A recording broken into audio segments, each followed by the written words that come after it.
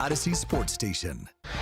Welcome Kansas City! and your home for Royals baseball. Fastball hit high in the air, deep left field, way gone into the bleachers. A two-run homer for Bobby Witt Jr. Watch The Drive by subscribing on our YouTube channel or listen on demand with the Odyssey app or wherever you get your podcasts. This show is always going to stand on principles. Dippin' Dots are incredible. Red Lobster is the best restaurant that America has to offer. And baked beans are trash. You're listening to Kansas City's FM Sports Station, 96.5 The Fan. Here's C-Dot.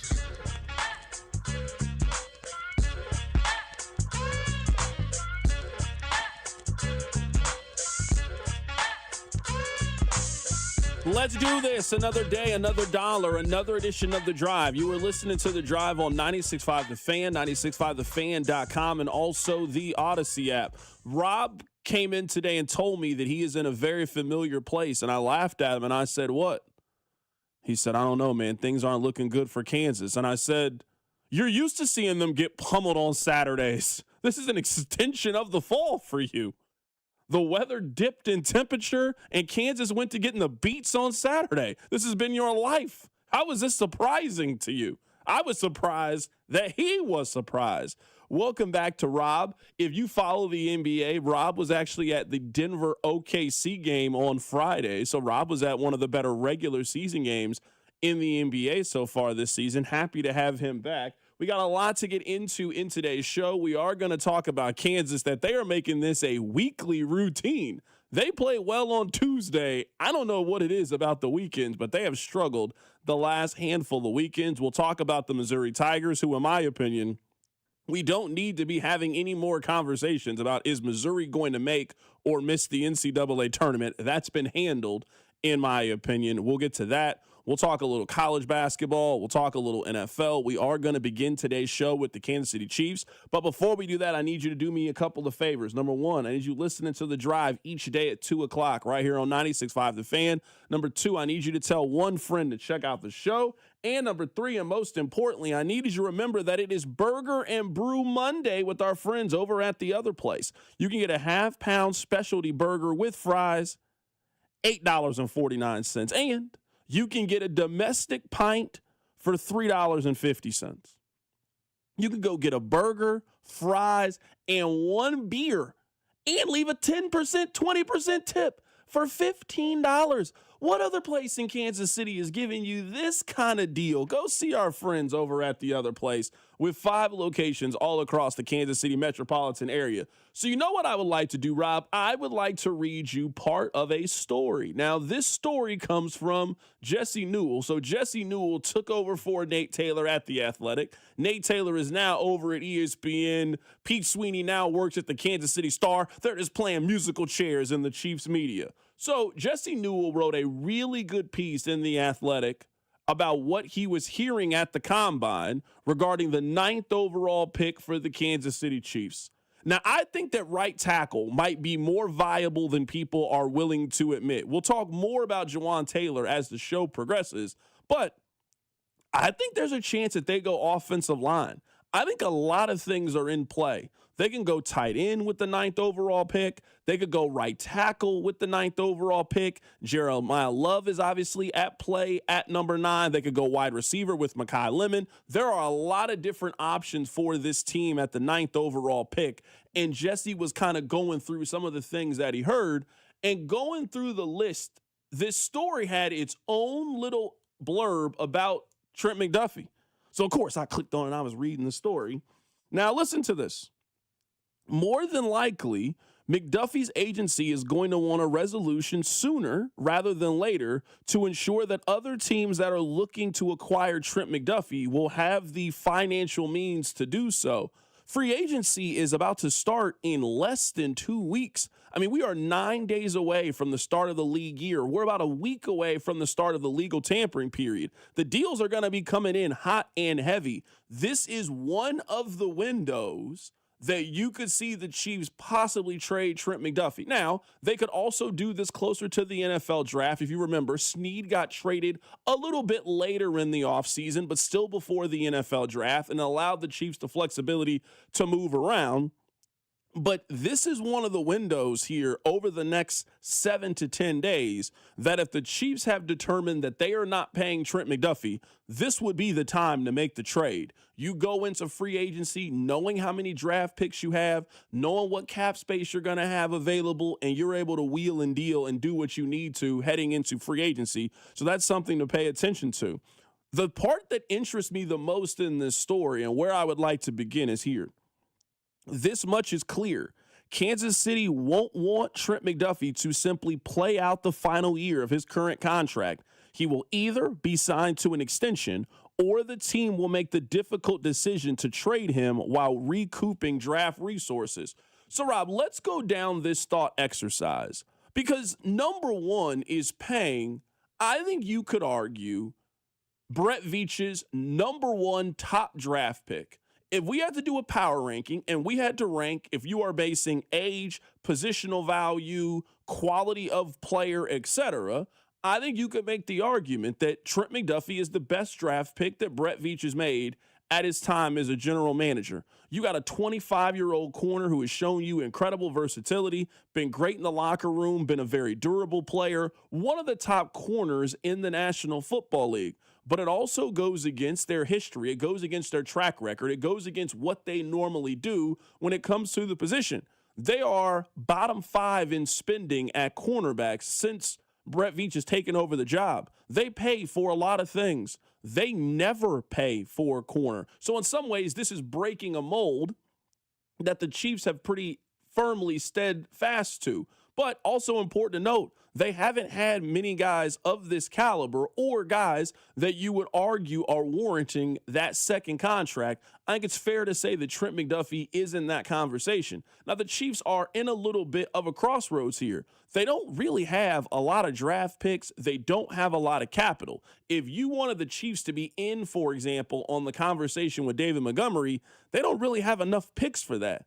It's kind of difficult to wheel and deal and do those things when you don't have a 6th-round pick, you don't have a 7th-round pick, and you only have 6 picks that are available. You obviously weren't trading 9 or 40, but in that middle tier, in that mid-range, if there's a guy that potentially pops up like a David Montgomery at a position that you could use, you don't really have the draft capital and assets to go make that move and acquire that kind of player. Now, you can trade back in the NFL draft. You're not going to do that until the end of April when the draft is actually here, or you're going to have to trade one of your best assets to start to pick up more draft picks.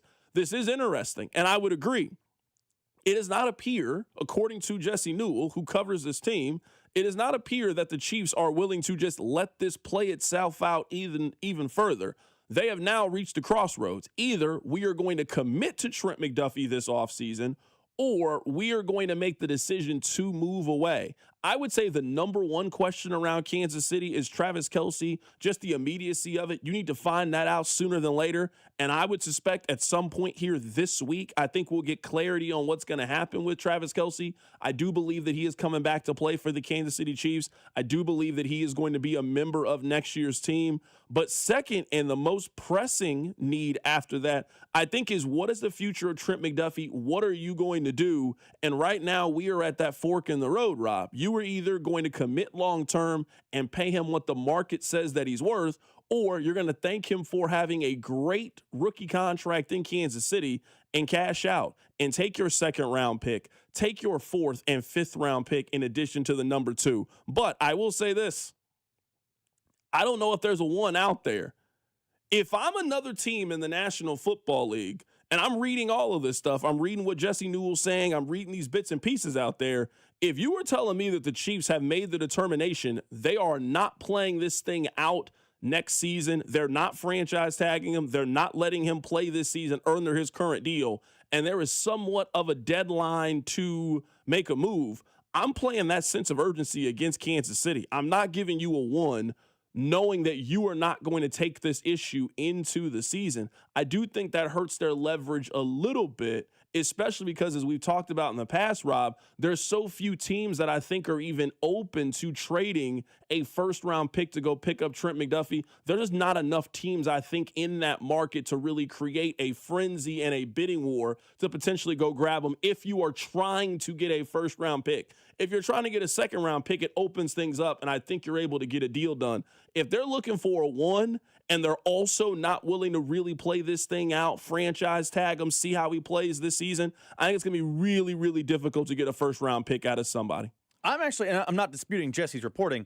I'm surprised the Chiefs aren't willing to play it out because they kind of kicked the can down the road a couple times with other players.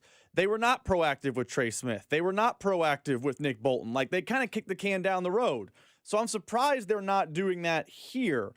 Now, to your point, I feel like if they can't get a one, they're going to have to make a move, and they're going to have to re-sign him long-term. Now, I would be a proponent of signing him long-term. I'm curious how the fan base response would be. But if his value is early second-round pick and you're the Chiefs, I mean, that's helpful, but not super helpful. You then are kind of cornered into re-signing him long-term. I'm mostly surprised by the fact that Chiefs feel an urgency to get this done now because historically, outside of George Karlaftis, they have not recently felt a sense of urgency and they've kicked the can down the road, so to speak. I think what makes it a little bit different with Trent McDuffie is at this point, it's more and more leverage for McDuffie. All of those big-time contracts at his position have already been paid out. The salary cap is only going to get bigger. The salary cap just went up, $22 million. It's now at 300 M's. If you play this thing out and next year you want to put him on the franchise tag to then create a floor for Trent McDuffie, I do agree with the Jesse Newell piece, and he's at the combine. He's listening to people. It's kind of do it or don't. You got to blank or get off the pot when it comes to Trent McDuffie. You had all off season with the information of what it's going to cost. You chose to play out this season. You are now heading into another off season in a contract year. Teams usually are not letting these contracts expire, and you're not rolling the dice about what you could potentially get from a compensatory pick.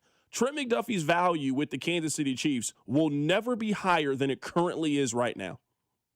It will not be higher next year on a franchise tag when you create that floor. It will never be better than what it is right now. So if you like him and you want to sign him to a long-term deal, then you got to sign him right now to a deal, not continue to give him more leverage, not let the contract continue to get bigger as the salary cap continues to go up. I'm also guessing we'll wake up and Patrick Surtain has restructured his deal. He's reached a new extension. He's signed himself up to a little bit more guaranteed money. The business of football is going to continue to move forward in that regard. So this is a really interesting crossroads for Kansas City, and a nice little bit of nugget here from Jesse Newell. Wrote a fantastic piece for The Athletic. It is free to click on, so you don't even need a subscription to click on the story. I would highly encourage you to read it.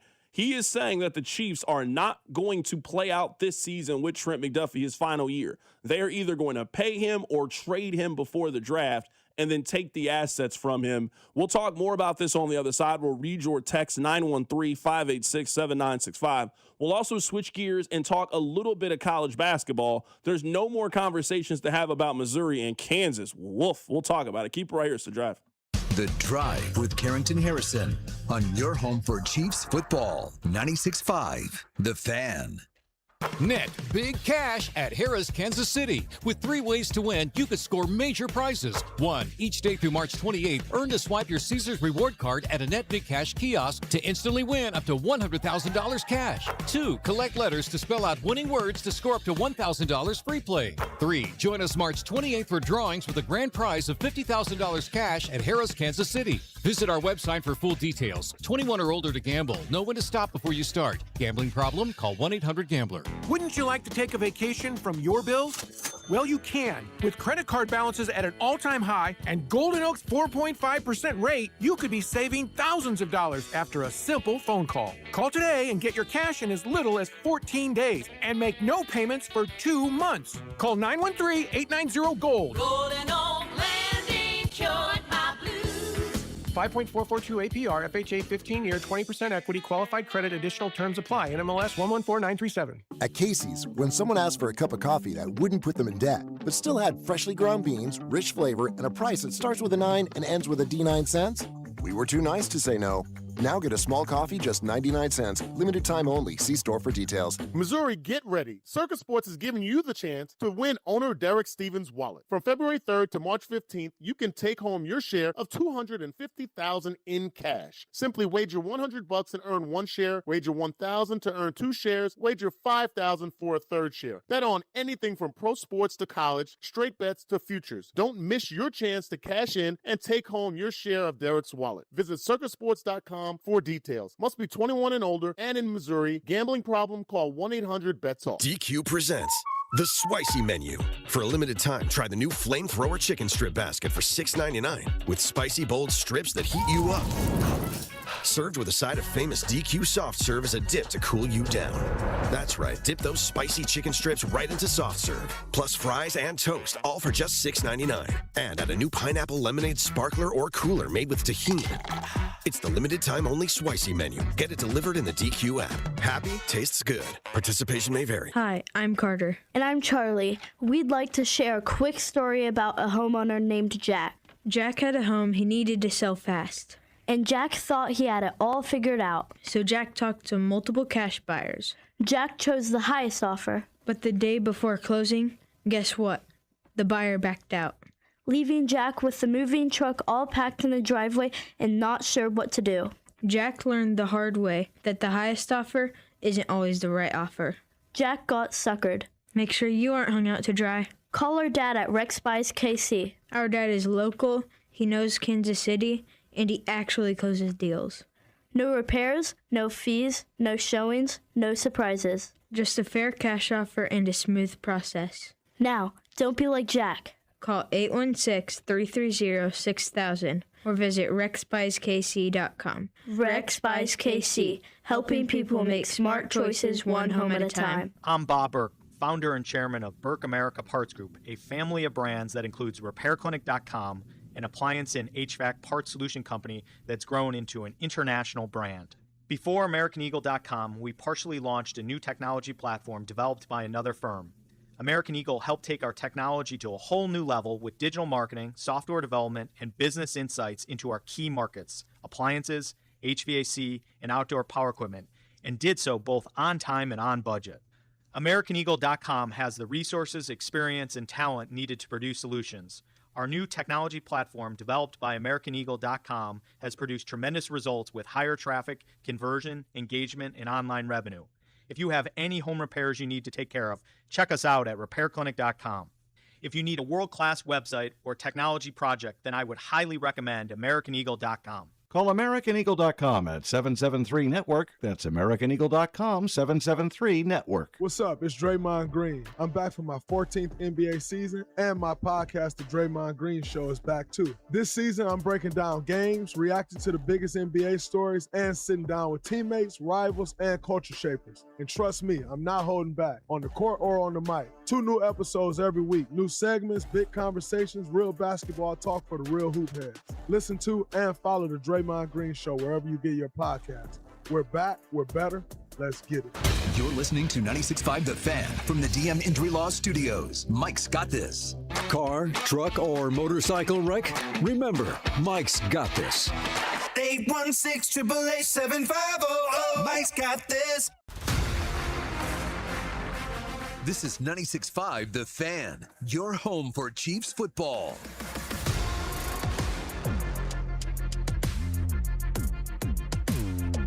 Text line 913-586-7965. Surely the urgency to not want to play out the season has to be coming from Trent McDuffie's camp. I'm not sure why it wouldn't be. Quote, pay me or trade me sounds more like the Chiefs relaying the message. Veach is just saying, okay, Trent. I mean, I think that conversation happens with almost every single guy who is going to get franchise tag, especially if the organization is showing a hesitancy in paying the player. For example, I don't think that conversation is happening in Dallas, for example, with George Pickens. You just put the franchise tag on me. I don't think it's a pay me or trade me. You've expressed that you want me here. I also communicate that I want to be here. I've seen you guys take care of everybody else. Now, it might play out into the summer, but I think at some point between now and the first game of the NFL season, the Cowboys and George Pickens are going to reach a deal. A lot of this conversation, and if you missed it, I'll reread the quote here. I think you have this stance if you know the Chiefs and their history and they don't pay guys like your client. And if you don't pay guys like my client, then it's my job, it's in my best interest to try to get the best financial deal for him. And regardless of how you feel about Trent McDuffie and if you want the Chiefs to pay him or not pay him, we can all acknowledge that him making $15 million this year is way below the market of what he is worth as a player. He's worth somewhere between $25 and $30 million. That's a significant amount of money to just not try to go get. Now, it's a leverage play, I think, on both sides. If you're going to kind of pull that, you either A, have to have the client to be able to do it, and you got to be willing to stand firm on that as well, because the team also knows, and what the negative is, man, at the end of this season, there's really only two options with Trent McDuffie. It is you got to franchise tag him. And, Rob, the franchise tag this year is $21.1 million at Trent McDuffie's position. So a sizable increase for a fully guaranteed deal, which gives you the floor of what kind of contract we're talking about. Or Trent McDuffie walks in free agency, gets that contract from the Giants, gets it from the Chargers, gets it from whatever hypothetical team you want to throw out there, and then Kansas City has to roll the compensation pick roulette, and there's no guarantee you get a third-round pick for him. So there is certainly urgency on both sides to want to get a deal done this offseason if there is a deal to be made. Or there is certainly an urgency on Kansas City's side if they have determined they're not paying Trent McDuffie and we don't spend big-time money at that position, to then cash out right now, take the 40th overall pick, take the 153rd overall pick, clear the cap space that you have, and then build your team elsewhere. There are certainly advantages, Rob, on both sides to taking such a position. It makes a lot of sense why this is kind of the position. I also understand it from the Chiefs' perspective.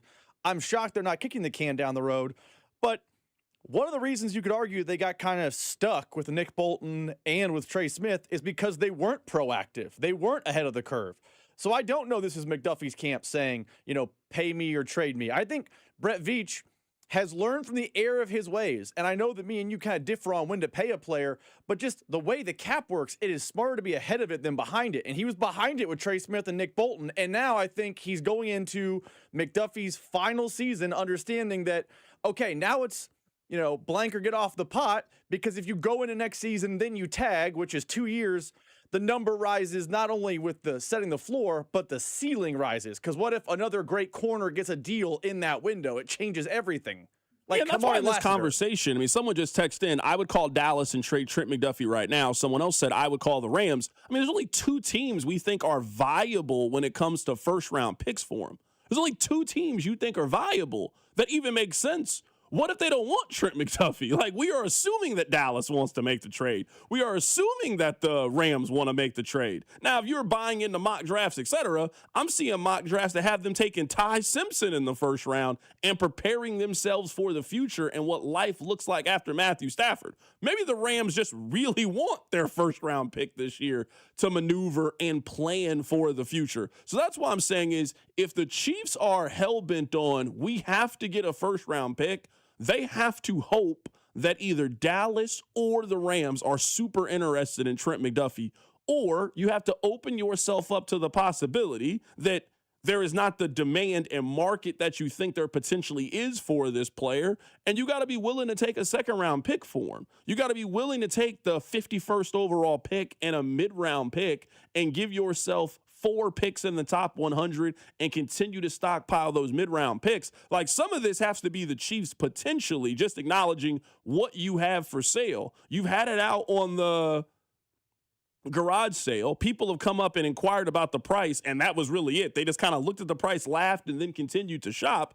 Maybe the Chiefs are pricing themselves out of trading McDuffie, which there's no problem in doing that at this portion. But I think we can acknowledge, like, if you are going to trade Trent McDuffie, it happens probably in the next 30 days. It probably happens in the next 30 days. Because once free agency happens and then teams start spending big-time money, I'm not now giving you a first-round pick to now go spend a significant amount of money on a corner. We've already allocated that money. That's kind of how they found themselves in that situation with L'Jarius Sneed, where it cost a future third-round pick to go get him. Hey, the cost has now gone down in what we're going to give you because we've already allocated this money elsewhere. So there's reason for the Chiefs to also have some urgency. If they've had a conversation internally, we are not moving forward with paying Trent McDuffie what the market says that he's worth, 4 years, $115 million. It's in the Chiefs' best interest to also trade him here in the next 10, 14 days as well, while teams just got money to spend. This will be the question that neither you and I can answer, and Brett Veach will have to answer. If he's on the trade market, is the price, or are they willing to be flexible? Because, and I'm trying to find the audio, there's a cut. Nate Taylor was on the show, and he talked about this basically what happened with L'Jarius Sneed. The Chiefs really wanted a second-round pick when they were trying to move Sneed. They realized, having talked to teams, you ain't getting a second-round pick for L'Jarius Sneed. The health, all the stuff. They didn't even get a second. They didn't get a first, second. True. They didn't even get a pick in that year's draft class for L'Jarius Sneed. I agree. They got a pick for in the future for L'Jarius Sneed. Correct, but they were looking for a second. They ended up eventually getting a third, like on the chart. Are the Chiefs right now saying, we're trading him, but only for a first, or we're going to pay him? Or are they talking to teams and feeling, okay, here's what the teams are telling us the market is, and if the price is the price, then McDuffie's a Chief. But if the Chiefs are willing to be a little flexible and say, okay, it looks more like now a second rounder is in play, and we're willing to do that, that might affect things. But the timeline is moving fast for Trent McDuffie. Let's talk a little college basketball here. Text line 913-586-7965. We'll certainly get back to the Chiefs throughout the course of the show. Let's talk about this weekend in college basketball. Something's wrong with Kansas. I can't fully explain what's wrong with Kansas.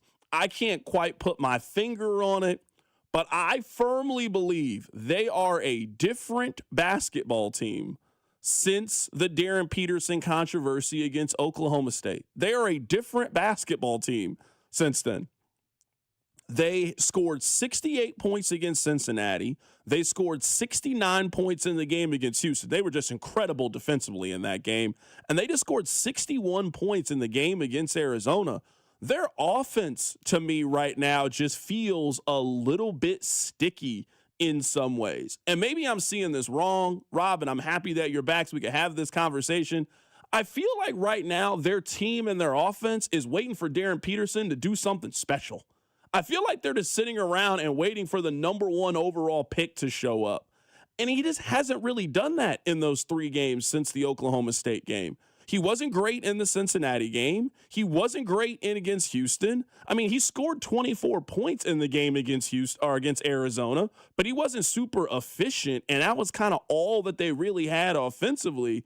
I mean, you're supposed to be playing your best basketball now heading into the NCAA tournament. And this team has now been blown out on 3 straight Saturdays. They got beat 74-56 by Iowa State. They got smoked at home by Cincinnati.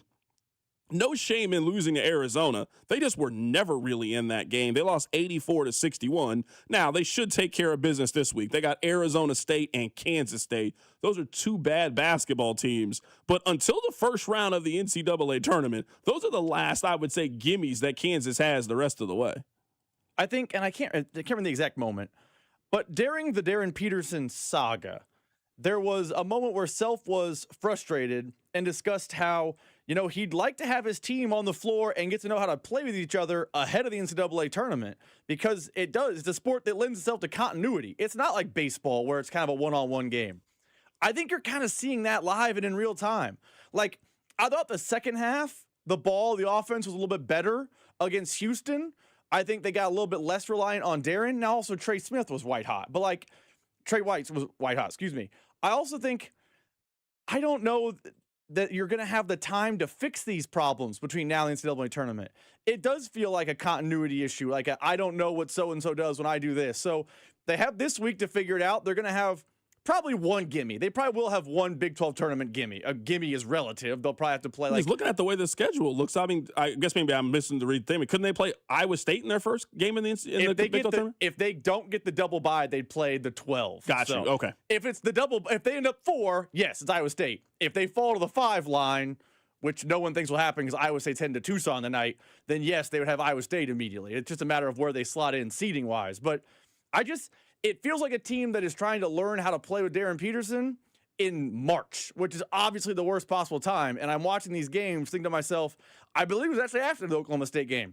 Bill Self said, yeah, you'd like some time for the team to gel before the tournament. Time is running out for that adventure to be fixed. I'm looking at the text line 913-586-7965. CDOT, they got absolutely destroyed on the boards. Peterson had nothing to do with it. I mean, I would just contend that if your best player is shooting 38% from the field and 27% from three-point range, you're just not playing well in the Big 12, not with the amount of teams that you're going up against. Now, I don't think Cincinnati's a great team, but Cincinnati has shown you they're capable of getting some teams. They've done that so far this year. You're certainly not beating Iowa State in their building. You're not beating Arizona in their building. If Darren Peterson is going to shoot 38% from the floor the way that he has since the Oklahoma State game and also 27% from three, like part of what could get Kansas going is you just got to get a much better version of Darren Peterson. The guy that has played for them these last 3 games is not the number 1 overall pick in the NBA draft. I think he still can be the number 1 overall pick. Maybe it is just a slump. Maybe it is a confidence thing. Maybe the outside noise is getting to him a little bit. But as we are now heading into March, man, none of that other stuff matters. You need Darren Peterson to be a significant difference maker for you if you are going to be able to put this thing together. And at least these last couple of games, that is not the version of him that they've received. I think to your point about the offense not looking right, watching these games, there is definitely a moment where I feel like the other players don't know what to do because Darren is going to hunt his shot, and he should. He might be, even if you don't have him at 1, he's a top 3 pick in the NFL, in the NBA draft. So I don't mind him hunting his shot. But the problem is when he's not making shots, he keeps hunting for a shot, and the other guys start getting good seats to watch the Darren Peterson show. That's what happened essentially on Saturday. I'm not saying it was ever a competitive basketball game, but KU had cut it to like 5 or 6 early in the second half, and you felt like, all right, couple stops, maybe you're back in it. But the offense was just stagnant. It was get the ball to Darren, get in transition and get the ball to Darren, Darren this, Darren that. Floyd Badunga was non-existent. Bryson Tiller took himself off the floor with foul trouble. Like, Melvin Council didn't have a great game. Like, it does feel like at times the offense is, let's let Darren go be great. And when Darren's not making shots early, he doesn't stop hunting that shot. And shooting 38% while the other guys get tickets and watch the show is not a great offensive system. But I, through full red and blue colored glasses, am hopeful that is a continuity issue more so than a larger problem with the team as we head into the most important month of the season. Are you worried about Kansas as we are heading down the stretch? I mean, we are now officially at March. They got 2 regular season games left. They are clearly better than both of these teams. I mean, Arizona State is 15-14. They're 6-10 in Big 12 play, and they play Kansas State, who is one of the worst Power 4 schools in all of the country. These should be 2 comfortable wins for Kansas. I don't care where the game against Arizona State is. That should not be a game in which you need to be sweating in the second half of it. And then it's kind of go time here. It's single elimination after Saturday the rest of the way. On a scale from 1 to 10, where's your confidence? Where's your worry right now with Kansas? Confidence, probably a 6.5, because I don't feel like I'm going to learn anything this week. You're right. They'll throttle K-State at home. It's Melvin Council's senior day. It's going to be that. K-State is chum in the water. That's going to be rough. Wednesday, Arizona State's not good, but it's a road game in college basketball. It might get a little sticky, might get a little hairy, but they should still win. You're not going to learn anything about Kansas in that week. So I'm a 6.5 because I'm just kind of waiting for the Big 12 tournament where the competition level is going to notch up, and then I want to see if they're figuring things out. Like, let's say they do end up on the 4 line of the Big 12 and Iowa State's the 5. That Thursday game against Iowa State will be a lot more of a teaching moment to me and what I'll learn about the team, more so than what they do in the Valley of the Sun against Arizona State. So 6.5, because I just don't think there's any tests I worry about them failing up until the Big 12 tournament. I know that you were out busy and, you had a little bachelor party and you're in Bricktown and you're in OKC and you're living it up. Did you see the Missouri Tigers on Saturday? That's as well as they've played in SEC play. Now, Mississippi State is not a good basketball team. Don't get me wrong. They're terrible, and I hammered the money line for Missouri. Like, wait, they beat them by 15 earlier in the season. Mississippi State's playing out stretch. Like, I didn't really understand why it was basically a coin flip kind of game. I'm worried about Oklahoma. I was not worried about Mississippi State. And, I mean, just from the word go, Missouri outscored Mississippi State 54-23 in the first half of that game. Everything that could go right did go right for the Missouri Tigers. It's been a little bit of everybody. Hell, they got a great contribution from Trent Burns. He had a couple of little turnaround, little float shot, little hook shots. They dominated Mississippi State in every single facet of the game. They controlled the paint. They rebounded well. They made their free throws defensively. That is as well as I've seen Missouri play under Dennis Gates. There's no more conversation, in my opinion, to be had about Missouri in the NCAA tournament. They are 20-9. They have won 10 games in the SEC. If they split this week, they're guaranteed to finish with 11 wins in the SEC. I know they didn't have a great non-con. I don't know how much that's going to matter when you look at the wins that they have in the SEC. Now, they might get a 10 seed or a 9 seed, and we'll see how potentially high that seed could go. I think the ceiling seeding for Missouri is probably a 7 seed, and the floor is probably a 10 or an 11. I do think we are past the conversation of them going to Dayton. I also think we're past the conversation of, is Missouri going to make the NCAA tournament? Because the answer is clearly yes. I feel like I was here ahead of you last week. We had Rocco Miller on the show, and even he was talking about, everything can change in a week. Let's just see. I mean, I feel like we've seen Missouri's a tournament team. Now the question is going to be the seed line. And I've seen some Missouri fans chatter about this on social media. At this point, do you kind of want to go 1-1 this week and you can stick in there at the 7-10 game as opposed to rising up? Because the latest bracketology from Joe Lunardi has them as the 2 seeds as Purdue, Iowa State, Houston, and Florida. You would definitely roll the dice if you played Florida or Iowa State on a neutral site in the second round of the NCAA tournament. Or even Purdue. You'd much rather roll the dice with a game against Purdue than you'd roll the dice with a game against Arizona or a game against Michigan. Michigan's killing everyone.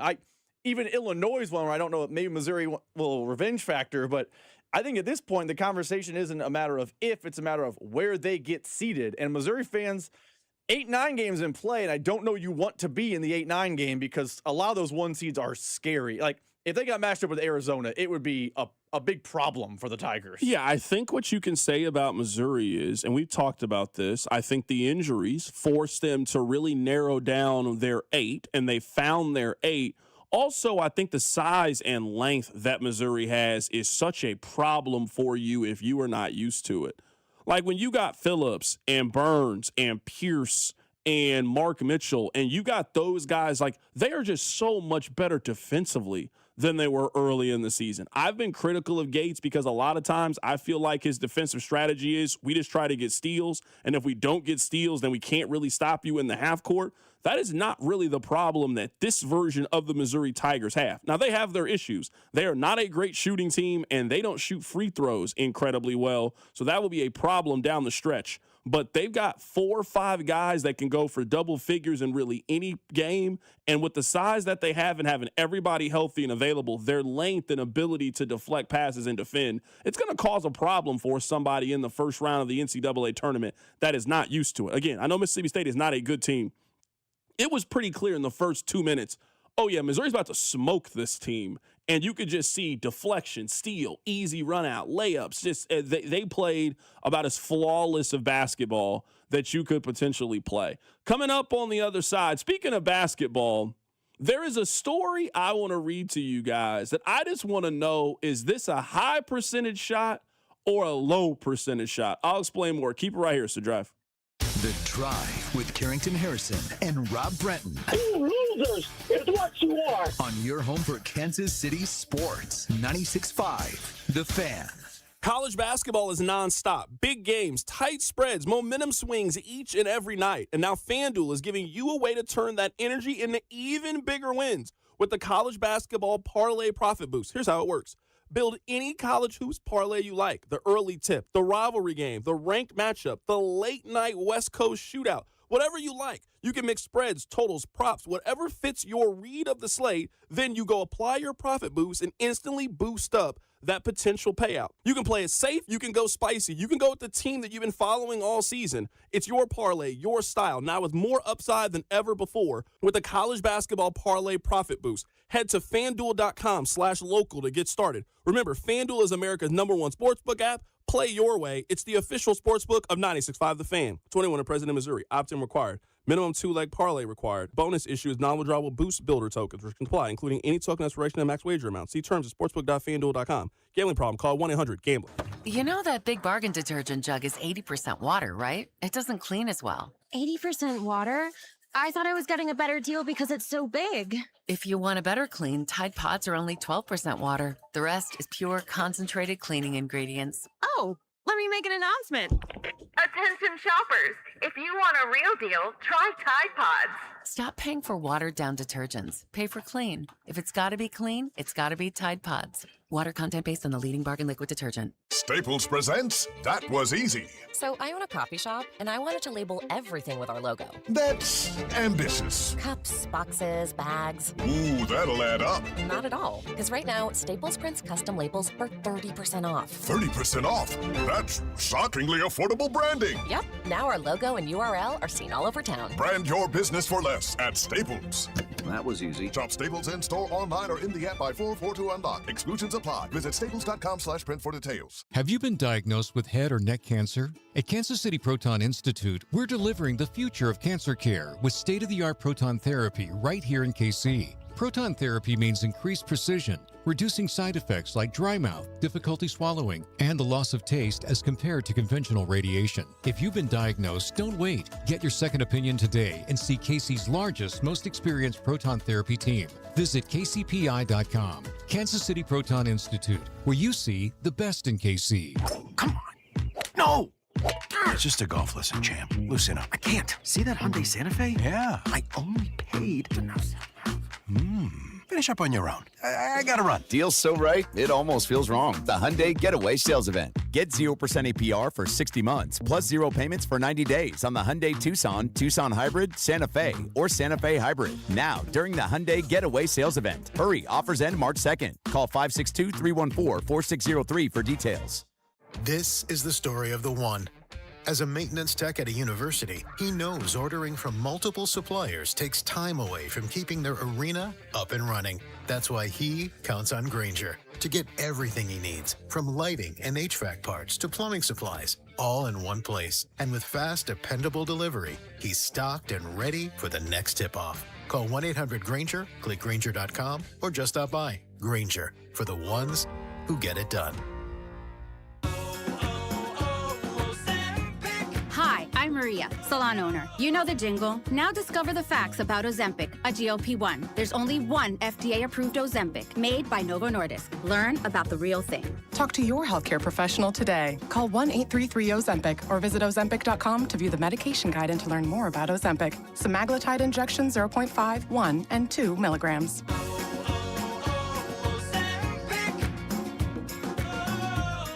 My name is Whitney Allen, and I'm a widow. My husband, Ryan, died. We never thought we'd ever have to use life insurance, but the unexpected happened. With Ethos, signing up was fast and 100% online. You can get a quote in seconds, apply in minutes, and get same-day coverage. No medical exams, and you can get up to $3 million worth of coverage. I'm grateful we were prepared. Get your free quote at ethos.com/radio. That's ethos.com/radio. Paid spokesperson. Time spent on application may vary. Online health questions required. This afternoon, expect fog in the morning, followed by cloudy skies with a high of 44. Weather brought to you by Staples. From posters and presentations to labels and loyalty cards, Staples has all the print to boost your brand. Shop now in-store and online. Staples.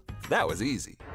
Hey, what's going on, guys? It's Mac Maury, and I wanted to let you know that I've started a new social media series called Mac's Minute. Real original, right? It gets released every Monday, Wednesday, and Friday on our station's Instagram and Twitter accounts, plus YouTube Shorts. I'll give you my best take in 60 seconds on the biggest stories in sports and Kansas City. Make sure to follow on Instagram and Twitter, and subscribe on YouTube. Watch Mac's Minute every Monday, Wednesday, and Friday on our social media platforms. This is Kansas City's FM sports station, 96.5 The Fan. This is your home for Kansas City sports. 96.5, The Fan. All right, let's take a little bit of a detour. I promise you we'll get back to a serious sports thing, but this is a sports thing. I would not say that she is in my thirst five, but Rob, I must admit, I got a thing for Cameron Brink. I think she's a very attractive woman. So if you don't know who Cameron Brink is, she plays in the WNBA. She plays for the Los Angeles Sparks. She got a little bit of a game. She got like a Cameron Diaz from the Masks thing going on that honestly it kind of does it for me. So she is engaged. Not a big deal.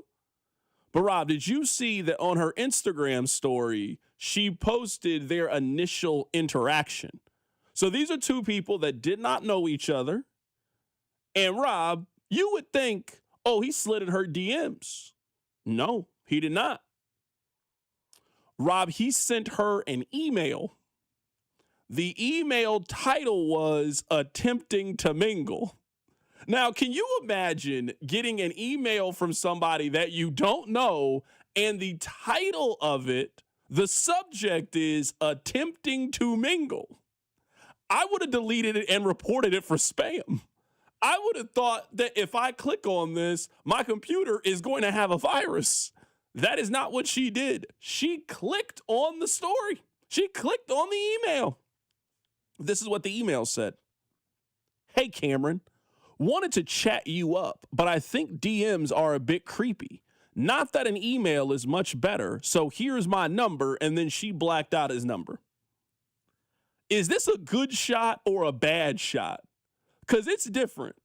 But this feels like a half-court heave to me. But if it goes in, you got to be feeling great. If you put all of the pressure on her, hey, I'm interested in you, I want to chat, here's my number, and then she sends you either an email back or a text back and says, hey, this is Cameron, I just wanted to say hello, you got to feel like you're in there then.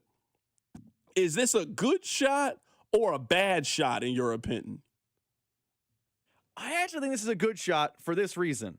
I think it's a couple reasons. One, I do agree with him in the email. I'm betting Cameron Brink, at wherever she went to college, I forget where, and beyond, was getting a lot of cringy DMs. So try to do something different. Be outside the norm. You know how you cut through the noise? You do something different than the noise. So I like that aspect of it too. Two, it was a no harm, no foul. If she deletes the email, you go about your business. You don't worry about, hey, did she read it? It's just, I shot my shot. It didn't work. So it goes. I respect him for taking a different path because that's an easy way to cut through the noise.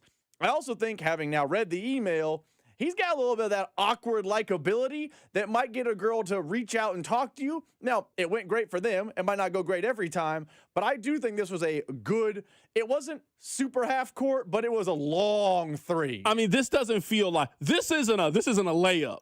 This isn't a layup. This is playing to his strengths, though. Based on that thing, based on his email, it feels like this is more his lane than trying to make the DM game work, which I respect about knowing your lane. He didn't even really come in with any creativity. He didn't make you laugh. He didn't really make you smile. It was very matter of fact, attempting to mingle. Hey, I'm interested in you.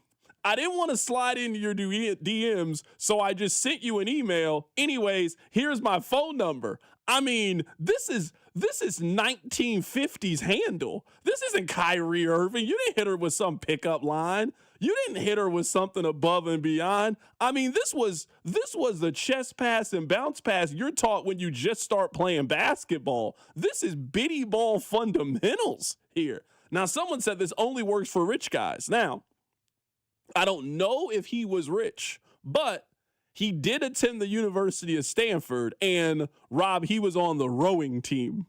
He was starboard on the rowing team at the University of Stanford.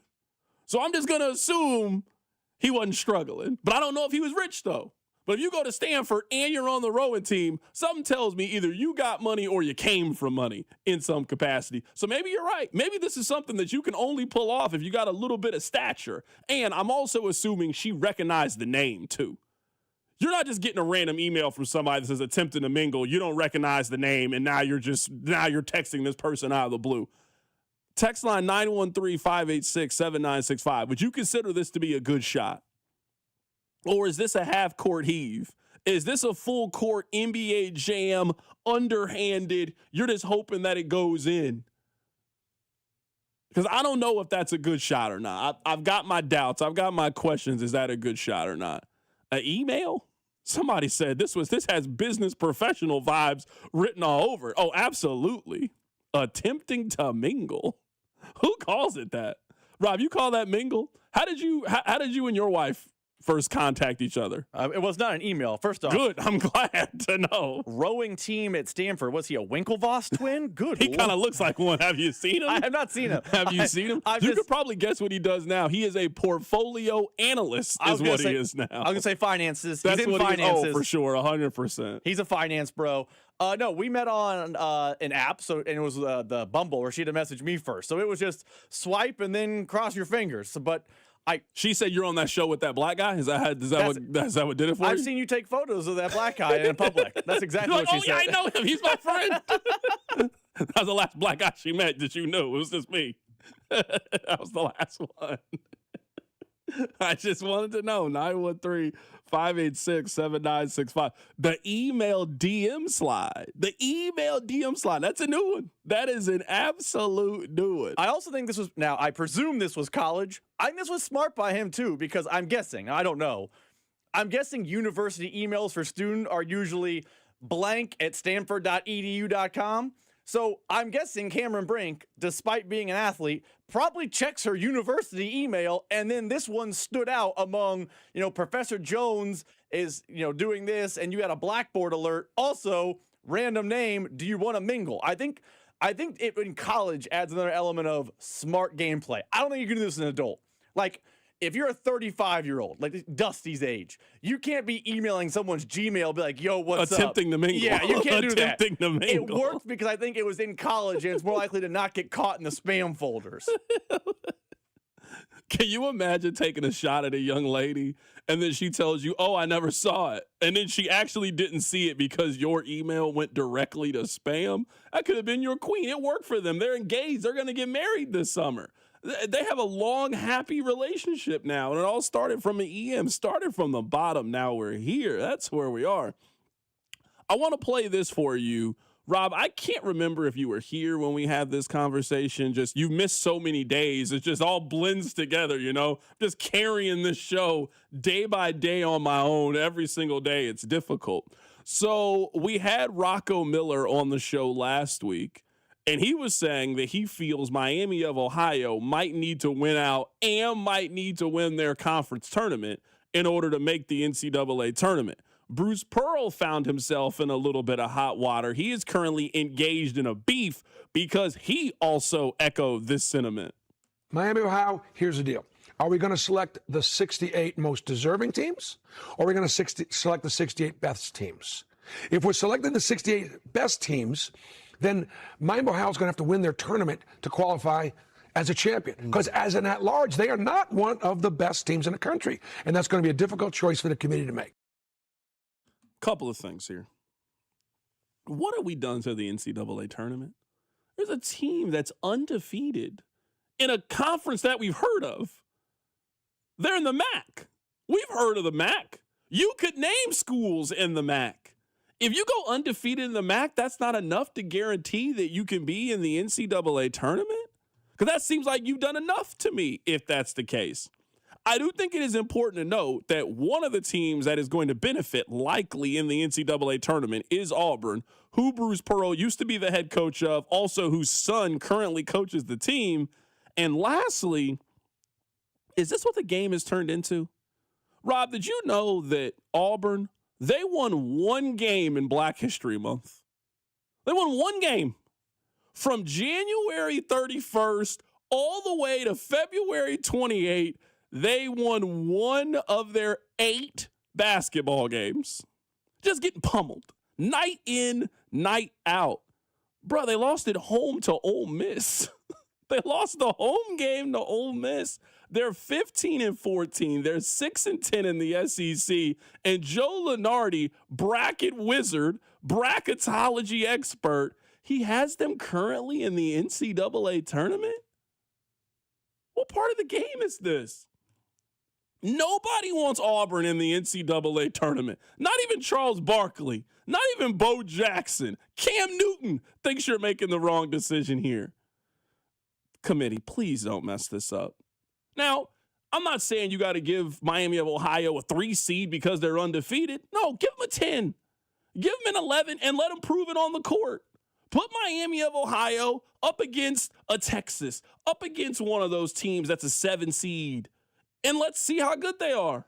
Put them as a 9 seed. Let's see how they are in the 8-9 matchup. But the fact that we're having a conversation about Miami of Ohio and their resume, and if they're deserving and making the NCAA tournament when they haven't lost this season, and they could potentially lose their spot to Auburn or TCU, that just can't be the NCAA tournament that we want. Coming up on the other side, we'll play some quick hitters here from Adam Schefter of ESPN as we are wrapping up the Combine. Keep it right here. It's The Drive. The Drive with Carrington Harrison on your home for Royals baseball. 96.5, The Fan. When severe weather hits, tune in to 98.1 KMBZ for Operation Stormwatch. Brought to you by Century Roofing. Proudly voted the #1 roofing company in all of Kansas City. CenturyRoofingKC.com. You know that Big Bargain detergent jug is 80% water, right? It doesn't clean as well. 80% water? I thought I was getting a better deal because it's so big. If you want a better clean, Tide Pods are only 12% water. The rest is pure, concentrated cleaning ingredients. Oh, let me make an announcement. Attention shoppers, if you want a real deal, try Tide Pods. Stop paying for watered-down detergents. Pay for clean. If it's got to be clean, it's got to be Tide Pods. Water content based on the leading bargain liquid detergent. Staples presents That Was Easy. So I own a coffee shop, and I wanted to label everything with our logo. That's ambitious. Cups, boxes, bags. Ooh, that'll add up. Not at all, because right now, Staples prints custom labels for 30% off. 30% off? That's shockingly affordable branding. Yep, now our logo and URL are seen all over town. Brand your business for less at Staples. That was easy. Shop Staples in-store, online, or in the app by 442 Unlock. Exclusions apply. Visit staples.com/print for details. And Doug. There's nowhere I wouldn't go to help someone customize and save on car insurance with Liberty Mutual, even if it means sitting front row at a comedy show. Hey everyone, check out this guy and his bird. What is this, your first date? Oh, no. We help people customize and save on car insurance with Liberty Mutual together. We're married. Me to a human, him to a bird. Yeah, the bird looks out of your league anyways. Only pay for what you need at libertymutual.com. Liberty, liberty, liberty, liberty. Some flavors just take you to another place. Like the Filet-O-Fish, a crispy fish fillet made with wild-caught Alaskan pollock on melty American cheese topped with tartar sauce, all on a soft, steamed bun. It's crispy, flaky perfection. And right now, I can mix and match 2 favorites, like a Filet-O-Fish or 10-piece Chicken McNuggets for just $6. This deal is the catch of the day. So get to McDonald's fast. Ba-da-ba-ba-ba. Prices and participation may vary. Cannot be combined with any other offer or combo meal. Single item at regular price. Men, it's the new year, and for many of us, it's a time of deciding to make positive changes in our lives. This is Jeff for Heartland Men's Health, and if you're suffering with erectile dysfunction and are tired of the frustration and embarrassment ED causes, you should call Heartland Men's Health today, because there probably isn't a better resolution you can make than to be done with ED. You see, ED doesn't just affect you, it can also affect your partner, even if they don't talk about it. But here's some great news. If you're like most guys, the treatments at Heartland Men's Health will give you back your sex life, because our protocols have success rates that work in well over 90% of cases. Seriously, you might even find you're performing like you haven't in years. So, make an appointment and get ED out of your life. Your initial visit is only $99 and includes blood work, a medical consult, and if medically advised, a test dose. And if that test dose doesn't work in the office, your visit is free. Call 844-447-6600 or go to heartlandmenshealth.com. That's heartlandmenshealth.com. We have 3 offices: Overland Park, Independence, and North Kansas City. Spring savings start early at Lowe's. Get a Cobalt 24-volt Max leaf blower for just $99. It's powerful, lightweight, and ready to go. Plus, get 4 bags of Stay Green 1 cubic foot garden soil for just $10. Don't wait. Get everything you need to start on your spring projects today. Our best lineup is here at Lowe's. Valid through 3/4. Soil offer excludes Hawaii. Selection varies by location while supplies last. What if your instincts could pay off? With Robinhood Prediction Markets, you can put your sports IQ to work on the games you know best. It's not you against the house. It's you participating in a live market. Buy or sell your predictions all game long. Trade every play with Robinhood. Visit Robinhood.com/predict. That's Robinhood.com/predict. Futures and cleared swaps trading involves significant risk and is not appropriate for everyone. Event contracts are offered by Robinhood Derivatives LLC, a registered futures commission merchant and swap firm. Royals coverage sponsored by Renner Garage Door. Forward and back, RENNER. Hey, it's almost Andy Reid. Who knew a Halloween costume would change my life and lead me to Renner Garage Door? Renner's KC's go-to team for service, repair, and replacement. RENNER. RENNER. Look out for Max Minute on Twitter, Instagram, and YouTube Shorts every Monday, Wednesday, and Friday. This is Kansas City's FM sports station, 96.5, The Fan, KFNC FM and AM, HD1 and HD2, Kansas City, an Odyssey sports station.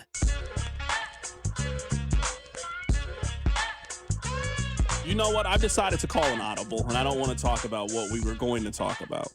We're still going to talk about football, just not in the way that I had originally planned for us to talk about it. We'll do that in about, I don't know, while we move that back 15 minutes. I just saw this. I would like for the Chiefs to do this. I'm curious if you guys want the Chiefs to do this. 913-586-7965. Now, I did not see this, but Khalil Mack is available. He wants to play. Now, Khalil Mack is 35 years old. The Chargers really want him back. But instead of retiring, he's on a one-year deal. He's going to explore all of his options. And obviously, teams are going to be looking at a guy who has a proven track record of showing an ability to get to the quarterback. You know one thing the Chiefs have rarely done in the Brett Veach era? They've never really gone out and spent the 1 year, $10 to $12 million on a veteran pass rush type. And I'm looking at where they currently sit. Now, maybe they get David Bailey at 9. Maybe they get Reuben Bain Jr. at 9. I know they're counting on Omen Nomar a lot. They're counting on Ashton Gelati. And all of those things may work out. I would love a pass rusher where all you got to do is just add water. No prep time, no cook time. Just add water, stir it up, and he's ready to go. Rob, there's two of those guys, I would say, in this year's free agency class. Maybe I'm missing somebody. One is Khalil Mack, and one is Bradley Chubb. Now, yes, it's going to cost a little bit. I can already see the text line. I don't want to pay for that old guy. But this is kind of one of those things where I'm going to push back and say this. If you want pass rush, it usually is not cheap. It's one of the hardest things in the National Football League to find. And sometimes, Rob, I feel like when we have these conversations, a lot of the fan sentiment or the text line sentiment is they're looking for this 26-year-old guy who's never been hurt, who could be the next Max Crosby. They can just get him in free agency on the cheap. You got to draft that individual. That's what Felix Anudike was supposed to be at this stage in his career. That's possibly what Ashton Gelati could be. Maybe you could get that from Norman Lott. Maybe that's what George Karlaftis is going to be. But if you want that Danielle Hunter type, if you want that, you just got to go get that guy in free agency. So if we are having this conversation, and again, this is impromptu, unplanned, I just saw this information. Rob, would you rather sign Khalil Mack to a 2-year deal or Mike Evans to a 2-year deal? Because I'd rather have Khalil Mack if those are my two options. Like if you were telling me that both of those guys are asking for the exact same contract, let's say it's 2 for 32. Let's pick a round number that everyone can follow. I think the Chiefs are better off spending that money for Khalil Mack or Bradley Chubb. Sure, you are rolling the dice on what you are going to get. But for pass rush, I don't want their plan to be so centered around guys who have never done it before. Because whoever their number 9 overall pick has never done it at this level before. Ashton Gelati's never done it at this level. I would argue that George Karlaftis has also never really done it consistently at this level. If you were telling me that there's an option that they can go out there right now in free agency, no draft pick, and just sign a guy that you think could get somewhere between 5 to 8 sacks, and I don't know why they would be closed off to that idea. I think they need to do something radical when it comes to their defensive line. Now, if they want to go on the high end, they're going to go get Trey Hendrickson or Owe from the Seattle Seahawks. Sure, I'm with that plan.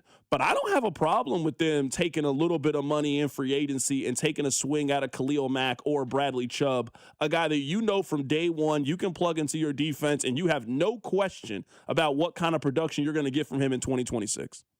So I agree with you conceptually. I actually remember when the Dolphins cut Bradley Chubb, I was pro Chubb, anti Tyreek Hill, and it was, I can't believe you do that. He's so old, blah, blah, blah, blah. I would absolutely take a shot at those guys. Now, here's the one thing, if I'm the Chiefs, I would be aware of. Giving multiple years to a guy like Bosa or a guy like Mack. They are one-year players. They are one-year contract guys. Bradley Chubb is a little different to me. He's still 29 years old, going to be 30 this upcoming season. Now, he has a lot more tread on the tires than a lot of 30-year-olds because he's been hurt a lot. But I'm not multi-year contracting Joey Bosa or Khalil Mack. But I would 100% be interested in a one-year, let's call it the Travis Kelce contract, just for a clean number. One for $10.5 to $12 million for either Bosa or Mack. I would be very interested.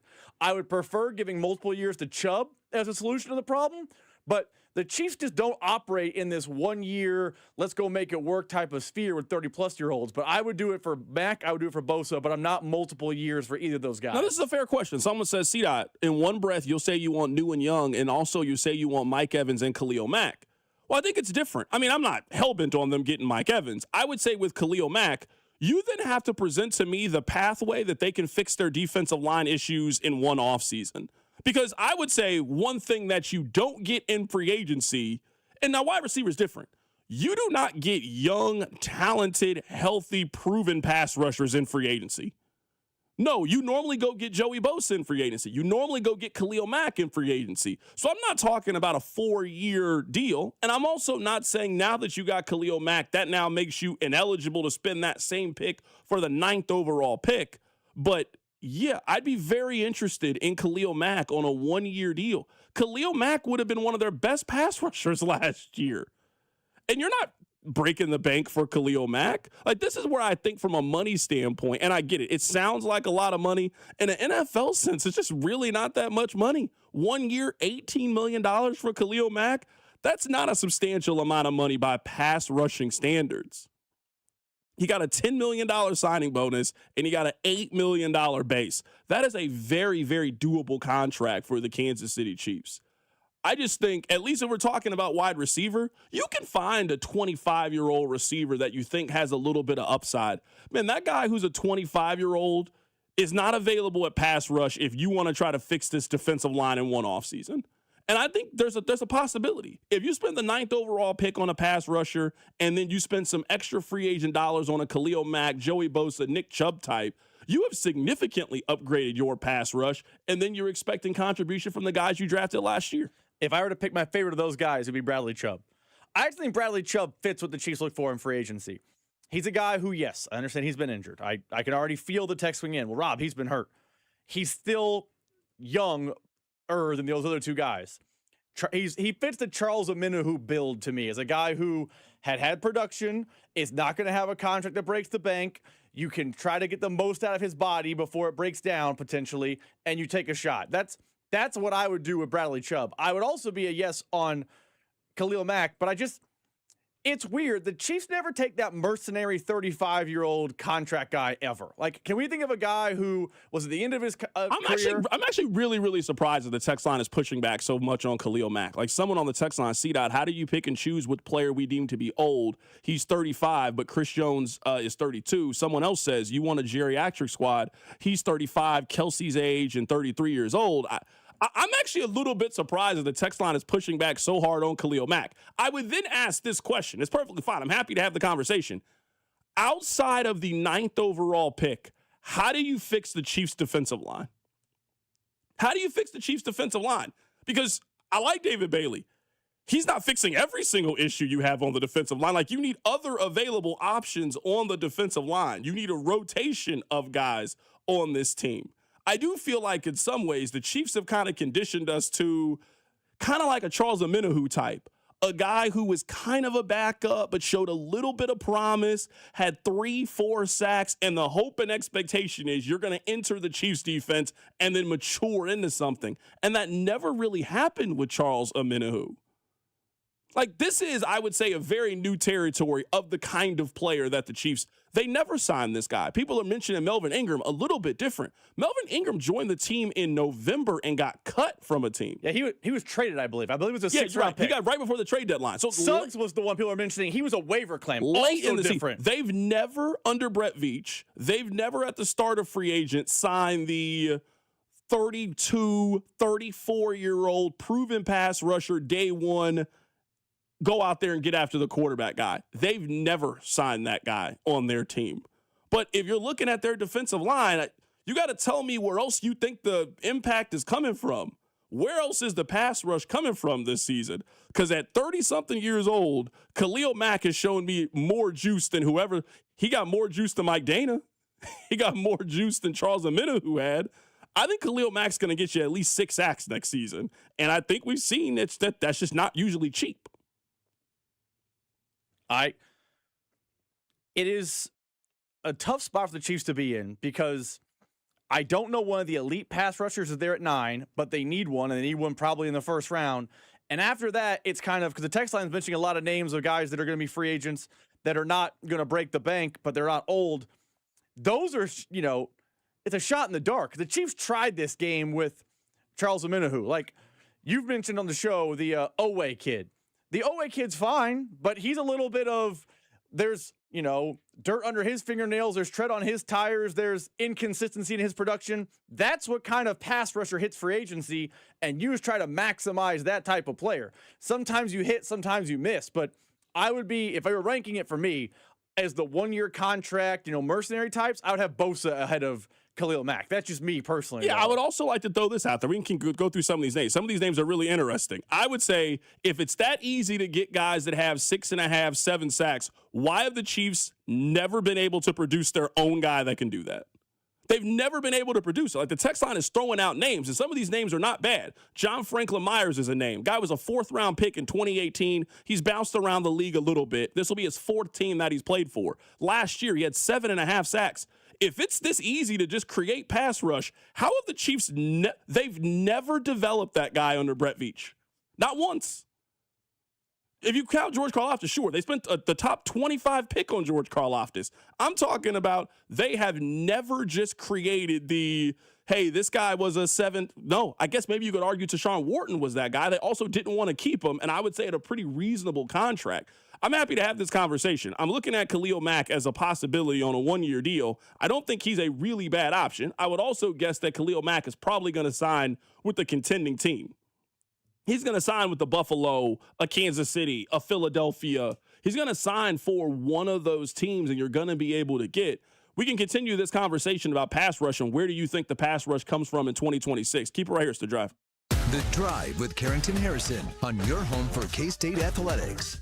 96.5, The Fan. What if you could have the most reliable fiber-powered Wi-Fi? And get this, what if you could keep it at the same price for 5 years? That's the Xfinity 5-year price guarantee. 5 years of Wi-Fi that boosts speeds to the devices that need them most, that finds and fixes problems before you even notice them. Like super intelligent Wi-Fi with a 6th sense. And that keeps you gaming in the fast lane, even when the whole family is banking on bandwidth. All your devices working in perfect harmony for 5 whole years. And here's the best part. No annual contracts, no hidden fees, and our best equipment included. Plus, get online in no time with same-day Wi-Fi. Hey, let's face it, a lot can change in 5 years. Kids grow taller, dreams grow bigger, but your Wi-Fi, it would stay reliable and the price would stay put. The Xfinity 5-year price guarantee. Lock in your price and unlock the possibilities.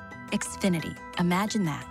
Select plans only. Restrictions apply. Most reliable Wi-Fi based on Open Signal Awards USA Fixed Broadband Experience Report, May 2025. Actual speeds vary. Xfinity Internet powered by fiber and connected to the premises by coaxial cable. Hey guys, it's Cody and Golden. Learning the skills is only part of the journey. And over at Centric, turning those skills into a career is where people need the most support. And with Centric's 4-month IT program built around something different, a clear career pathway. And that's where Centric's career services team comes in. They're going to help coach you through the resume building, interview preparation, and guidance, along with a real entry-level IT job with local employers. And if you're serious about making that career move, you got to just talk to our friend Russ Mondry and schedule that career pathway call. Go to Centric.com for more. Hey, it's Rex here with Rex Buys KC. I get it. Selling your house can sometimes feel overwhelming or scary, right? I've seen it too many times. A homeowner thought they had a deal, only to have the buyer back out at the last minute. That's not how we do business at Rex Buys KC. I'm local, I know Kansas City, and I make sure every deal actually closes like it's supposed to. No hidden fees, no showings, no last-minute surprises, just a fair cash offer and a process you can count on. We buy homes in any condition and judgment-free. So whether your house needs repairs or you just want a fast, hassle-free sale, we can make it happen. If you want certainty, transparency, and someone local who actually delivers, call 816-330-6000 or visit rexbuyskc.com.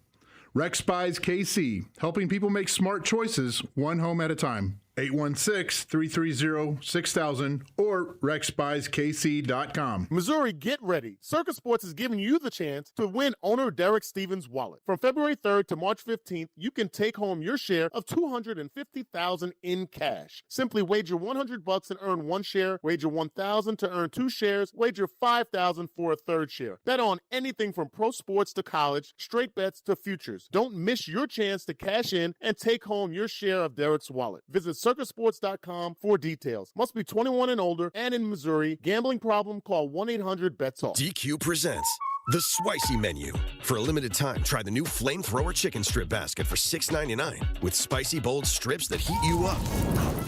Served with a side of famous DQ soft serve as a dip to cool you down. That's right, dip those spicy chicken strips right into soft serve. Plus fries and toast, all for just $6.99. And add a new pineapple lemonade sparkler or cooler made with tahini. It's the limited time only Spicy Menu. Get it delivered in the DQ app. Happy, tastes good. Participation may vary. Chick-fil-A's new frosted sodas and floats. It's a 10 out of 10.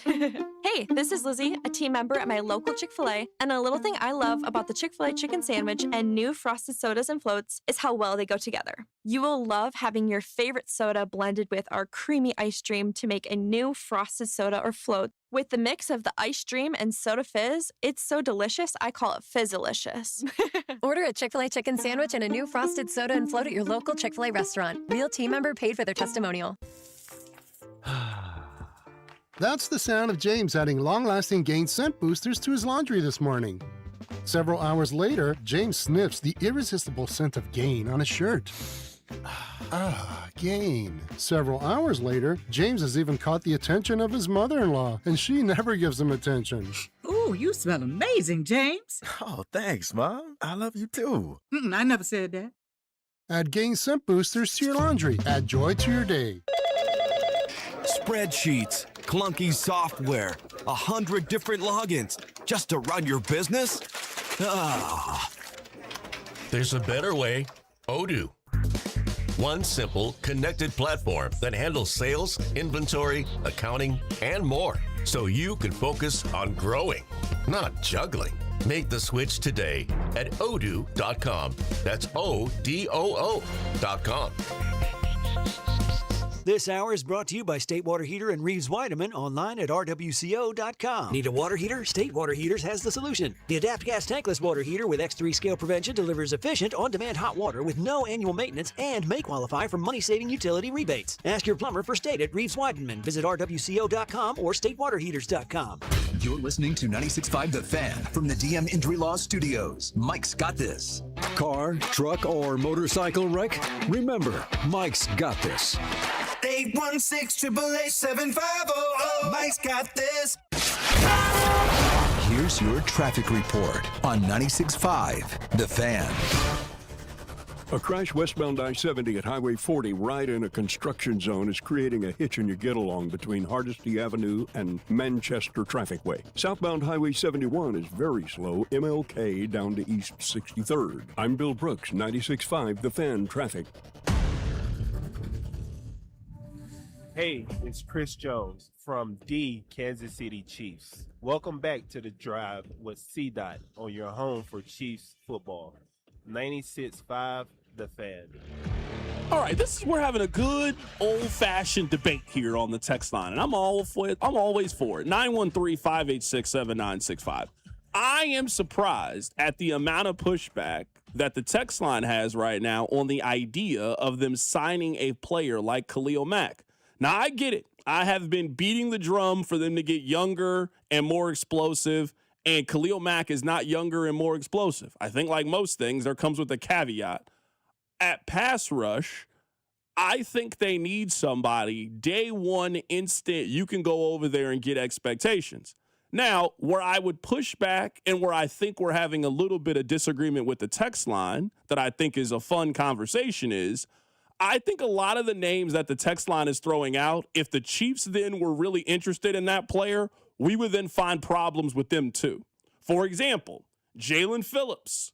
Now, I think you guys are going to be stunned at how much money Jalen Phillips is going to get and how significant of a contract and guarantee that someone is going to make to Jalen Phillips. He had 5 sacks this year. In 2024, he played in 4 games with an injury and had 1 sack in 2024. In 2023, he played in 8 games with an injury and had 6 sacks a couple of seasons ago. I guess the moral of all of this is the same way that whenever George Karlaftis' deal was coming up and how the Chiefs ran to pay him and how they were being applauded for it. Oh, this is what you're supposed to do. I mean, because if he goes out there and has a big-time year, then it's only going to get more expensive. This is what smart organizations do. That was the prevailing sentiment from everybody. Other teams do that too when they think they have a young, promising pass rusher. So in some ways, I do think that the text line is looking for a unicorn. I think the text line is looking for a 27-year-old who's in the prime of his career with no injury history who can step in and lead the team in sacks next year. You got to develop that guy. That can be what Ruben Bain turns into. That's what David Bailey can turn into. That's what you hope George Karlaftis or Ashton Gillotte, but that guy is just not sitting there in free agency. The pass rusher is either going to be a guy who hasn't really popped yet, and you are hoping that he does pop in Kansas City, or a guy that has significant red flags, and that's why he's available and why a team didn't want to commit. Because I am here telling you, Miami was not in the business of trading a 26-year-old premium pass rusher for what they did with the Eagles. He was not performing at a high level, so they cashed out when they had the opportunity to. So I'm happy to go through some of these names on the text line, and we can go through the guys who are there in free agency. But unless the Chiefs are willing to either significantly spend in free agency or bet on the future with the guy, that's kind of what they did with Frank Clark. They paid Frank Clark like he was a top 5 pass rusher in the league, and they were banking that he was going to turn into that. Now, he didn't. He helped you win, but I think we would agree he didn't live up to sort of the expectations that were placed on him. That's kind of what happens at that position. It's such a premium. There's so few of those guys that exist that you really trust year in, year out to be able to get to the other team's quarterback. That, man, you got questions when it comes to this. Like, I'm looking right now on Pro Football Focus. These are their top 5 available pass rushers. Trey Hendrickson, who's 32 years old, or will be when the season starts. The Odafe Owe, who was with Seattle. I think a lot of the issue there in Seattle is they can't pay everybody. Like, you can't have all of the contracts they have coming up. Now, I'd be very interested in him. He's 27 years old. Jalen Phillips is their 3rd-rated pass rusher in free agency. We just went through his stats. I mean, he has 12 sacks in the last 3 seasons and is probably going to command a 4-year contract, Rob? 4-year contract, probably a 52, get a significant guarantee, I would say. Mafe is also available. Bosa is their 5th. Bosa's 30 years old, and we already know about Bosa's injury history. I just don't think that plug-and-play defensive lineman, it's just usually not there in free agency because teams keep that guy. Also, unique to the Chiefs this year, and that's why the Chiefs are in a kind of, not that you would ever pick a year to be bad, but they're in a kind of a bad spot coming off a bad year. They're low on draft capital, and they're low on cap room. I know that they cut Jawaan Taylor today, barring a trade, but that didn't clear $700 million of cap space. That moved them from like 32 to like 25-ish in the NFL in cap space. So if you're telling me that you're low on draft pick capital and you're low on cap space capital, you kind of got to, trust your scouting department and trust your development department because you probably can't afford to go get the top-of-the-line guy. Like, you mentioned the Chiefs in free agency in the past. It's a non-pass rush, to my point. They paid the premium to go get Tyrann Mathieu because they had the cap space available. They can't really pay that premium for Trey Hendrickson. Or if they do, then they have to cheap it up other places in free agency. Or you have to trust that your scouting department knows, hey, if you do X, Y, and Z as a coaching staff with, Joey Bosa, you can get great value out of him at $8.5 million. That's how the Chiefs have to operate this offseason. They have to find younger and faster. I'm all for that, but they're going to be able to supplement with older guys because there is no 27-year-old perfect production, no injury history in free agency. And if he is there, he's probably outside the Chiefs market. Yeah, and this is where I think it's a little bit fair. Someone on the text line says, C-Dot, I love how the answers for this team are Mike Evans, who's old, Khalil Mack, or Travis Etienne. These are all the signings of a desperate team. I don't think that's fair. I would say, most teams do this. The Chiefs did this. It just didn't really work for them last year. I would also say, we can go examples around the league. The Broncos' plan at running back was J.K. Dobbins and R.J. Harvey, who was a mid-round draft pick. These are just kind of the chances that other teams kind of roll the dice when it comes to. And, the Chiefs only have 6 draft picks. They only got 6. So this isn't a year, I would say, like, what was that, 2019, 2020, that draft class where you can just take all of these swings. It was 2022, post-Tyreek Hill trade. They had tons of picks. I had my years off. This isn't really one of those years where you got 13 draft picks where you can just take a big swing. So just looking it up, in 2022, if the Chiefs have this kind of draft capital, my offseason philosophy would be very, very different. In 2022, they had 2 first-round picks, 2 second-round picks, a third-round pick, a fourth-round pick, a fifth-round pick. They had 3 seventh-round picks, and you turned those guys into productive starters for you. You turned those into Jalen Watson. You took those into Isaiah Pacheco. Binkley always talks about having a lot of darts to throw at the dartboard. You don't have a lot of darts to throw if you only got 6 picks. You don't have a whole lot of darts, and they got a lot of holes that they need to fill. They got to figure out wide receiver in case that their wide receiver is not going to be there. They got to figure out running back in multiple spots. They only got 1 running back that's currently under contract. They have to kind of rebuild their entire defensive line. Man, you ain't doing that with all rookie contracts. You got to take some swings or some chances on some guys. And they all don't have to be 35-year-old guys, but you're going to have to sign the 25-year-old guy that you think was in the wrong system, in the wrong scheme, and you think he can work for you in your system. You got to take a couple of chances on those guys. It's a different position, but you understand. They need to find their Drew Tranquil. A guy who, when Drew Tranquil signed with the Chiefs, I promise, I didn't hit the breaking news sounder. It was not, whoa, Drew Tranquil's a Chief, watch out. It was a smart, savvy signing of a guy that they felt they could get production out of in their system, who is not a perfect player, but they got the most out of. That's what they need to get, that type of player at pass rush. So if it's Boye Mafe with the Seahawks, he's a guy who, there's some production there, but it's not high-level production. If they think they can get him at the correct price, then you have to take those shots. That's why I said this offseason's unique. You have to get younger and faster. Younger and faster costs a premium, and they don't have premium payment money right now. We love analogies on this show. You're going out to get dinner with friends. You can go out to get dinner. You got plenty of money to go out and get an appetizer and a burger and fries. You do not have $15.87 money to spend, and you got $15.87 hunger going into this offseason. Yeah, and I think at least with the go young, and I completely get it. I'm on that side too. I think you need a little bit of a balance of both of them. In their running back room, I don't think they need all draft picks in the running back room. I think there's a little bit of a balance. There's a room and a world in me in which Kareem Hunt's back on the team next year. If this team goes out in free agency and gets somebody, and let's say they spend a mid-round pick on a running back, to round out that room, if you want a really good short yardage back in Kareem Hunt, I'm all for it. When it comes to pass rush next year, I think you could use one of those guys. You got a good balance, I would say. I would say in some of those, you've got the young guy in a Ashton Gelati, who you are expecting to take a step forward. You spent the 2nd-round pick last year on Norman Lott, so you can maybe take a chance on a little bit of an older player. I think it's a little bit of a balance for me, I guess, in how I kind of want them to go about filling their holes on the roster and how I want them to move in 2026. It's also, the Chiefs always have operated this way, by the way. This is not new. I'm not saying to you, but to the text line. You mentioned that 2022 year where they had a ton of darts to throw at the draft. You know what they did that year in free agency? They signed Juju Smith-Schuster, who at the time there were question marks about 100%. his body. They signed MVS, who there were question marks about his hands. Like, yeah, it's just a different position, but they did balance, hey, we have 27 draft picks coming home. We also need to add some veterans. We can't break the bank with our veteran adds, so what do we do?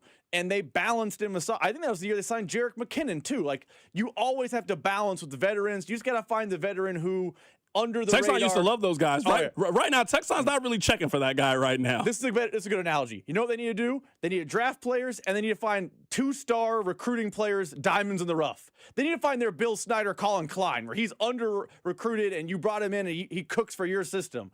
You can't really afford to bring in all 5-star, can't-miss guys. There's a price to pay to do that. I want to play this audio for you guys. This is Adam Schefter. He was on Pat McAfee's show earlier today. Here he is talking about a couple of the marquee veteran players who could be on the move by the start of the league year. Here's Adam Schefter about Max Crosby and A.J. Brown. I think A.J. Brown and Max Crosby are in a similar situation. Both teams not wanting to deal their guys.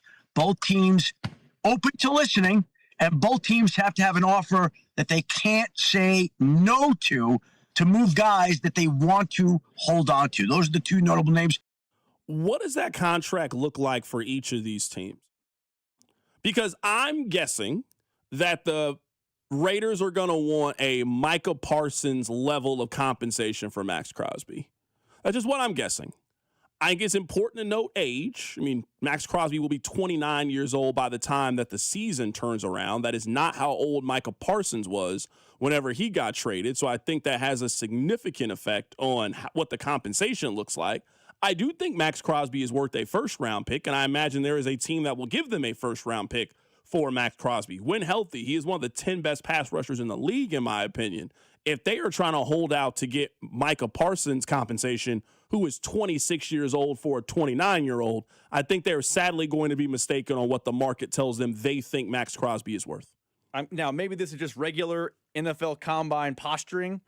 The fact the Eagles and Raiders are telling people we have to have a deal that is just too good to say no to makes me think more likely than not, both of those guys are back where they're playing right now, which is kind of what happens. Like, you stick it out with your star player until it reaches a boiling point. That's Micah Parsons is a very unique example, but unless the Raiders and Eagles are wowed, those guys are back on their rosters, and I don't know that because of their age or A.J. Brown's antics, let's call it, with his unhappiness, that any team is going to throw a wow offer either the Raiders or Eagles direction this offseason. That would surprise me at least. Yeah, I think that A.J. Brown is just worth a second-round pick.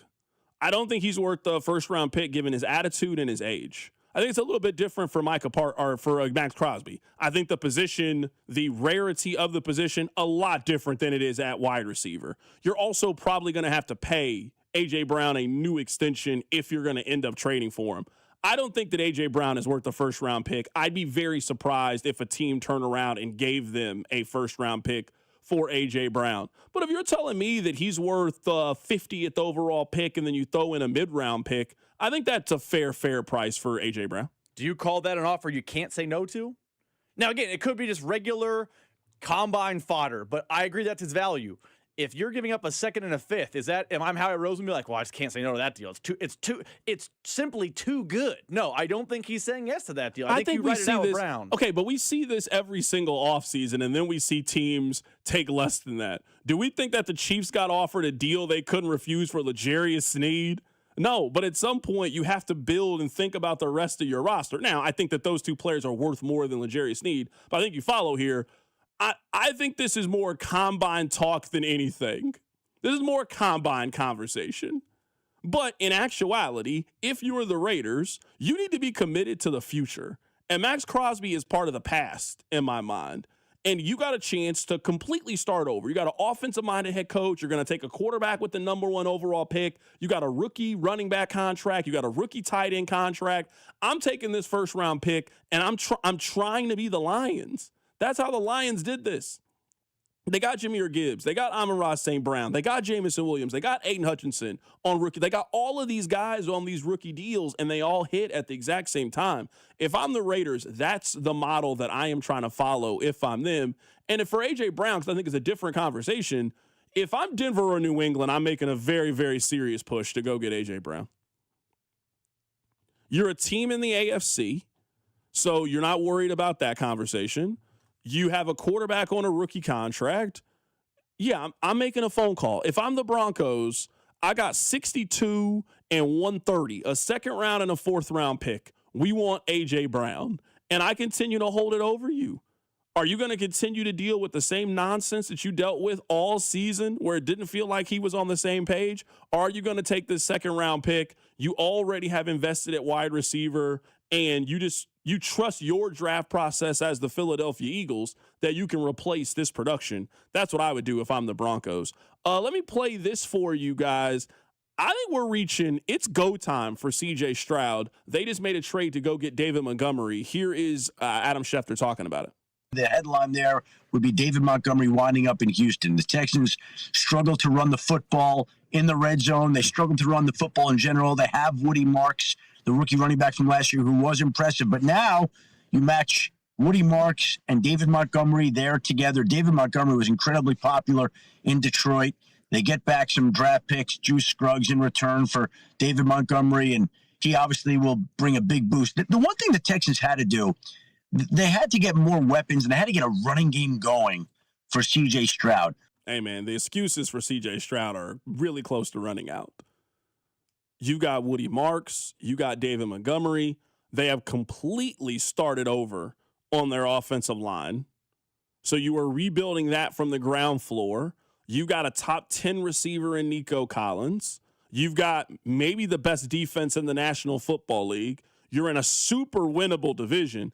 Man, the excuses for C.J. Stroud are starting to run out. Now, I wouldn't pay C.J. Stroud this offseason if I'm Houston. I just let this conversation play itself out. And if we go back now a couple of years, man, all of those guys that people were saying, well, you got to. What happens if you lose them? You're now cutting those players. Arizona is cutting Kyler Murray. Miami is cutting Tua Tagovailoa. Like, these deals that you have to do because you're worried about starting over, they put you in a bad situation, and then ultimately you got to eat the cap space on those guys, and you got to move on from them anyway. If I'm Houston, I let at least one more year play itself out with C.J. Stroud. We're going to upgrade the running game for you. We're going to continue to put more pieces on that offensive line. You've got a good wide receiver. You've got a great defense. Can you go out and put together a MVP level conversation season? You do that, we're happy to give you the money. But the quarterback that I saw Houston have for the last 24 months, I don't know how you make him one of the 10 highest paid players in the National Football League. He's not playing like it. I feel like with those flawed quarterbacks that all got contracts, there's a point in the rookie deal where the team has to make a decision if we're all in or all out.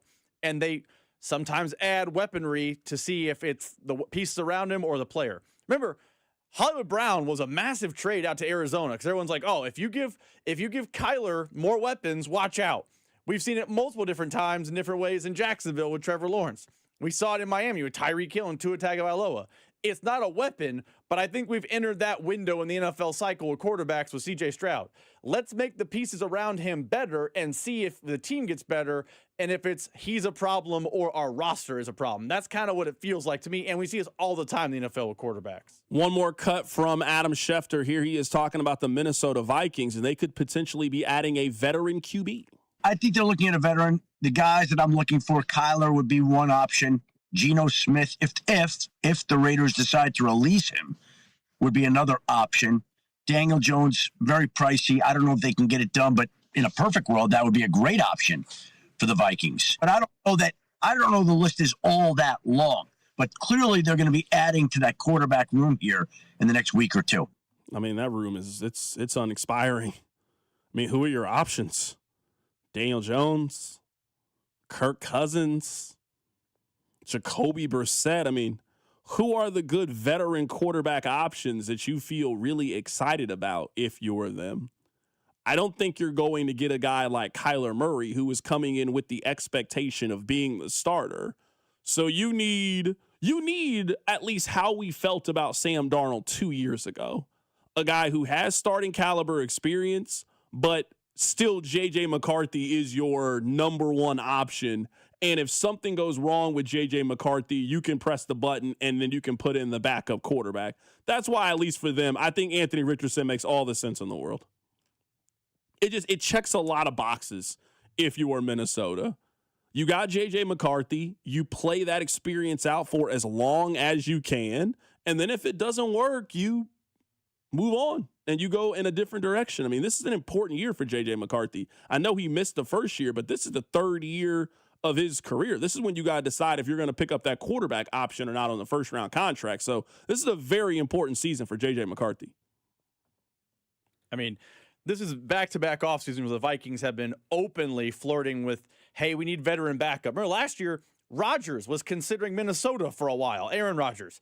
Now it's Kyler's an option. Now it's Kirk Cousins an option again. Daniel Jones, Aaron Rodgers might be an option again. Like, I feel like the Vikings, and now having seen them played, the Vikings are kind of telling us through their moves, J.J. McCarthy might not be it. And now, having seen him play, J.J. McCarthy might not be it. It's crazy. A guy in college who barely threw the ball didn't work out. I'm stunned.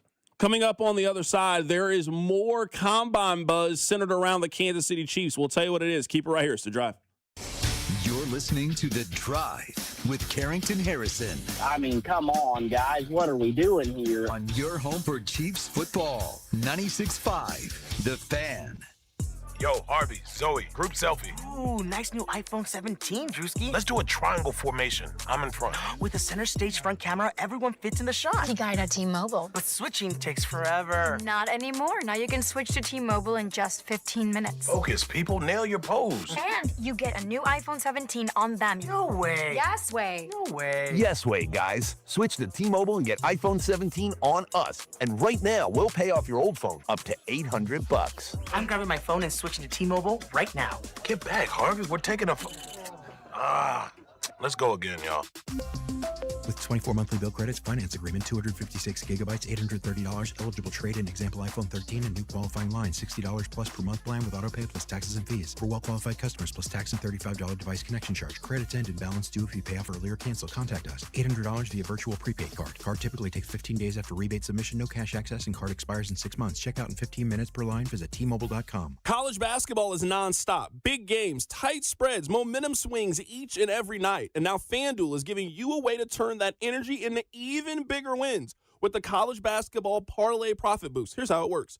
Build any college hoops parlay you like. The early tip, the rivalry game, the ranked matchup, the late night West Coast shootout, whatever you like. You can mix spreads, totals, props, whatever fits your read of the slate. Then you go apply your profit boost and instantly boost up that potential payout. You can play it safe. You can go spicy. You can go with the team that you've been following all season. It's your parlay, your style, now with more upside than ever before with the college basketball parlay profit boost. Head to FanDuel.com/local to get started. Remember, FanDuel is America's #1 sportsbook app. Play your way. It's the official sportsbook of 96.5 The Fan. 21 in President, Missouri. Opt-in required. Minimum 2-leg parlay required. Bonus issue is non-withdrawable boost builder tokens, which comply, including any token expiration and max wager amount. See terms at sportsbook.fanduel.com. Gambling problem? Call 1-800-GAMBLER. Net big cash at Harrah's Kansas City. With 3 ways to win, you could score major prizes. 1. Each day through March 28th, earn to swipe your Caesars reward card at a Net Big Cash kiosk to instantly win up to $100,000 cash. 2. Collect letters to spell out winning words to score up to $1,000 free play.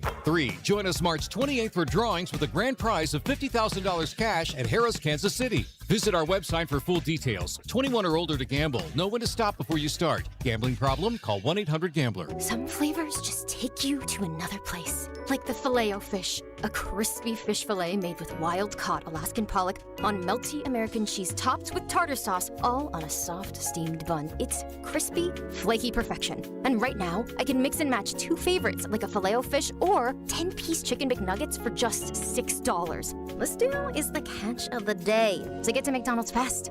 Ba-da-ba-ba-ba. Prices and participation may vary. Cannot be combined with any other offer or combo meal. Single item at regular price. This is the story of the one. As a procurement manager for a hospital system, she keeps every facility in her network stocked and ready. That's why she counts on Grainger to be her single source for thousands of products, from disinfectants to lighting, air filters, and more. And with fast, dependable delivery, Grainger helps her keep every facility stocked, safe, and running smoothly. Call 1-800-GRAINGER, click Grainger.com, or just stop by. Grainger, for the ones who get it done. like saving money, right? We all do. That's why Allstate just lowered the price of car insurance. Not, but wait, there's a catch. Lower. Actually lower. So if you're shopping around or just want to see how much you could save, check Allstate first for a new lower auto rate that could save you hundreds. You're in good hands with Allstate. Not available in every state. Only applicable for new auto insurance business. Rates will vary by several factors, including how you purchase the policy. Potential savings vary. Allstate North American Insurance Company and affiliates, Northbrook, Illinois. Did you know about 1 in 3 people with plaque psoriasis may also develop psoriatic arthritis, which causes joint pain, stiffness, and swelling? Does this sound like you? Listen to what it sounds like to be a million miles away. Tremfya guselkumab, taken by injection, is a prescription medicine for adults with moderate to severe plaque psoriasis who may benefit from taking injections or pills or phototherapy, and for adults with active psoriatic arthritis. Serious allergic reactions and increased risk of infections and liver problems may occur. Before treatment, your doctor should check you for infections and tuberculosis. Tell your doctor if you have an infection, flu-like symptoms, or if you need a vaccine. Imagine being a million miles away. Explore what's possible. Ask your doctor about Tremfya. Visit Tremfya.com or call 1-800-526-7736. Anthony Plumbing, Heating, Cooling, and Electric. Visit AnthonyPHC.com today. Don't wait until extreme temps hit. Anthony makes home comfort easy. Right now, buy a new AC and get a furnace free when you book at AnthonyPHCE.com. Here's your traffic report on 96.5 The Fan. On the Kansas side, the northbound 71 exit to Meyer Boulevard is closed. Use an alternate route. And the Blue Valley Parkway inference ramp to southbound US 69 will be closed from 7 p.m. tonight to 6 a.m. tomorrow. For bridge work, I'm Bill Brooks, 96.5 The Fan Traffic. Follow this station on Instagram at The Fan 965 for giveaways and behind-the-scenes content. Coming up at the top of the hour, I want to show Rob that Rob and I essentially cheer for the exact same team. We'll talk about that more coming up at the top of the hour. So there is a report, and you're starting to see more and more of this, I would say, over the course of the combine. The Chiefs continue to be linked to Travis Etienne. I don't think that's by mistake. The first person that had that report was Pete Sweeney. Shout out to Pete Sweeney. It is now coming from Matthew Berry. So Matthew Berry writes 35 interesting rumors that he heard at the NFL Combine.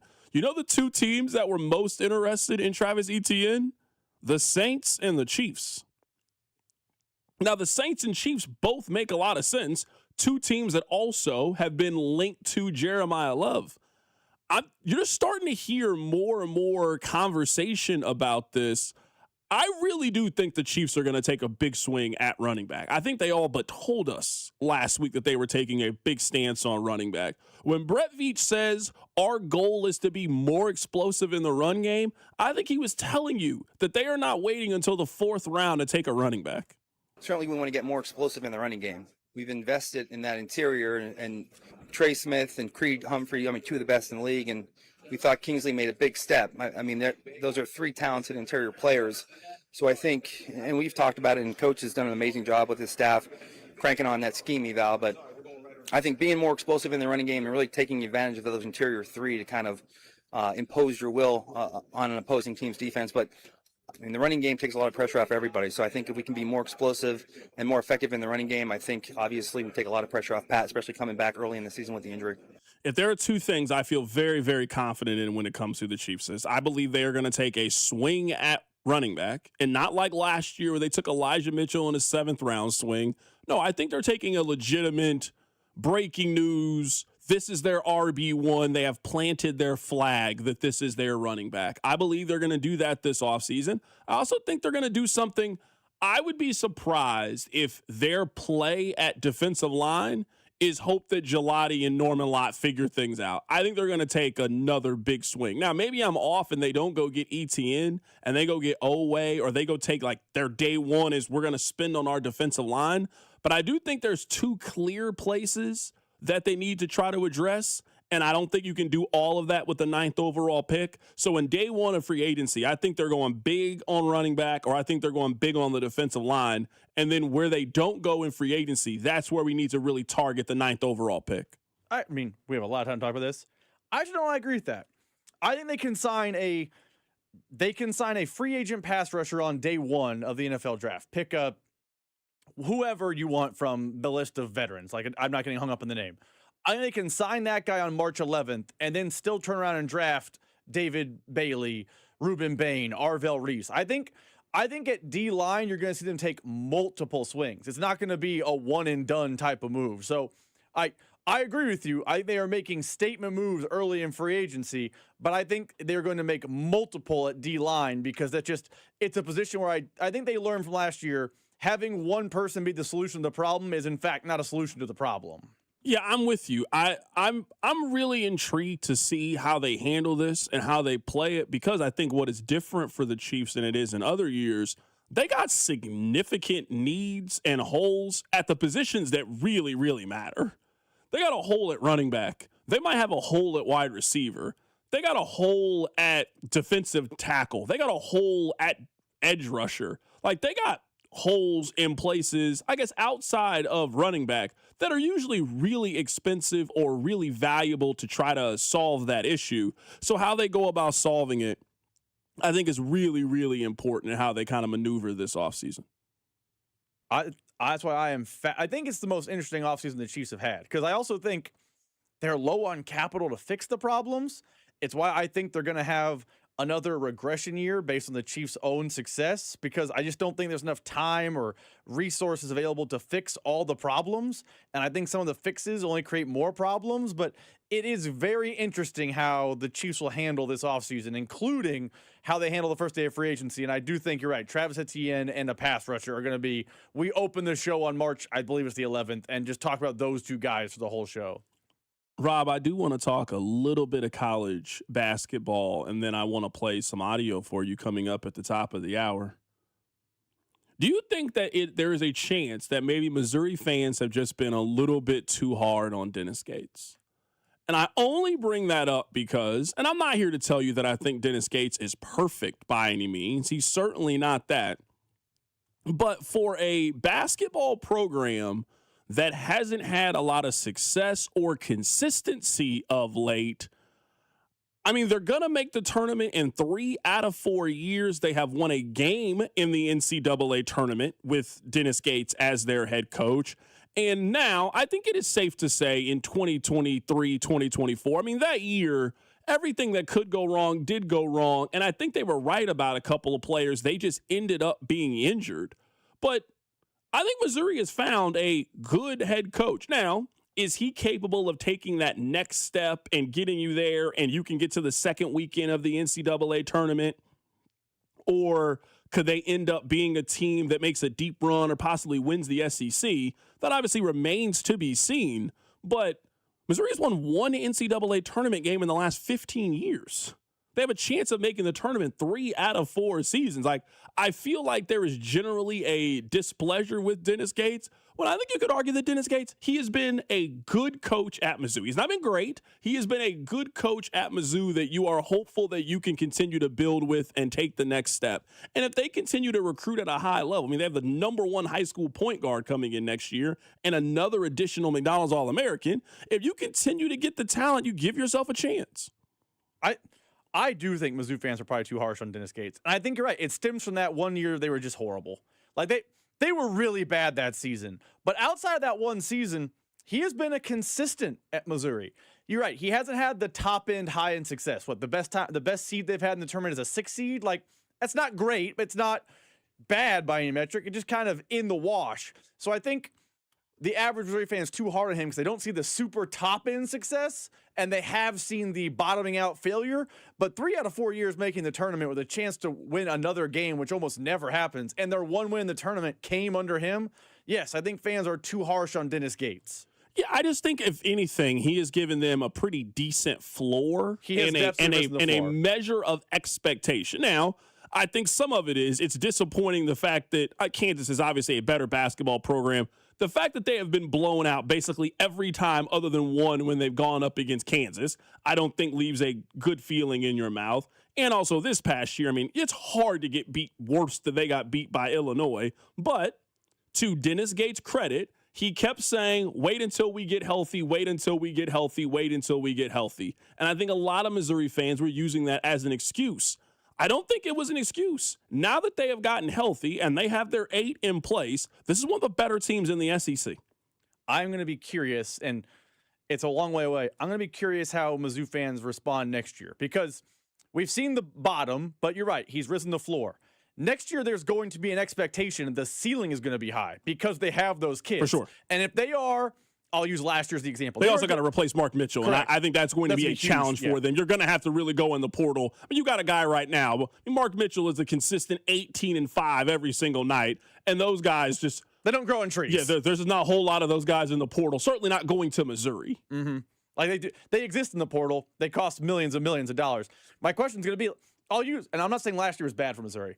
If they're a 6th seed again with those 2 high-end McDonald's All-Americans recruits, are fans going to be happy with that? Because you're right, he's risen the floor, and eventually fans get frustrated with, hey, our floor's not disastrous. What's the ceiling? Next year will be a ceiling conversation with Dennis Gates. Yeah, for sure. Like I'm sitting here and I'm looking at it. I mean, if you want to go kind of back in time, I mean, Missouri from basically 2015 until 2022. I mean, they had one season in which they won 20 games. They have now won 20 games in 3 of their last 4 seasons and are once again going to make the NCAA tournament. Dennis Gates has certainly helped Missouri turn the corner. The question is this as good as they're going to be with Dennis Gates, or is there another level? Obviously, that remains to be seen. But he's 46 years old, so we got a little bit of time to see if we can figure that thing out. Coming up on the other side, I just want to show Rob that Rob and I cheer for the exact same team. We'll do that next. Keep it right here. It's The Drive. The Drive with Carrington Harrison on Kansas City's only FM sports station, 96.5, The Fan. Here's your traffic report on 96.5, The Fan. On the Kansas side, the northbound 71 exit to Meyer Boulevard is closed. Use an alternate route. And the Blue Valley Parkway inference ramp to southbound US 69 will be closed from 7 p.m. tonight to 6 a.m. tomorrow. For bridge work, I'm Bill Brooks, 96.5 The Fan Traffic. At Liberty Mutual, we love helping people with things like customizing car insurance, just like how we customize a song for you. Catered country tune. Liberty Mutual, saving you bucks by protecting your truck. 'Cause 30 told me to only pay for what I need. Thank you, Limu. I'll always trust in Limu with Liberty, Liberty, Liberty, Liberty. DQ presents the Spicy Menu. For a limited time, try the new Flamethrower Chicken Strip Basket for $6.99 with spicy, bold strips that heat you up. Served with a side of famous DQ soft serve as a dip to cool you down. That's right, dip those spicy chicken strips right into soft serve. Plus fries and toast, all for just $6.99. And add a new pineapple lemonade sparkler or cooler made with tahini. It's the limited time only Spicy Menu. Get it delivered in the DQ app. Happy, tastes good. Participation may vary. Do you owe $10,000 or more to the IRS like Mark? I've been doing home remodeling for 30 plus years, but the economy crashed. I wound up losing my home, losing my job, and on top of that, owing the IRS a ton of money. I owed the IRS $114,000. It really, truly was the worst part of my life. Then Mark found tax relief advocates. On news radio, I heard about TRA, and I thought, what's the worst that could happen? So I picked up the phone and I called them. When it was all said and done, TRA settled my $114,000 debt for $100, and I'm telling you, I was ecstatic. Could not believe it. Would recommend TRA to anyone. If you owe 10 or even hundreds of thousands of dollars to the IRS, don't lose hope. Do what Mark did and call TRA for a consultation. But TRA did. They gave me a second chance, and I'm forever grateful. Visit TRA.com or call 800-491-9914. 800-491-9914. That's 800-491-9914. Wouldn't you like to take a vacation from your bills? Well, you can. With credit card balances at an all-time high and Golden Oak's 4.5% rate, you could be saving thousands of dollars after a simple phone call. Call today and get your cash in as little as 14 days and make no payments for 2 months. Call 913-890-GOLD. Golden Oak Landing cured my blues. 5.442 APR, FHA 15-year, 20% equity, qualified credit, additional terms apply. NMLS 114937. Having unexpected car trouble or just in a car accident? You need Jay's Southland Tow Service. They have 20 years of experience and service the KC metro area. They specialize in light, medium, and heavy duty, also in commercial transport and construction equipment. Keep this number handy, 816-779-4TOW, or go to southlandtow.com. Use the tow service trusted by most local police departments, Jay's Southland Tow. There's nothing they can't do, so be in the know and use Jay's Southland Tow. Hi, Jason. Hello, Toby. Truck month. It's here, Toby. It's actually truck month and a half. We've got all the way until the end of March to take advantage of these amazing incentives that Ford Motor Company pumps out during truck month, Toby. And Lewisburg Ford. We always have our $50 over invoice with amazing prices. What's the deal? Right now, you can get a 2025 F-150 for up to $16,000 off when you factor in our 50 over minus all the incentives. Or Ford gives you an option to take a $1,000 rebate along with 0% financing for 66 months, no down payment, and no payment for 90 days on the 2025s. What about the 2026? We've got a great selection of those too, Toby, and you can get a $4,000 rebate on the 2026, which means when you add that to our $50 over invoice pricing, you got $11,000 off on a 26, or you can take 0% for 36 months. Okay, what else? Toby, we're the #1 F-150 dealer, not just in Kansas City, but the entire Kansas City metropolitan area. All right, what's your toll-free number? 816-444-2300. Or LewisburgFord.com. Royals coverage sponsored by Renner Garage Door. Forward and back, RENNER. Hey, it's almost Andy Reid. Who knew a Halloween costume would change my life and lead me to Renner Garage Door? Renner's KC's go-to team for service, repair, and replacement. RENNER. RENNER.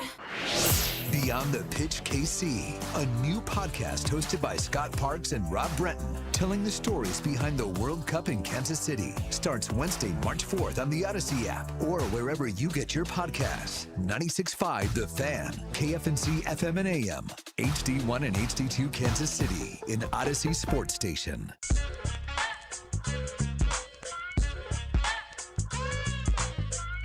All right, I want to play some audio for you guys. Now, I think you'll find this funny. Maybe you won't. I was scrolling Instagram. I was minding my own business, and I was alerted to a video from the Four Corner Show. Shout out to them. Now, I'm not familiar with their work, but I might need to be after hearing this clip. Now, Rob has not heard this. I cut this on my own accord. I just want to play this for Rob, and I want to play this for you in real time. This podcast, the Four Corner Show, they are describing what it's like to cheer for the Missouri Tigers, and it is an incredibly accurate description. Basketball and football is kind of like being like an addict, or you're an alcoholic or a heroin addict, and like the off season, there's all this hype. You're sober, you're going to meetings, you're getting recruits, you're getting a Jason Crow and a Tony Bryant, and everything's going good. And non-conference play starts and you're beating teams, or you almost lose to a SEMO at home, and you're like, oh, that was a relapse almost. And then you get into conference play, and it's like showing up to a meeting and your sponsor's there and they're holding the needle and they're saying, take this. And that sponsor is Dennis Gates and Eli Drinkwitz. And you fall for it every time. And then the rest of the season's just an up and down bender that you can't escape. So for anybody that's not a Mizzou fan, that's what it's like rooting for the same team. And then the cycle repeats every year. That's the best way I can put it into terms that people would understand. I was watching this and I was almost moved to tears because I started to identify this in my own life. Stay with me here, people, just for a bit. Don't turn it. Every October, you can ask Rob. There is a conversation that Rob and I have where I pull up Missouri's schedule and I start to explain how Missouri is going to make the college football playoff. We've had this conversation now for 5 straight years. It's like clockwork. It's like October 11th. We're just sitting there in the office, and I'm like, man, you know what? I think Missouri's got a shot. If they can go on the road and win this game, I mean, if they can just take care of business at home, you know the things you say to try to justify it to yourself. Every year, I am convinced that Missouri has a serious chance of going to the college football playoff. I'm starting to buy the hype with the basketball team. I'm there with this team. I was off for a little bit. I mean, I sat there in the T-Mobile Center and watched Kansas put the brakes on this team. I sat there and I watched them get beat by 40-something points to Illinois. I saw them get ran off the floor by Alabama. I was out on this year's Missouri team. But over the course of these last couple of weeks, they beat Vanderbilt. They beat Tennessee. They go on the road and they beat Mississippi State. I am absolutely talking myself back into Missouri. Man, you know what, man? The way T.O. Barrett's playing right now and the size and the length and how Missouri matches up. I mean, you don't see a lot of team with 6'10 guys on their team. Missouri's got 5 of those guys. You know what?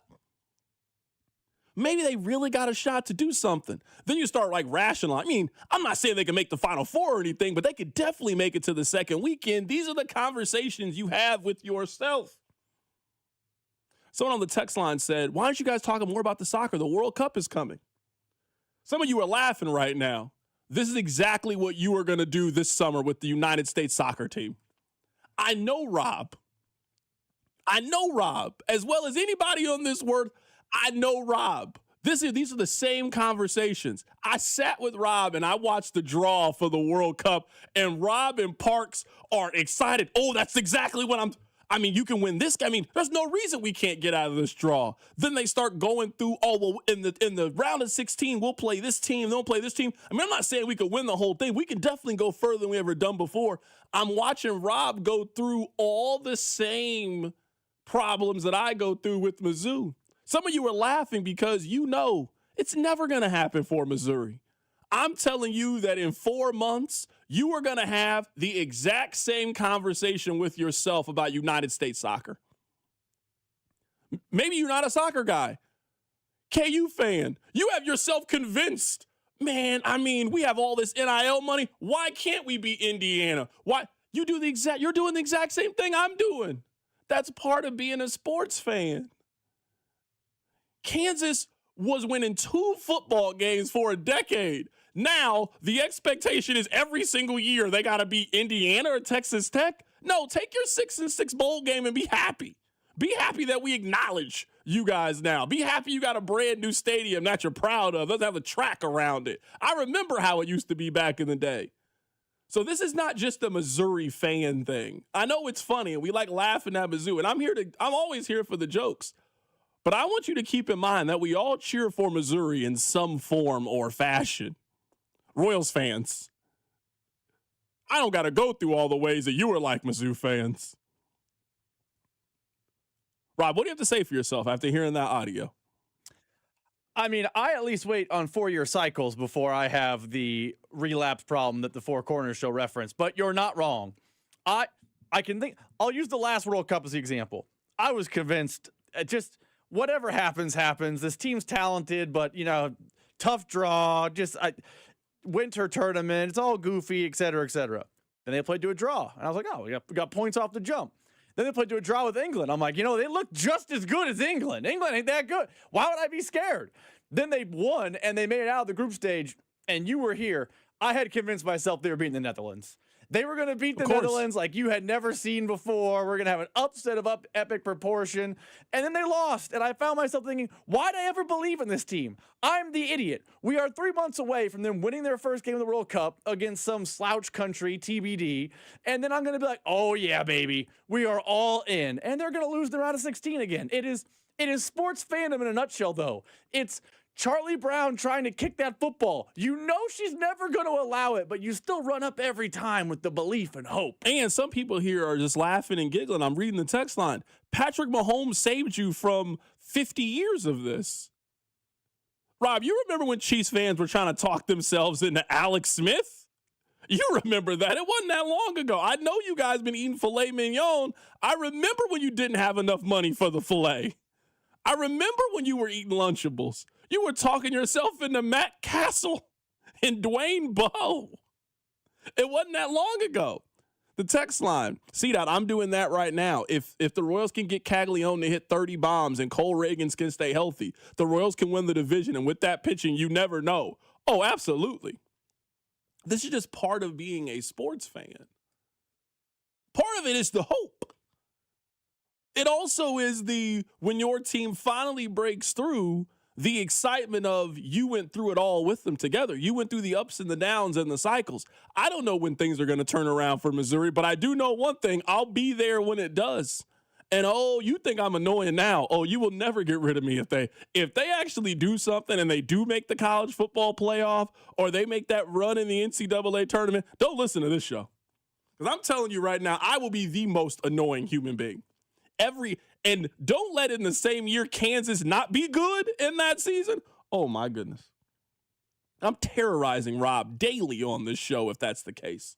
Don't let Mizzou make a run in this year's NCAA tournament and Darren Peterson shoots you guys out of the NCAA. Don't let Missouri go further than KU, because I haven't completely eliminated the possibility of that happening in this year's NCAA tournament. I will take my chances with the Missouri team they're fielding right now. Now, there's some teams I'm worried about. Missouri doesn't match up well against. That's only about 5 teams in college basketball. Outside of that, I will roll the dice with this Missouri team. I'm sorry, 5 in all of college basketball? I'm saying that I'm just going into, they can't win this game.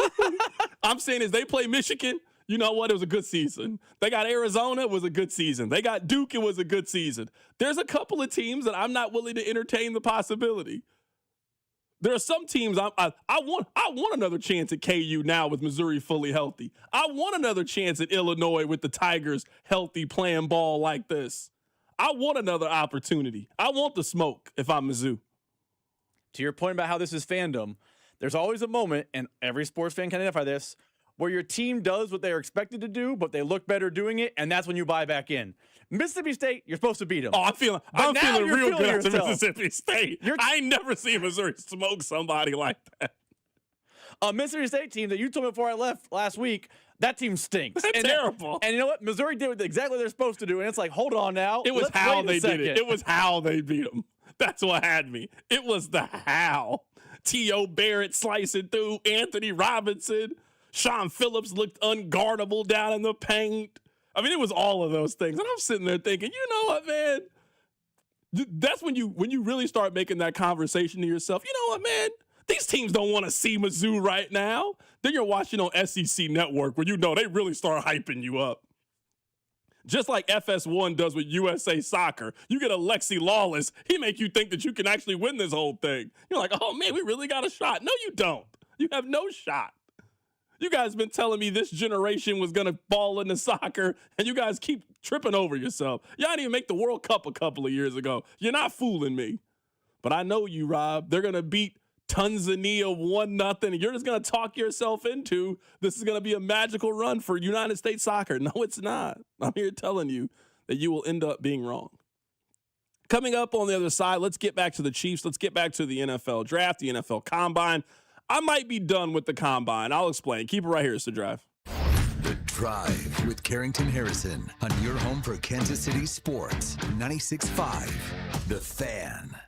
Well, it's Carrington Harrison from The Drive here. Let me ask you a couple of questions. Do you have poor sleep? What about low energy? How about brain fog, a reduced sex drive, weight gain, and workouts that just don't deliver like they used to? Well, the problem could be low testosterone. And the truth is, those testosterone levels can start declining as early as your 30s, 2 or 3% every single year. And before you know it, you just don't feel like the same man you did back in the day. Well, you don't have to accept this as just aging. Heartland Men's Health specializes in customized testosterone therapy and targeted body composition plans. You might think you have low T. Well, pick up the phone and call this number, 844-447-6600, or check out the website and take this simple 10-question quiz. Visit heartlandmenshealth.com. Your initial visit is just $100, includes a medical consultation, a PSA test, and lab results in about 30 minutes, and your treatment can start that day.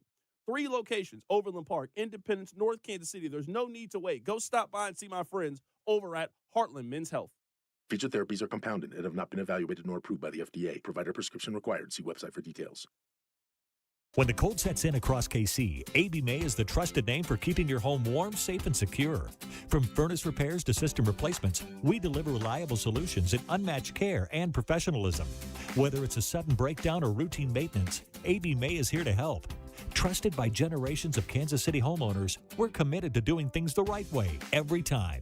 Call AB May at 913-732-9993 or visit us at abmay.com. Call your serviceman from AB May. College basketball is nonstop. Big games, tight spreads, momentum swings every night. And now FanDuel is giving you a way to turn that energy into even bigger wins with a college basketball parlay profit boost. Here's how it works. You build any college hoops parlay you like. The early tip, the rivalry game, the ranked matchup, the late night West Coast shootout. Then you mix spreads with totals, props, whatever fits your read of the slate. Then you just apply your profit boost and instantly bump up that potential payout. Go safe, go spicy, go with the team you've been following all season. It's your parlay, your style, now with more upside behind it. Head to FanDuel.com/local to get started. FanDuel, play your game. FanDuel Sportsbook's the official sportsbook of 96.5 The Fan.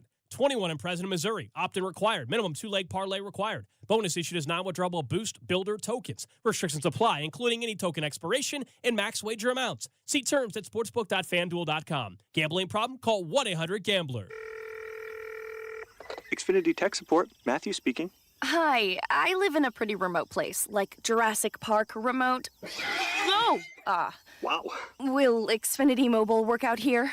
Yep, the combination of reliable Wi-Fi and 5G makes it so that you can stay connected in all kinds of places. Plus, you get access to ultra-fast speeds and coverage, whether you're poolside or out live streaming with a T-Rex. Hold still, you're about to go viral.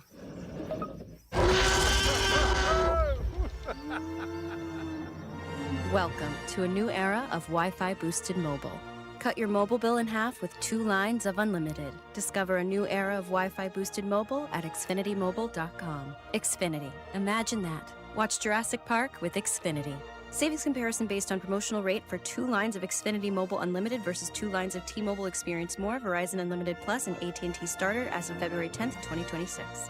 DQ presents the Spicy Menu. For a limited time, try the new Flamethrower Chicken Strip Basket for $6.99 with spicy, bold strips that heat you up.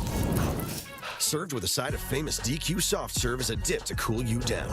That's right, dip those spicy chicken strips right into soft serve, plus fries and toast, all for just $6.99. And add a new pineapple lemonade sparkler or cooler made with tahini.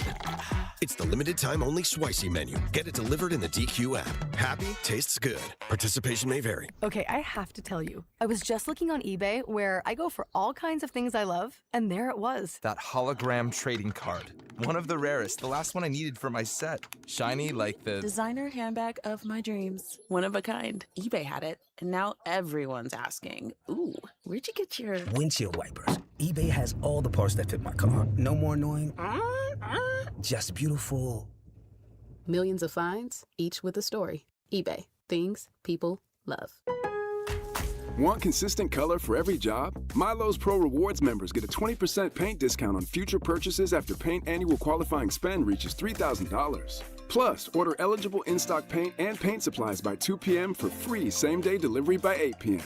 Improving is easy at Lowe's. Excludes spray paint and mist tints. More exclusions, terms, and conditions apply. Subject to change. Details at Lowe's.com/terms. Same-day delivery valid in select zip codes. Subject to driver availability. Details at Lowe's.com/same-day delivery. Royals coverage sponsored by Park & Go, the best deal on airport parking. Spring getaway on the calendar? Start your trip stress-free with Park & Go, open 24/7 with all covered parking, so your car's protected from the elements. Quick shuttle service right to the terminal. Reserve now at bookparkandgo.com. Park & Go, family-owned and operated. You're listening to 96.5 The Fan from the DM Injury Law Studios. Mike's got this. Car, truck, or motorcycle wreck? Remember, Mike's got this. 816-888-7500. Mike's got this. Here's your traffic report on 96.5 The Fan. If you plan to drive eastbound I-70 out of downtown KC, think twice. It's all tied up from past the Paseo down to past East 27th. Probably an extra 30 to 40 minutes at least. I'm Bill Brooks, 96.5 The Fan Traffic. Hey, it's Trent McDuffie from the Kansas City Chiefs. Welcome back to The Drive with C. Dot on your home for Chiefs football. 96.5 The Fan. Rob, now it's hard to know what days you're here and what days you're not here. I mean, you're gone so frequently. It's just hard to build continuity on the show, you know? It's just hard to know. You're rarely available. So it's hard to remember if we had a conversation, if we didn't have a conversation. You know how sometimes you're like, was that on the air? Was this in the office? It's hard to know. But one day last week, we were talking about Ruben Bain, and his arms were kind of short. And there ended up being a controversy about this. Adam Schefter, immediately after the show, said that two teams had different grades for Ruben Bain's arm size. Now, I was a little bit confused. And my point was, if there's one thing that's the same in Kansas City that it is in Indianapolis, that it is in Seattle, Washington, it's a ruler. Doesn't really change. The measuring tape. Why don't we have one standard and just go from there? So I was continuing to read about this, and Sam Munson, dear friend of the show, shout out to Sam Munson. I'm too lazy to do this properly, he tweeted, but spot checking some of these arm lengths versus ones that were recorded at the Senior Bowl, and they're all shorter at the Combine and some significantly shorter. He then goes through some of the players. He then tweets it out and says, I'm not trying to be Ruben Bain's agent through an insider, but a lot of these guys that are right at the threshold may actually be over them for anyone that cares about such things. Can you guys help me with this? 913-586-7965. What is the purpose of the Combine if, A, all of the players are not going to participate? I mean, Mendoza's not throwing at the Combine. There's certain guys that are not running. Ruben Bain, for example, didn't work out at the Combine. He just went there, did the interviews, got measured out. It sounds like the measurements could have been wrong about Ruben Bain, and that was it. How can I take the Combine seriously as a real data entry? We're here to get information. If people that really do this are telling me that the information is wrong, if people are telling me that I can't trust the information that is provided, I'm doing more reading about this. And other people are saying the exact same thing. Hey, at the pro day, the arm length was one thing, and then at the Combine, it was this thing. We got this. There also was a big controversy about a 40 time. One player's agent was complaining that the laser was off. What is the purpose of the NFL Combine if we can't trust the information and data that comes from the Combine? Why can't they just have a convention then if that's the case?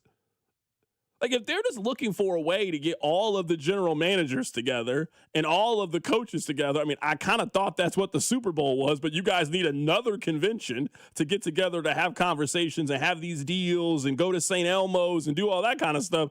Then why do we need to do the workout portion of the Combine if you're telling me that I can't trust the information and data that comes out of the Combine? I wish I had an answer for you. Now, I'm saying this as someone that is anti-Combine. I think we overvalue a lot of the stuff. I think we get really hung up on a 3-cone drill, and then you watch the football on tape. You're like, well, he's not great, but that 3-cone, woo boy. I mean, Dontari Poe ended up as a chief based on the Combine. Not that he was bad, but was he ever some, earth-shattering athlete? I don't remember that other than his one throw. So I'm saying this full on as someone who's admitting not a big Combine person. The part of the Combine that matters is the part me and you can't see. I think the interview portion really matters. I agree. I also think the agents and people meeting and let's talking. Let's just get rid of all the other stuff then. Because I'm saying, cool. if you were telling me that we think that we can watch your footage, we can watch your game tape, but how you perform at this Combine can outweigh it with some guys, but we also can't really trust the numbers and information that comes from the Combine. And there is a significant portion of players that don't see the Combine as very valuable and don't think that it can help them. Then why do we still have the Combine? Sometimes ideas expire. Now, these guys all participate in their pro days. I mean, it's not like Ruben Bain's not going to work out at some point. It's not like Fernando Mendoza's not going to work out at some point. They just now choose to work out at pro days. So the participation is significantly down when it comes to the Pro Bowl, and we just can't get straight numbers. It just seems like a problem that we need to try to fix. Now, this is another question that I don't have the answer to, and maybe the text line has the answer to. 913-586-7965. Again, I think I know what I'm good at, and I think I know what I'm bad at. I keep hearing a lot about this Kenyon Sadiq guy, and the physicals are off the charts with him. I saw one, he ran a faster 40 than Odell Beckham. He benched more than Aaron Donald. Like, they're just going through these incredible superlatives for Kenyon Drake or Sadiq. And I'm like, oh, okay, all right, cool. Well, then I typed his name in College Football Reference. Like, oh, he must have been balling out at Oregon. Rob, he had 80 catches at Oregon for 892 yards and 11 touchdowns in 3 seasons at Oregon. Wait, hold on. You guys are telling me that's who you want the Chiefs to take at the 9th overall pick? A project? Because that's what that sounds like to me. If you had less than 1,000 yards receiving in your 3 years of playing college football, and now a team should use a top 10 pick on you because you're really good at the 40, you are a project to me. Are people serious about this? Am I missing something with Sadiq? Was he hurt? Because I'm looking at he couldn't have been hurt. He played in 14 games as a sophomore. He played in 14 games as a junior at Oregon. How are we having the conversation that he could go 10th overall in the NFL draft? This sounds like, you mentioned Dontari Poe. This sounds to me like Anthony Richardson, just the tight end version of it. If he was this super freak athlete that nobody could defend, how did he only have 500 yards receiving this past season in college football? Am I missing something with this guy? I mean, I do remember, and there's clips and videos of this, that he was good at Oregon. Like, I don't want it to sound like he was just some nobody, but I don't remember the Oregon offense being like, man, it's Kenyon Sadiq and everyone else. Like, that was a team that had a ton of weapons and a quarterback that might go number 1 overall in next year's draft. And it's just, where was the production? This is my point about the combine. I'm happy you brought that up. Kenyon Sadiq is going to be a, quote, riser in mock drafts. How? He didn't get extra productive during the combine. He didn't start catching footballs and Oregon started winning more games because of his time in shorts and a t-shirt. I feel like too often we fall in love with the athletic traits and we forget all the other things. Because Kenyon Sadiq, good tight end. If you took him at 40, if you're the Chiefs, I think it's a good pick. If you take him at 9, I mean, what are we doing? You couldn't get 1,000 yards at Oregon with Dante Moore? 1,000 yards. He didn't get 1,000 yards over the course of his entire time at Oregon. Not just one season. He didn't do that over time. Now, again, I'm not saying you shouldn't draft Sadiq. I'm saying is, if we are going through some of the possibilities, and a week ago, people were saying, oh, if you want to go tight end, this guy could be he had 890 yards. You know what I don't want the Chiefs to do with the 9th overall pick? I don't really want them to take even more of a gamble than what is already a gamble, right? Like, we all call the NFL draft the ultimate crapshoot. None of us know, right? I'm not now going to compound that by taking a player at the 9th overall pick that had less than 900 yards receiving over his 3 years of playing college football. Not at 9. You're right. There are some places I would take that guy.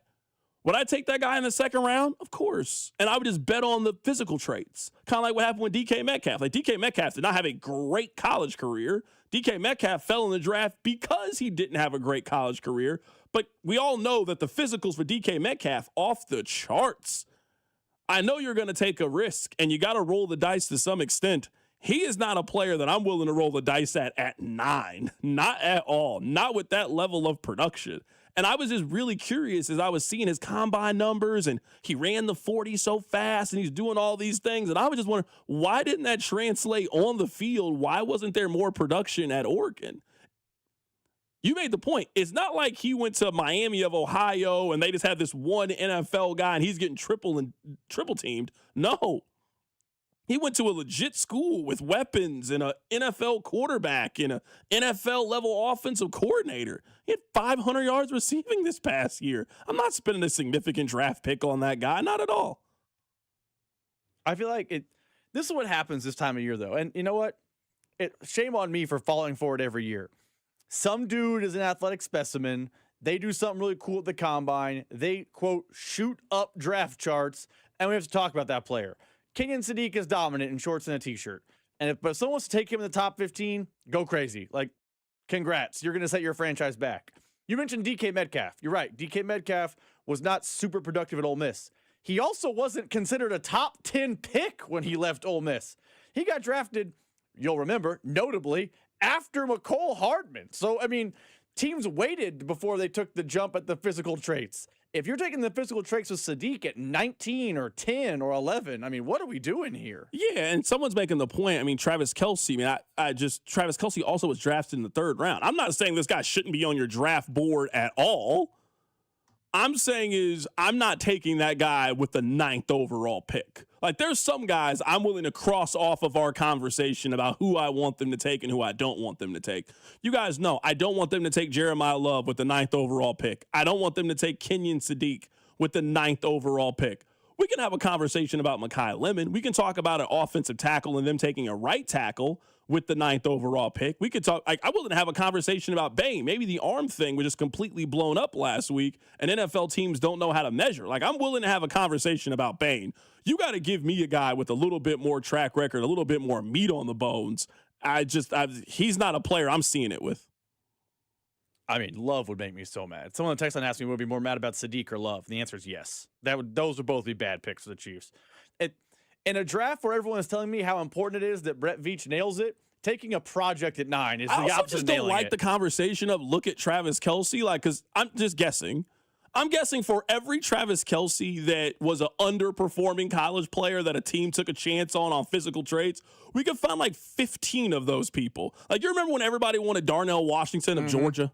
Remember him? And he's just a blocking tight end. And he was a dog at Georgia. And a lot of people felt like, oh, well, you're behind Brock Bowers. Look at his physical traits. He's 6'6". He's going to turn into this great NFL player. And he's not a great NFL player. You wouldn't have taken Darnell Washington with the 9th overall pick. You look silly if you had done that before. So, yeah, for every Travis Kelce, and, yeah, there are examples of guys that fall through the cracks. For every Travis Kelce, the draft probably has 15 other players that we just never talk about. They just got drafted by other teams that never worked out, that failed. That's the luck of the draft. I also feel like Kelce's production in college is a bad metric for a lot of reasons. You pointed them out. Another one of the reasons it's bad is, as people know his story historically, he got kicked off the team for what we view now as something no one cares about. But at the time, he got kicked off the team at Cincinnati. He was also a quarterback when he showed up at Cincinnati. So pointing to Kenyon Sadiq and be like, look, the production is similar to Travis Kelce. Travis Kelce got kicked off the roster and had a He really only played one season, honestly, a tight end anyway. Yeah. Like, he really only played one season. That's my point. It's not the same as Kenyon Sadiq in any way because of those things that happened with Travis Kelce at Cincinnati. Yeah, no, I think Travis Kelce is just the exception to the rule. And I'm not trying to diminish Kelce's career in any means. Like, I also think we underestimate sometimes. You can just get drafted by the absolute right team and right situation. What if Travis Kelce gets drafted by the Raiders? Just an organization that doesn't have the infrastructure, doesn't have the head coach, doesn't have the experience at quarterback. Like, that story could have went a couple of different ways. Now, it ended up working out the way that it worked out. He got drafted by the absolute right team, the absolute right head coach. Remember, Travis Kelce tore his ACL his rookie year and didn't play. We don't give the Travis Kelce story, I think, enough credit by how, like, he is the 1% of the 1% of the 1% of guys that worked out. He got kicked off a team. He got put back on the team. His brother is an NFL player. He tore his ACL his rookie year and then turned out to be the greatest player ever at his position. Like, that's an incredible draft story. I mean, it's an incredible story. If he had just been a successful NFL player, I'm not talking like the star he became. If he turned into, who's just a good tight end? If Tyler Warren, if he had turned into Tyler Warren. Dallas Goedert. If he turned into Dallas Goedert, that's a great story. Thrilled. Yeah, you'd be thrilled if you got Dallas Goedert where you got Travis Kelce. He turned into the greatest tight end of all time. He is, you're right, the 1% of the 1% of that working out absolutely perfectly. I want to play this audio for you guys. Let's just keep the NFL draft conversation going. This could end up being very good news for Kansas City. There's some buzz about Ty Simpson, and he might go a lot earlier than people expect. I'm a big Ty Simpson fan, despite the 6'1", the injuries, and the 15 starts. But I'm already starting to hear people like, could he go as high as Cleveland? Really? Sitting there at 6. And I hope for Ty Simpson he does not become a Cleveland Brown. They don't have the protection. They don't have the weapons. I'd love to see him with the Rams. They pick at 13 to the first of their 2 picks. But it's fascinating to see a guy who has gastritis, got beat up all year long. His number one wide receiver disappeared in Ryan Williams. They had like the 126th best rushing attack at Alabama, which like Bear Bryant's rolling over in his grave. And it all fell apart at the end of the year. But I think he's different. And I think that there are some teams out there that are just trying to be really quiet about it because everyone's talking about Mendoza and then the rest of the quarterbacks suck. It's just not the deal. And Ty Simpson's going to go somewhere in the first, and it won't shock me if it's in the top 15. There being a buzz around Ty Simpson is best case possibility for the Kansas City Chiefs. That's just one player you know the Chiefs are not drafting. I think we have enough information already to kind of give you an idea, I would say, of 10 players that seem very realistic for them at 9. Like, Arvell Reese, to me, is not realistic. I think Arvell Reese is just going to be off the board by the time the Chiefs select. I don't think he's the potential pass rusher that is going to fall. I'm also kind of coming around that I think David Bailey's going to be off the board for Kansas City. I think David Bailey probably goes in the top 5. I think from everything that you're seeing, physical freak, dominated last year in college, tested really well at the combine. He feels to me like a very safe pick if you are the Giants, for example, and you want to move on from Kayvon Thibodeau and you want to start that process over. David Bailey, to me, seems like a very, very safe pick of who you could potentially take. So we already know Mendoza's off the board. Not that he was somebody you need to be worried about in Kansas City. I think Reese is going to be off the board. I think that Bailey is going to be off the board for Kansas City. The offensive tackle, I think he's from Utah. He's probably also going to be off the board. I don't think the Chiefs were going to take him either. Todd McShay is also saying he thinks there's a chance that Jeremiah Love goes top 3 in this year's draft class. To see the way he's able to run routes and to see that 4.36 legit, like right there posted for us at his size, he's special. And I think you look at the top of the draft, right? We all agree that Fernando Mendoza is going number 1 to the Raiders. After that, I think it's going to probably be an edge rusher to the Jets. Maybe Sonny Styles gets into that mix. But then you look at Arizona at 3, Tennessee at 4, even the Giants at 5 with Scadaboo coming off of that injury. Right. I don't think Jeremiah Love gets out of the top 5, and it won't shock me if he's the 3rd pick in this draft. If you're Arizona and you're taking a running back at number 3, that tells me everything I need to know about Arizona as a franchise. Titans at 4, I would cackle. They at least make a little bit more sense because they spent number 1 overall pick at quarterback. So you got your quarterback, you got a defensive-minded head coach, you're just going to ground and pound and run the football. I mean, maybe that's your plan. I know you and I don't want to put you and I in the same boat. We are not in the same boat. We're more similar here than you think. I really like Jeremiah Love. Spending the 3rd overall pick on Jeremiah Love is crazy. Spending the 4th overall pick on Jeremiah Love is nuts, if that is what you are considering doing. That is a really, really bad selection in my mind. I would say that my cutoff on first-round pick is probably around 12. I think if you're 12 or lower and you spend it, I could kind of justify it. Like, for example, if you're Tampa Bay, if Jeremiah Love's available at 15 and you're Tampa and you took him, I wouldn't be mad at you if you took Jeremiah Love. If you're the Tennessee Titans at 4 and you took Jeremiah Love, yeah, I think you made the wrong pick. What level of player, like if there's a comp, I'm not looking for like an actual player comp, what does he need to be success-wise, Jeremiah Love, if he gets picked at 4? If he's a Titan at 4, what running back does he need to be as productive as to be like, you know what, it worked out? A possible Hall of Famer. Because at 12, for your example, that's where Jahmyr Gibbs got picked. And we just found out today, Jahmyr Gibbs is going to be a true running back 1 now in Detroit. I don't think it's been the world's best pick, but it hasn't been bad for the Lions. If you're picking him at 4, you say he needs to be a no-doubt Hall of Famer. I think he needs to be in the conversation of a Hall of Famer. Like Christian McCaffrey is in the conversation. I don't know if Christian McCaffrey retired right now, he would be a Hall of Famer. So, I'd ask this question. Let's say that Jeremiah Love turns out to be Ezekiel Elliott. Would you take Ezekiel Elliott with the 9th overall pick? Because Ezekiel Elliott's first 4 years, he is incredible those first 4 years. On a per-season average, 292 carries for 1,300 yards and 10 touchdowns his first 4 years in the National Football League. He is a bona fide true superstar. They then paid him. And then from 25 on, he is just an incredibly average player. Like, he's average. After the age of 24, Ezekiel Elliott had one more season in which he ran for over 1,000 yards, and he is out of the league by the age of 29 years old. So that's my question. Like, if I tell you right now Jeremiah Love is Ezekiel Elliott, would you take that with the 9th overall pick? Because if your answer is no on Ezekiel Elliott, then you are passing up on, during that rookie contract, he is amazing. And then it's over. That's basically what it was. It was over then with Ezekiel Elliott. I would still say no, but that largely becomes I want first-round guys to be 2 contract players, and you can't give running back second contract. You just can't. Like, it's one of the reasons the free agent market is so good at running backs is you don't give running backs, I guess, at the first contract, you don't give them the big deal. So as a person who one of the metrics I use as success failure of first-round picks is, did they make it to a second contract? Because the NFL is designed to have your drafted player be on your team long-term.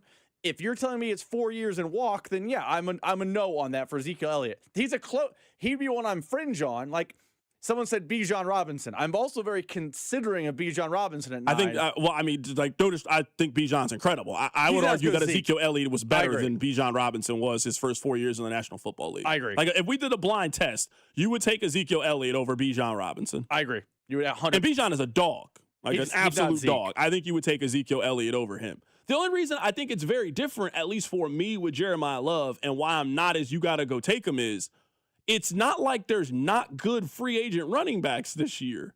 If he was the only option at running back, I'd have a little bit of a different opinion about him. I think it's better to go spend the money to go get Travis Etienne and then have the 9th pick available. I think it's better to spend the money on Kenneth Walker and then have it's going to end up costing you almost the same anyway to go get Kenneth Walker. It's going to end up costing you almost the exact same anyway. And you're still going to get a really productive player. You get that. You then free up the 9th pick. And now you can do what you want. You want to take a right tackle? I'm not against you taking a right tackle at 9. You want to go get Ruben Bain? You want to go do that. So to me, it's all about, all right, here's all the available options. And I do agree with you on this. You can spend your 2nd round pick and still get a very productive running back. Like, this isn't pass rusher where you feel like you got to take a premium prospect at it. You don't got to do that at running back. Like, we can go through 2nd round running backs. I can give you some really productive ones. Like, all right, maybe they could just spend the 40th overall pick. That's been my only argument against Jeremiah Love. I think he is a very, very good player. It's more of, is he a guy? Because then we also know, then if he's really good as his rookie year, we'll then be arguing you can't pay him his 2nd contract because you can't pay running backs and you got to get out of the contract. I just think there's more negatives to me with Jeremiah Love at 9 than I think there are positives when I compare it to the rest of the market. Breece Hall's 24 years old. It's not like these guys are 29 years old and you think they're on their last leg. There's some really good running backs in the league about to enter their prime. Keep it right here. It's The Drive. The Drive with Carrington Harrison on your home for Chiefs football. 96.5 The Fan. Yo, Harvey, Zoe, group selfie. Ooh, nice new iPhone 17, Drewski. Let's do a triangle formation. I'm in front. With a center stage front camera, everyone fits in the shot. You got a T-Mobile. But switching takes forever. Not anymore. Now you can switch to T-Mobile in just 15 minutes. Focus, people. Nail your pose. And you get a new iPhone 17 on them. No way. Yes way. No way. Yes way, guys. Switch to T-Mobile and get iPhone 17 on us. And right now, we'll pay off your old phone up to $800. I'm grabbing my phone and switching to T-Mobile right now. Get back, Harvey. We're taking a... let's go again, y'all. With 24 monthly bill credits, finance agreement, 256 gigabytes, $830, eligible trade-in, example iPhone 13, and new qualifying line, $60 plus per month plan with auto pay plus taxes and fees. For well-qualified customers, plus tax and $35 device connection charge. Credits end and balance due if you pay off early or cancel. Contact us. $800 via virtual prepaid card. Card typically takes 15 days after rebate submission, no cash access, and card expires in 6 months. Check out in 15 minutes per line. Visit T-Mobile.com. Yo, Harvey, Zoe, group selfie. Ooh, nice new iPhone 17, Drewski. Let's do a triangle formation. I'm in front. With a center stage front camera, everyone fits in the shot. You got a T-Mobile. But switching takes forever. Not anymore. Now you can switch to T-Mobile in just 15 minutes. Focus, people. Nail your pose. And you get a new iPhone 17 on them. No way. Yes way. No way. Yes way, guys. Switch to T-Mobile and get iPhone 17 on us. And right now, we'll pay off your old phone up to $800. I'm grabbing my phone and switching to T-Mobile right now. Get back, Harvey. We're taking a... Let's go again, y'all. With 24 monthly bill credits, finance agreement, 256 gigabytes, $830, eligible trade-in, example iPhone 13, and new qualifying line, $60 plus per month plan with autopay plus taxes and fees. For well-qualified customers, plus tax and $35 device connection charge. Credits end and balance due if you pay off early or cancel. Contact us. $800 via virtual prepaid card. Card typically takes 15 days after rebate submission, no cash access, and card expires in 6 months. Check out in 15 minutes per line. Visit T-Mobile.com. Having insurance isn't the same as having State Farm. It's like needing a lawyer, but getting some guy who just watches courtroom dramas. How does the defendant plead? Guilty. Wait, what? Also, objection. You object to what? Erroneous. Counsel, approach the bench. Hey, can I get a whack at the gavel? You wouldn't settle for just any lawyer, so don't settle for just any insurance. Get the real deal with State Farm. Like a good neighbor, State Farm is there. Let's take a moment to breathe. Deep inhale. Extend your spine. Remain focused on what you're doing. If safe to do so, exhale slowly, leaning to one side. Inhale back to center. If safe to do so, exhale slowly to the opposite side. Find mental health resources at loveyourmindtoday.org. This message is brought to you by the Huntsman Mental Health Institute and the Ad Council. Save $10 on a pair of Rain-X Latitude wiper blades at O'Reilly Auto Parts. Our professional parts people will even install them for free. O'Reilly Auto Parts. This is the story of the one. As a maintenance tech at a university, he knows ordering from multiple suppliers takes time away from keeping their arena up and running. That's why he counts on Grainger to get everything he needs, from lighting and HVAC parts to plumbing supplies, all in one place. And with fast, dependable delivery, he's stocked and ready for the next tip-off. Call 1-800-GRAINGER, click Grainger.com, or just stop by. Grainger, for the ones who get it done. Check engine or ABS light on? Take the guesswork out of your warning lights with O'Reilly Veriscan. It's free. Ask for O'Reilly Veriscan. O'Reilly Auto Parts.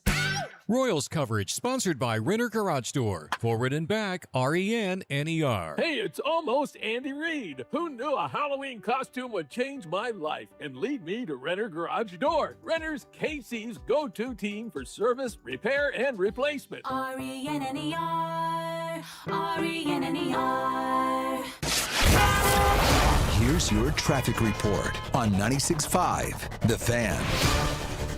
No major wrecks affecting traffic flow. Northbound 169 is closed from I-70 to before Highway 9 for road work. Eastbound I-70 is slow and congested from the state line over to 169. I'm Bill Brooks, 96.5 The Fan Traffic.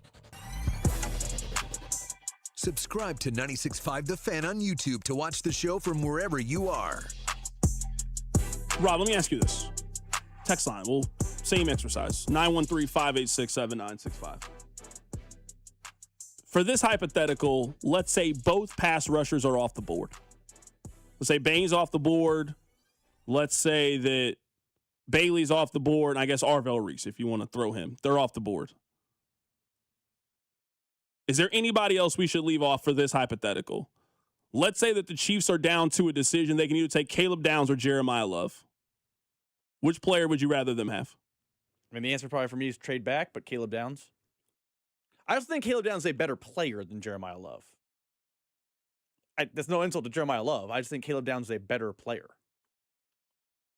Yeah, I think I take Caleb Love, or I think I take Caleb Downs, and I don't hesitate in that scenario. I go get Caleb Downs. I would trade down if you're like if it's I don't know where we're doing the draft part this year. I know last year we were at the landing. Let's hear at the landing just for the sake of the conversation. And it gets to 9, and Love and Downs are both there, and someone comes up, Rob, what are you gonna do? I would trade back.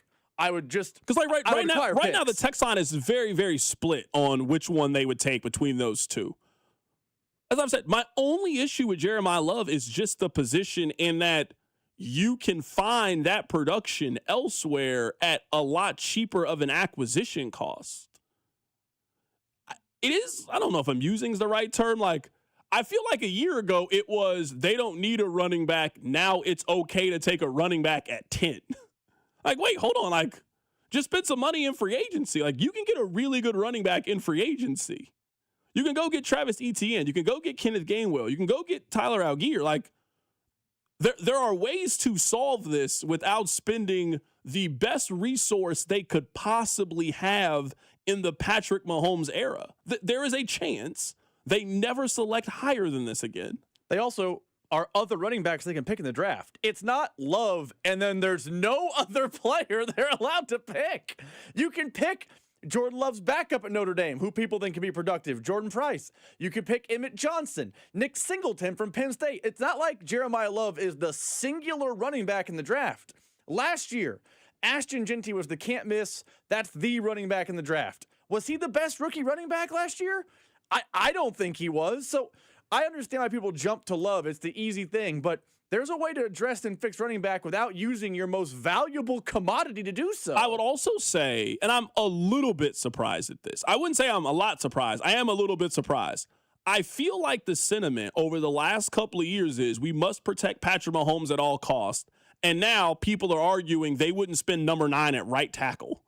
When just a week ago, Rob, we were arguing that Josh Simmons would go top 10 in a redraft. I would spend number 9 on a right tackle. If you were telling me that there is a right tackle that you could pencil in and you feel like he is a second contract guy, and you were telling me that the plan for the Chiefs is we're going to have left tackle, right tackle, and center figured out for basically the rest of Patrick Mahomes' career, you could definitely sell me on that plan, especially with the options that you have in free agency. You can address running back in free agency. You can address defensive line in free agency. You can address wide receiver in free agency. Like, I'm looking at this as you can take a couple of swings here. You only got 6 picks. So I'm looking about foundational pieces and things that you need to move forward with. I mean, right tackle would not be my number one. I want them to go edge rusher. That would be my ideal. But if you were telling me that there is because I would say in the same way that people were really excited about Joshua Simmons because you were getting a tackle prospect that you usually don't have access to, you now have access to that tackle prospect because of where you select. You can get Rashawn Slater. Would I rather have, like, if you're telling me that you can get Rashawn Slater in that caliber of tackle or Tristan Wirfs in that caliber of tackle or Jeremiah Love, I'd rather take the offensive lineman.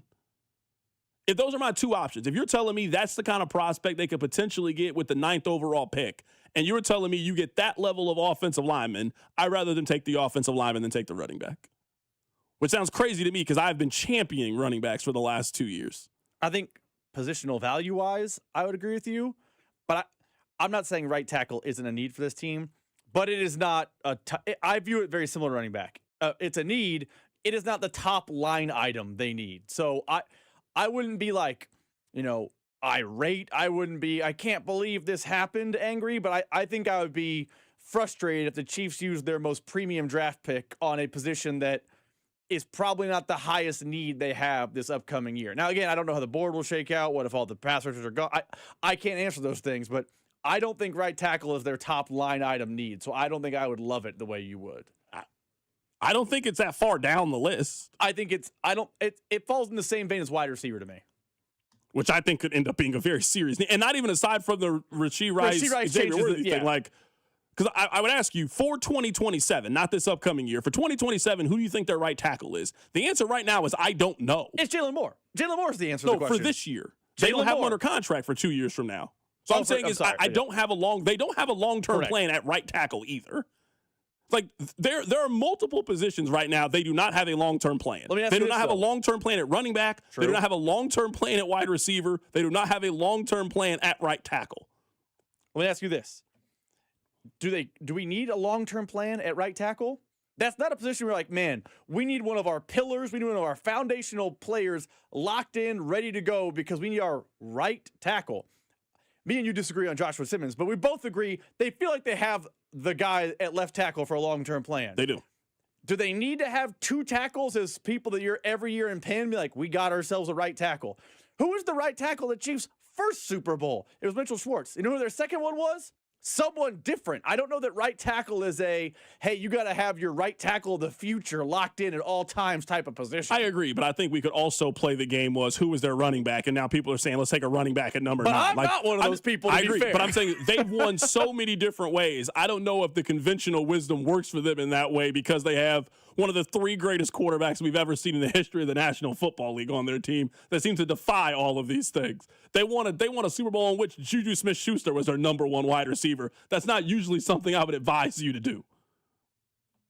That's probably a fair assessment. I would say wide receiver gets murky as a comp because of Rashee Rice.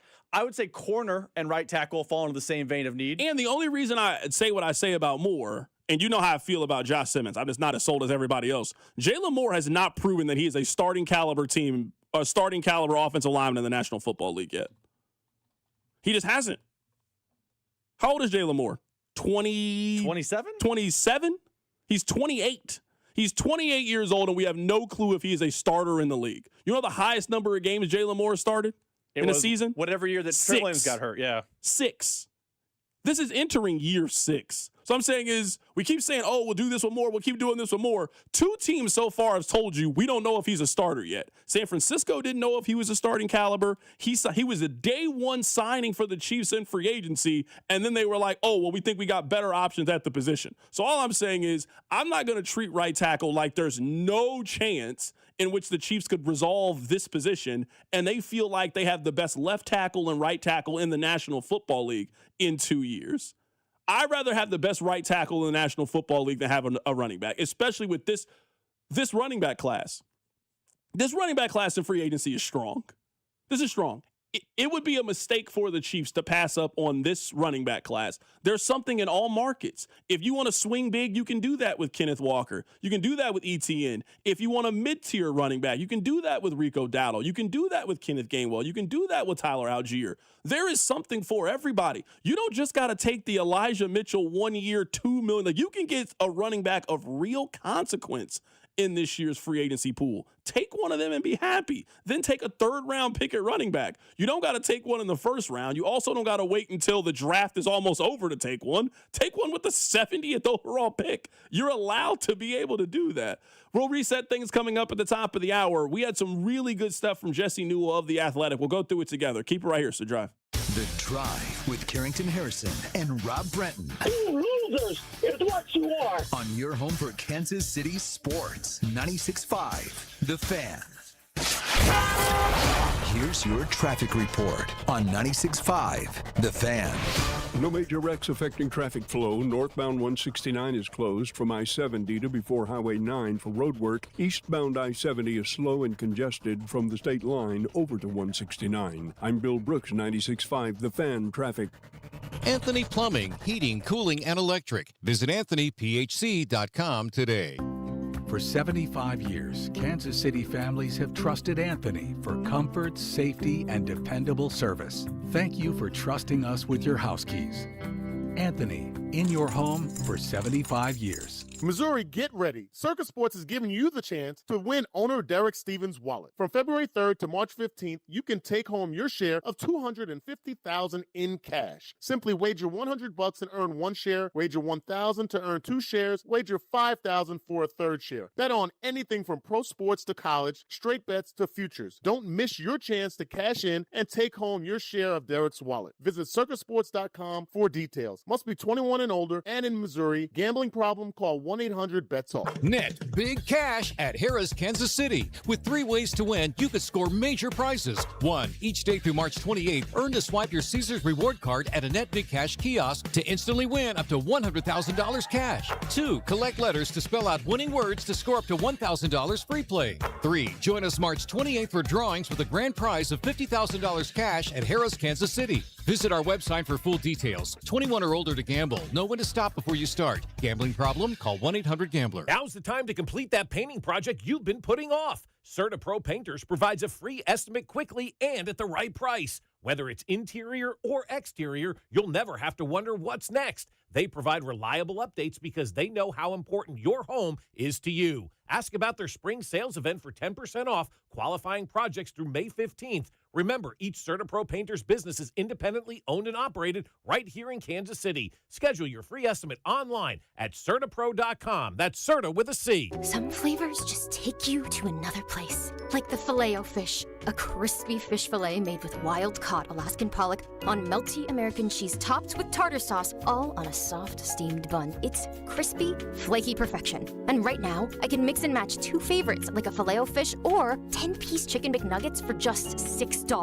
This deal is the catch of the day. So get to McDonald's fast. Ba-da-ba-ba-ba. Prices and participation may vary. Cannot be combined with any other offer or combo meal. Single item at regular price. When the cold sets in across KC, AB May is the trusted name for keeping your home warm, safe, and secure.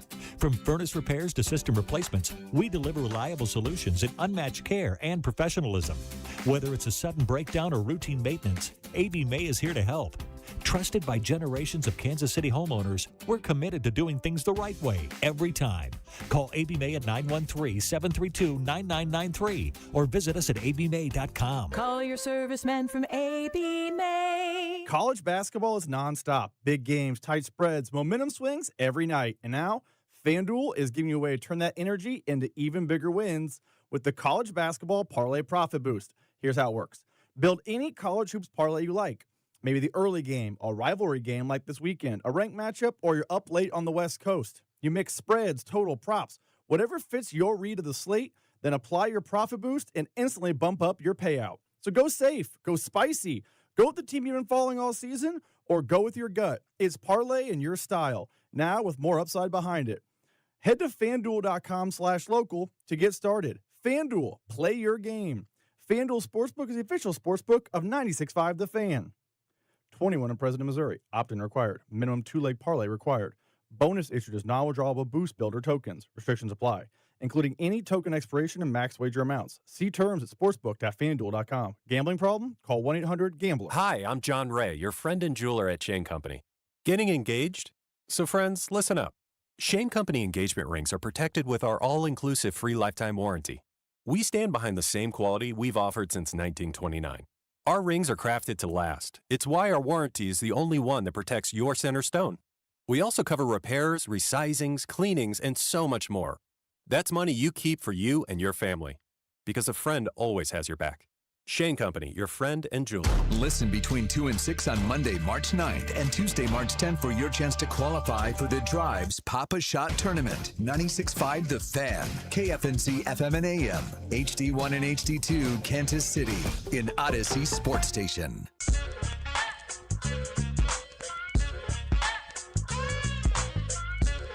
All right, Rob, I want to do this. This is unplanned. I'm genuinely curious. 913-586-7965. What would you say, Rob, would be Chiefs Kingdom ideal next 60 days? We're about 60 days out from the draft, right? The draft is the end of April. What would you say are the ideal next 60 days? If it can go exactly how you want, at the end of this, you will give them an A+.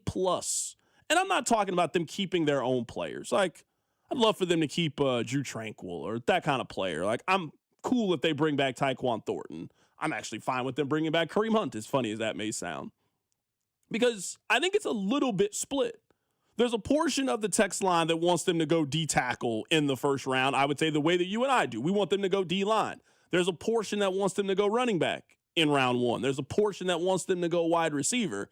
I think it's a good, healthy conversation that there has not appeared to be a consensus. This is who we want. This is what we want at the position.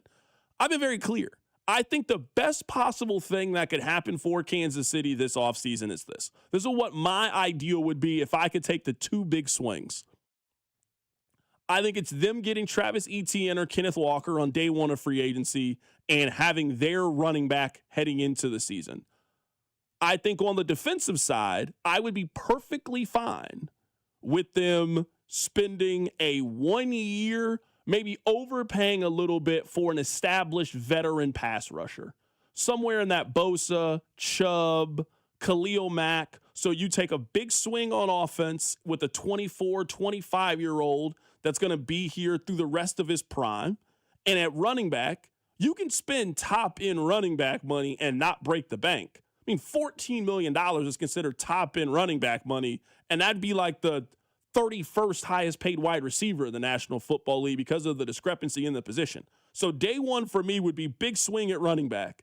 I would also spend some money on a veteran pass rusher. And then I would do everything in my power to try to get David Bailey. I think David Bailey is as safe of a pick that they could possibly make at 9. I do have my questions about Bain and arm size. I think we'll get more clarity about that.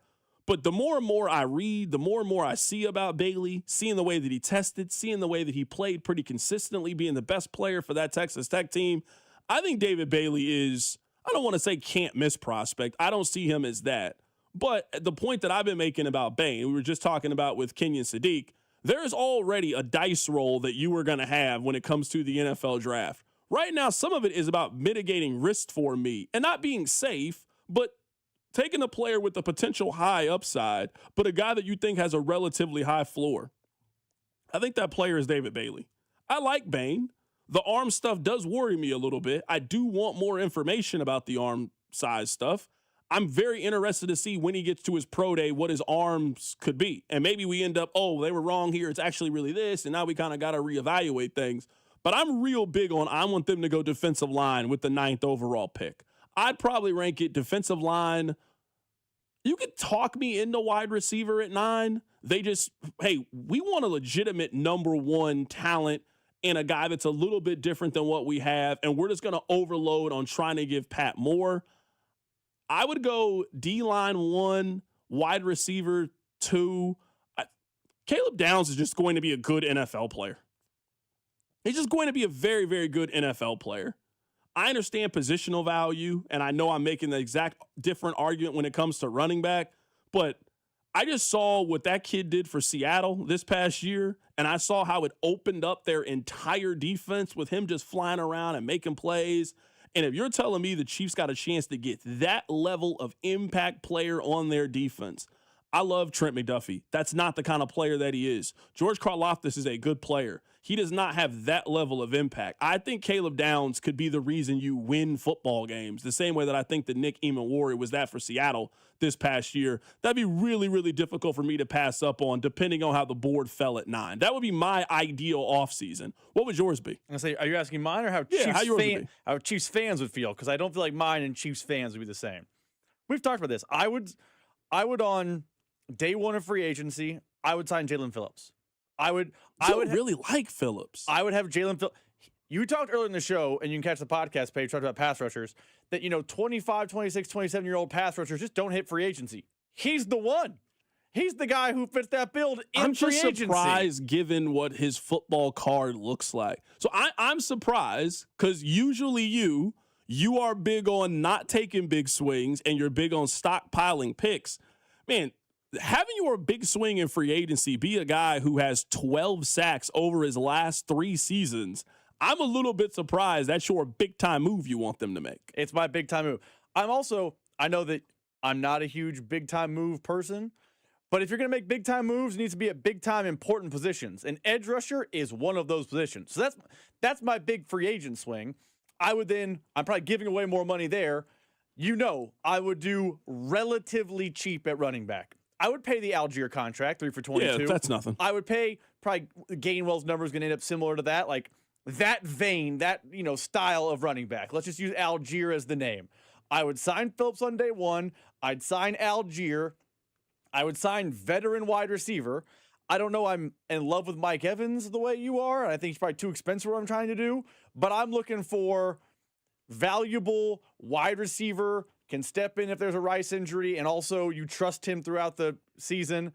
I'm signing him early, and then from there is kind of just depth pieces. And in the draft at 9, I'm taking the best pass rusher available. If Bain, Bailey, and Reese are all gone, you're right. I would be in no man's land with Downs on the board, but I would probably trade back, acquire more picks so you can fill more of these holes via free agency. So yes, I would probably add an edge rusher and a corner and another wide receiver and a running back through the draft. But based on how all these mock drafts and projections go, I'd probably trade back at 9. Yeah, and I disagree a little bit with this.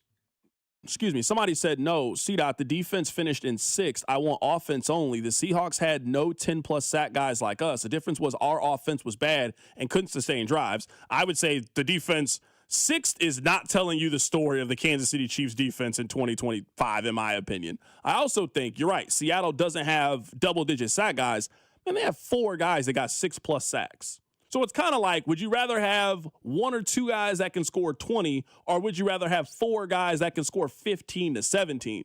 If you got 4 guys that can get pressure the way that Seattle had this past year, and then you got the ability to take the ball away the way that Seattle's defense is, you can be a really, really disruptive defense the way that it was last year. So, yes, they didn't have a Will Anderson type, but you're telling me, all 4 of their defensive linemen showed an ability to get to the other team's quarterback.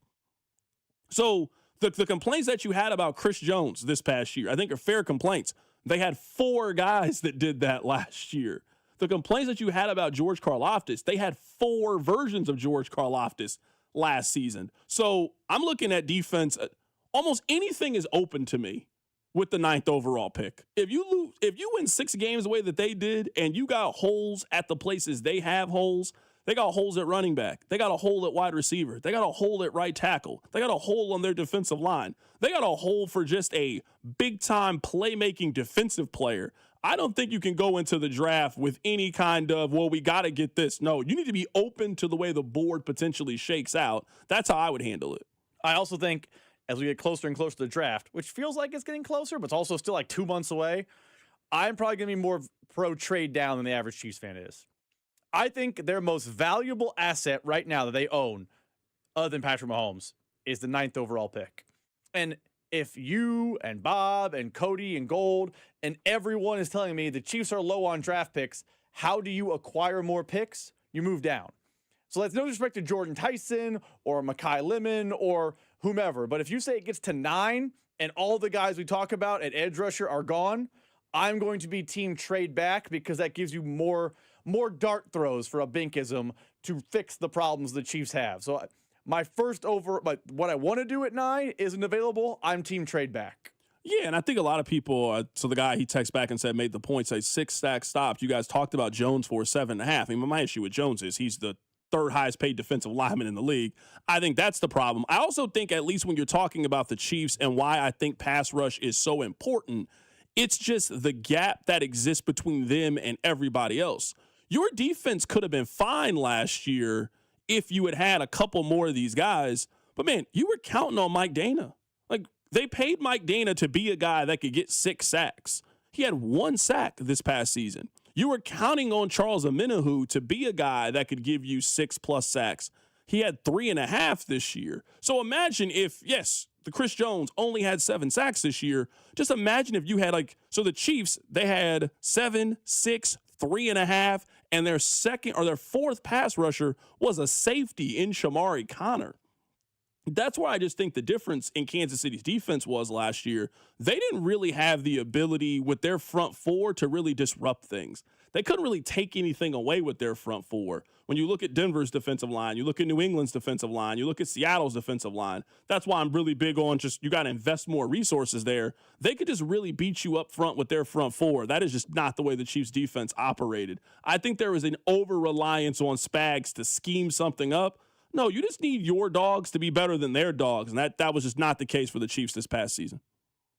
I mean, there's a lot of things that went wrong for the Chiefs this last season, but I definitely think pass rush was on the list. And the fact that last year it was Jones, Karlaftis, and oh boy, is really problematic. Because think about the years the Chiefs were winning the Super Bowl. It was not just, hey, we got 2 pass rushers. Like, when Omenihu came back healthy that one year, he really added a little something to the pass rush. Karlaftis was good. They had Jones, and they had, production other places. They had, Alex Okafor, who's not a great name, but he was him and Ogba and Chris Jones. Like, you can just never have too few of players that can get to the quarterback. Last year, the Chiefs had 2 guys, and at times you could double team one of them, and it was just over. Yeah, that's the big difference on where the Chiefs were. Let's actually talk about this. Let's shout out Baker University, and we'll get back to the NFL draft. Your workday is over. Oh, yeah. You're headed home. and now you're stuck in traffic. Time to get caught up on the biggest stories in Kansas City and around the country with CDOT and Rob. It's time for the hits. Number 1. Carrington Harrison hits are brought to you by Baker University. Make your next era orange at Baker University, the first university in Kansas, and ranked number 1 in return on investment among private universities in the state. Baker University, forever in our orange era. So, Rob, let's talk about this. This is with Trent McDuffie. This is from Jesse Newell. Shout out to him. He took over for Nate at The Athletic after Nate went to ESPN. So in the story from Jesse Newell, that is free, even if you don't have a subscription to The Athletic, I would encourage you to read the story. And Jesse said that the feeling coming out of the combine is that the Chiefs are not going to take Trent McDuffie's contract to the season. They are either going to reach an extension with Trent McDuffie or they are going to trade Trent McDuffie. Now, we were talking about this a little bit earlier. Let's reset it for the 5 o'clock audience. I don't have a problem paying Trent McDuffie, but I also understand the other side of the argument. And if you want the Chiefs to get more draft picks, there is only really one way this offseason before the draft. Now, you can trade back, but there is only really one way before that to trade or to get more picks, and it is to trade Trent McDuffie. I understand it from both perspectives. If I am Trent McDuffie's agent, my client earned this money. He is an all-pro corner. He's one of the 10 best corners in the National Football League. Look at his peers. They've all been paid. I want to get my guy taken care of. You have already gotten a steal on what Trent McDuffie is worth. You've gotten a steal on what he's worth. Even this season, you are getting a steal on what you are getting back. We want to make sure that our client is taken care of. So I understand it from both perspectives. I understand why Kansas City is maybe hesitant to go from you've been paying a guy. I mean, looking at Trent McDuffie's deal, just because it's a rookie deal, his base salary, $700,000, $940,000, 1.5 last year, 2.6 this year, even though a substantial raise, $13.6 million. I mean, that's half of what he's really worth on the open market. So I understand why you want to go get your client paid. If you are the Kansas City Chiefs, you need to resolve this sooner rather than later. If you're going to keep him and pay him, then keep him and pay him. If you have made the determination that you are not going to pay Trent McDuffie and you feel like you can make another Trent McDuffie, there will not be a better time to cash out than right now. Now, I don't think there's a lot of teams that are eligible to trade a first-round pick for him. We're talking about 2 teams. We're talking about the Rams or the Cowboys. I don't think there's really any other teams that make sense to me on a first-round pick that would be open to trading it to Kansas City. But if Kansas City is willing to lower the price just a little bit, I think you'll get pretty substantial value for Trent McDuffie. If you got a 2 and a 4 or a 2 or a 5 for McDuffie, I think that's a pretty fair price because you also got to factor is one of the advantages that you get is not just the draft pick compensation. It's also now you got the cap flexibility to do something else with the money, and that is a very valuable thing to have. If the Chiefs are willing to expand a little bit, you can get something for them. But I do think that both sides have leverage over the other side, which makes it an interesting debate. I said earlier that I think 9 is their most valuable asset. Trent McDuffie is their second most valuable asset.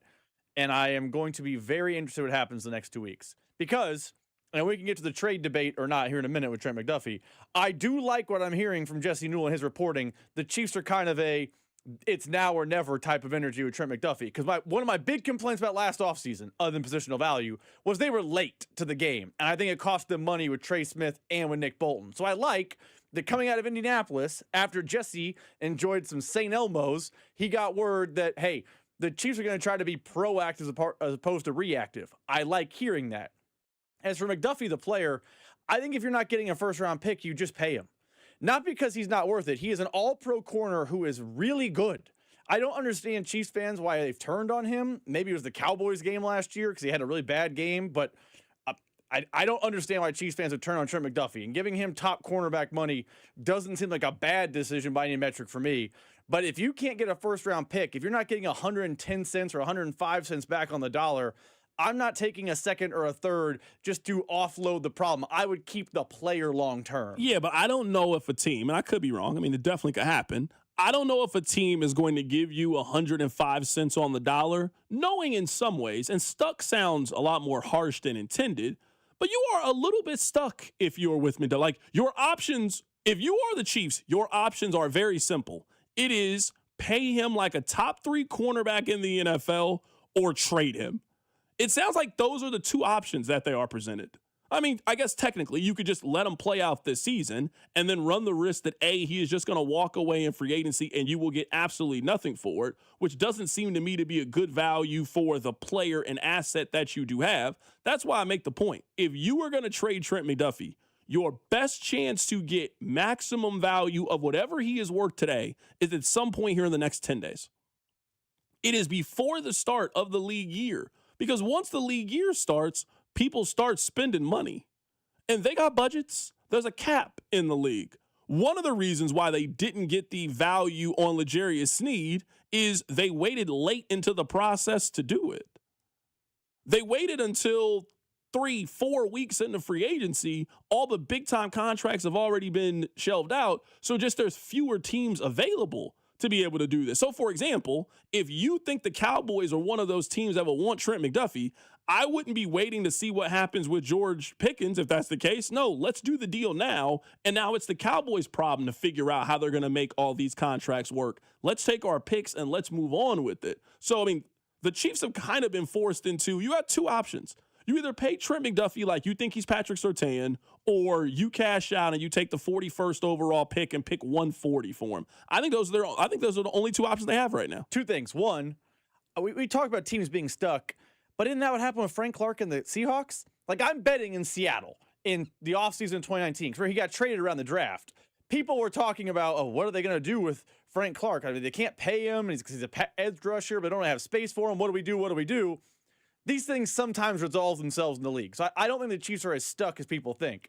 I also think if the options are cash out and take 41 or keep the all-pro corner, I'm going to be pro keeping the all-pro corner. Like, I don't understand why, and I'm not you saying this, but the text line, why you would want to take less than his total value and not just keep the player. The player is one of the best corners in the NFL. Is he Dion in his prime? No. Is he Revis in his prime? No. But is he a top 10? I'm not even sure if there's 10 better corners in the league right now. Like, I'm looking at top the five. Our top 3 texts, I would say, are all a wide spectrum on Trent McDuffie. These are the top 3 texts that we have. The first one is, I would pay McDuffie as a slot corner and not cornerback 1 or 2. Someone else said, McDuffie is not good enough of a player to spend top dollar on. He's got to be traded or it's going to end up biting us. Someone else says, I don't think people have turned on him. It's just a long-term option of McDuffie, and we can use that now to put towards younger and less expensive options. This is kind of the argument that I think you and I have been having over the years, and now we have kind of reached it. This is the same argument, Rob, you and I have been having about positional value and how the Chiefs don't see it this way. The fact that it wasn't a thing to spend the money on center, the fact that it wasn't a thing to spend the money on right guard, it wasn't a thing to spend the money on middle linebacker, and now for a guy that everybody considers to be one of the 10 best corners in the league, now we're having a debate about it. That's just not the way that I would build my roster the way that they have in terms of who to pay now and who to let walk away. It's also crazy to me, and we've talked about this before on the show, but it still just breaks my brain, that he could have as a corner, and this is the life of a corner in the NFL, he could have one bad moment. Not a bad game, but a bad moment, and fans will say, oh, he was barbecue chicken. You see it all the time on the text line. What about last year in the AFC title game? Mac Hollins smoked him. That didn't happen. What about last year in the 2 years ago in the Super Bowl? A.J. Brown was absolutely flambeing him. Also, didn't happen. Like, I feel like fans have a moment that they think where McDuffie got beat, which is how corner works, and they just freeze it in their brain that he's not good. In reality, he is one of the top 10 at one of the most important positions on the field, and he's on the Chiefs. Historically, Chiefs fans have wanted to lock this guy up every time, and now this guy, they just don't want to do it. It really breaks my brain at times. I would also say, one of the reasons Jalen Watson had the season that he had is because he plays opposite of Trent McDuffie. Like, he plays in a really good defensive system with another really good corner on the other side. Now, someone's going to pay Jalen Watson, and they should pay Jalen Watson. Like, this is the time if you're him. This is the time to cash out. You're 27 years old.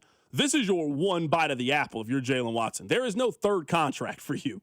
Not to this level of degree. So, hey, I understand wanting to win a championship. I understand being in a system that you feel familiar with. If I'm Jalen Watson's agent, that's what I'm trying to communicate to him. You got one opportunity in your life to get this money.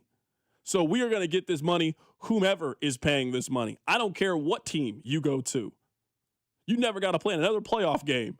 You've already won enough playoff games. You've already been to a Super Bowl. I'm going to try to get you as much money as theoretically possible. I do think that Jalen Watson's deal, whenever it signs, especially with the massive explosion in the cap, I think we are going to be surprised at how much money a team gives Jalen Watson.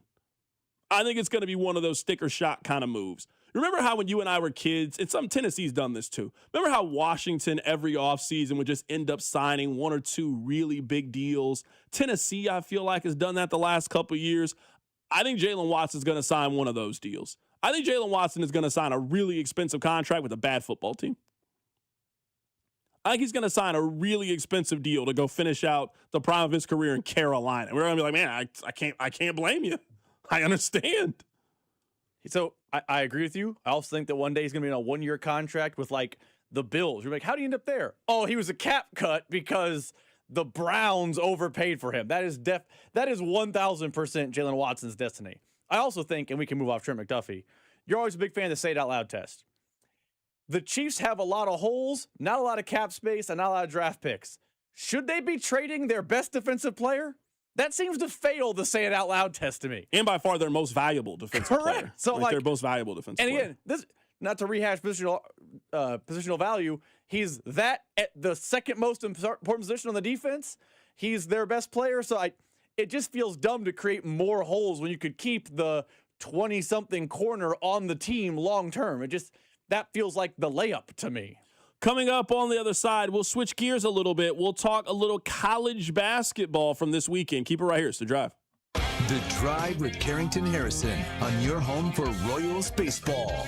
96.5, The Fan. Men, the new year is here, and if you're like many of us, you're ready to improve your health. But if you're feeling low energy, not sleeping well, or not seeing results in the gym, keeping that resolution can be tough. This is Jeff for Heartland Men's Health, and if those symptoms sound familiar, we can likely help. They often point to low testosterone, and treating low T is what we do. But this year, we're also helping men go further with 4 targeted body composition plans featuring growth hormone peptides, NAD+, GLP-1s, PDA, and more, designed to boost energy, support metabolism, enhance recovery, and accelerate fat loss. With our low T treatments combined with our body composition programs, most men notice real improvements, more energy, better focus, improved sleep, stronger workouts, and often a renewed sex drive as well. So call us. Your initial visit is just $99 and includes blood work and a medical consult. And if you start on treatment the same day, your visit is free. Call 844-447-6600 or visit heartlandmenshealth.com. Featured therapies are compounded and have not been evaluated nor approved by the FDA. Provider prescription required. See website for details. I hope you're sitting down. The ACA Marketplace has announced significant increases on monthly premiums with deductibles over $10,000. You can enroll with Matt B. and KC at BBS Insurance's Freedom of Choice plan now. You don't have to wait. Their plan lets you use any doctor, has 0 outpatient deductibles, and it's 30 to 60% lower costs than most Obamacare plans. Also, there's no income disclosure required, so no potential tax penalties. If you are a small business owner or pay for your own health insurance, you're uninsured, you're on COBRA, or your employer coverage is just too expensive. Call Matt B. and KC for an instant quote over the phone at 816-205-4664.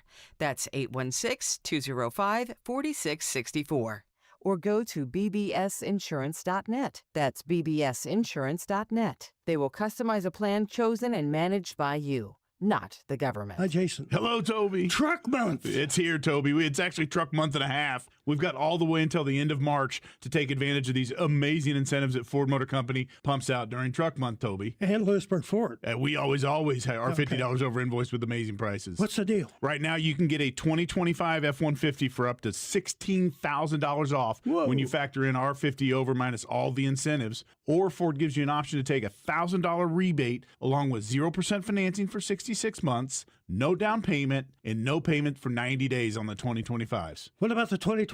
We've got a great selection of those too, Toby, and you can get a $4,000 rebate on the 2026, which means when you add that to our $50 over invoice pricing, you get $11,000 off on a 26, or you can take 0% for 36 months. Okay, what else? Toby, we're the #1 F-150 dealer, not just in Kansas City, but the entire Kansas City metropolitan area. All right, what's your toll-free number? 816-444-2300. Or Lewisburg Expert4.com. When the cold sets in across KC, AB May is the trusted name for keeping your home warm, safe, and secure. From furnace repairs to system replacements, we deliver reliable solutions and unmatched care and professionalism. Whether it's a sudden breakdown or routine maintenance, AB May is here to help. Trusted by generations of Kansas City homeowners, we're committed to doing things the right way every time. Call AB May at 913-732-9993 or visit us at abmay.com. Call your serviceman from AB May. You know that Big Bargain detergent jug is 80% water, right? It doesn't clean as well. 80% water? I thought I was getting a better deal because it's so big. If you want a better clean, Tide Pods are only 12% water. The rest is pure, concentrated cleaning ingredients. Oh, let me make an announcement. Attention shoppers, if you want a real deal, try Tide Pods. Stop paying for watered-down detergents. Pay for clean. If it's got to be clean, it's got to be Tide Pods. Water content based on the leading bargain liquid detergent. Straight Talk Wireless presents Pickup Truck Wisdom. Trust is earned. That's why I've stuck with Straight Talk. Same price since 2009 on Verizon's 5G network. Cause shoot, anyone can make a promise. Keeping it for years, that means something. Now plans starting at $25 a month with 4 lines. Find us at straighttalk.com and Walmart. Straight Talk Wireless. Straightforward. Always. Same price claim applies only to the base monthly price of our $45 plan from October 2009 to present. Anthony Plumbing, Heating, Cooling, and Electric. Visit AnthonyPHC.com today. Don't wait until extreme temps hit. Anthony makes home comfort easy. Right now, buy a new AC and get a furnace free when you book at AnthonyPHCE.com. Here's your traffic report on 96.5 The Fan. On the Kansas side, K5 is closed and traffic is detoured. On the Missouri side, watch for ongoing lane restrictions eastbound I-70 between 25th Street and US 40. I'm Bill Brooks, 96.5 The Fan Traffic. Hey, it's George Karlaftis from the Kansas City Chiefs. Welcome to The Drive with CDOT on your home for Chiefs football. 96.5 The Fan. I mean, you guys know this feeling, but I just want to point it out anyway. It's a little different when your team is playing their best ball heading into March. You can dream a little bit when your team is playing their best ball heading into March. Missouri, I mean, they've really turned the corner. Defensively, they're playing great basketball. They're firmly in the NCAA tournament. They're locking teams down. They've really settled in on a rotation. I'm feeling great about Missouri heading into March. Now, they got a game coming up here tomorrow against Oklahoma. It's on the road. I think they can beat Oklahoma. They got a game on Saturday against Arkansas, and they competed with Arkansas for about 35 minutes the last time. Now, that last 5 was a doozy. But you know what? I'm feeling good about Mizzou heading into March. And then I got to watch the Kansas games, too. I can't just watch Missouri. I got to watch Kansas, too. And let me tell you, I have some weekend routines. You know, on Sunday, I go to brunch at the other place. I just like going there. It's quiet. It's calm, you know. I get me a little OP breakfast, they call it. Get me a mimosa. I sit there. I'm just kind of, you know, just chilling. That's one thing that I do every weekend. Another thing I've had to make time for is the weekly ass whoopings watching Kansas get handed to them. I mean, 3 Saturdays in a row. What did I do to be so blessed? I mean, a couple of weeks ago, they go on the road to Iowa State. The belt came out. They then had a home game against Cincinnati. And I was like, all right, you know what, man, I'm not even that worried about it. I'm sitting there and I'm watching, and next thing I know, I saw the belt came out again. I was thinking, all right, you know, that's just a one-time thing. I then saw the spread. It kept growing and growing this weekend in Arizona. It started at 7.5. It then went all the way up to 10.5. Arizona still covered the spread. Rob, I am very much at peace heading into March. I feel great heading into March. Do you feel great heading into March? Do you feel good? Because I'm looking at these last couple of games, and your boy Darren Peterson, who you told me was Kobe, he is shooting 38.5% from the floor, and he is shooting 27.3% from 3. That is not good enough if you were trying to make a deep run in the NCAA tournament. You know, if they play the NCAA tournament games on Monday at Allen, I'd feel great.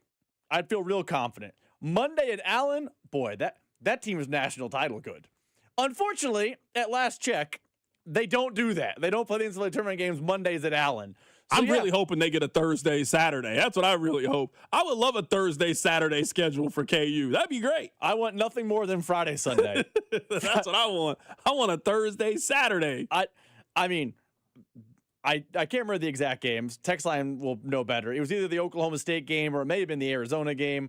There was at one point recently, one of the games Darren Peterson didn't play. Self was asked about, like, how do you gain continuity and get ready for March when your team is, not consistently on the floor? And he said this is the most disjointed and least cohesive team they've had at this point in the season as they enter the stretch run.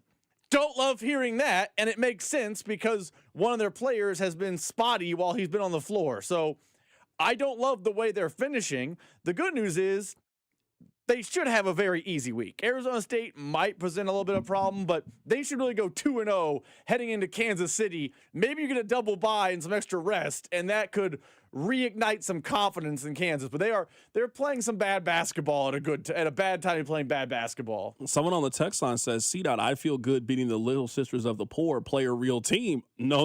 We're not doing that with Missouri. Missouri beat Tennessee. Missouri beat Vanderbilt. Missouri beat Florida. Missouri went on the road and beat Kentucky. We are not doing that. Kentucky wins a little bit. On the road? We're not doing that on the road. At home, that's one thing. That's fair. They went on the road to Rupp and beat them. No. They beat a 9 seed on the road.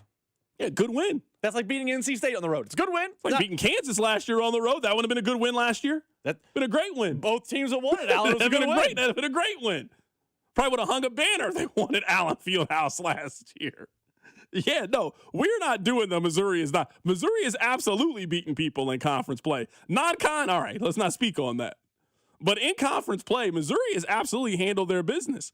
I'm not going to let anybody bring me down from where I feel right now about Missouri. I feel good. This is as good as I've felt about Missouri basketball in a year. I feel great. They got their 8 locked in. They're healthy. They're cohesive. They're playing together. They're playing great ball. They got a chance. Missouri has a chance to finish top 3 in the SEC. If Missouri wins out, they will finish 3rd in the SEC. So I'm feeling great right now. Keep taking care of business. I'm looking right now for that on-the-road game against Oklahoma. Tickets as low as $5. We might have to do the show from Norman tomorrow. We might have to do the show live from Norman, Oklahoma, to help Mizzou get that push against the Sooners. Isn't that the arena that had the popcorn machine catch on fire earlier this year? Oklahoma's terrible, too. They're 15-14 in the SEC. They're 5-11. Missouri could go on the road and beat this team. They should beat them. They'll be favored. I mean, they do have future K-State coach Porter Moser on the sideline. Future K-State coach. Porter Moser is definitely a candidate to be in Bramlage. He might be the top of the list. He might be the list. It might be him and Pipe Dreams. He might be the top of the list. Let me play this audio. This is Bruce Pearl. Bruce Pearl doing what he does best, hating. Miami, Ohio, here's the deal. Are we going to select the 68 most deserving teams, or are we going to select the 68 best teams?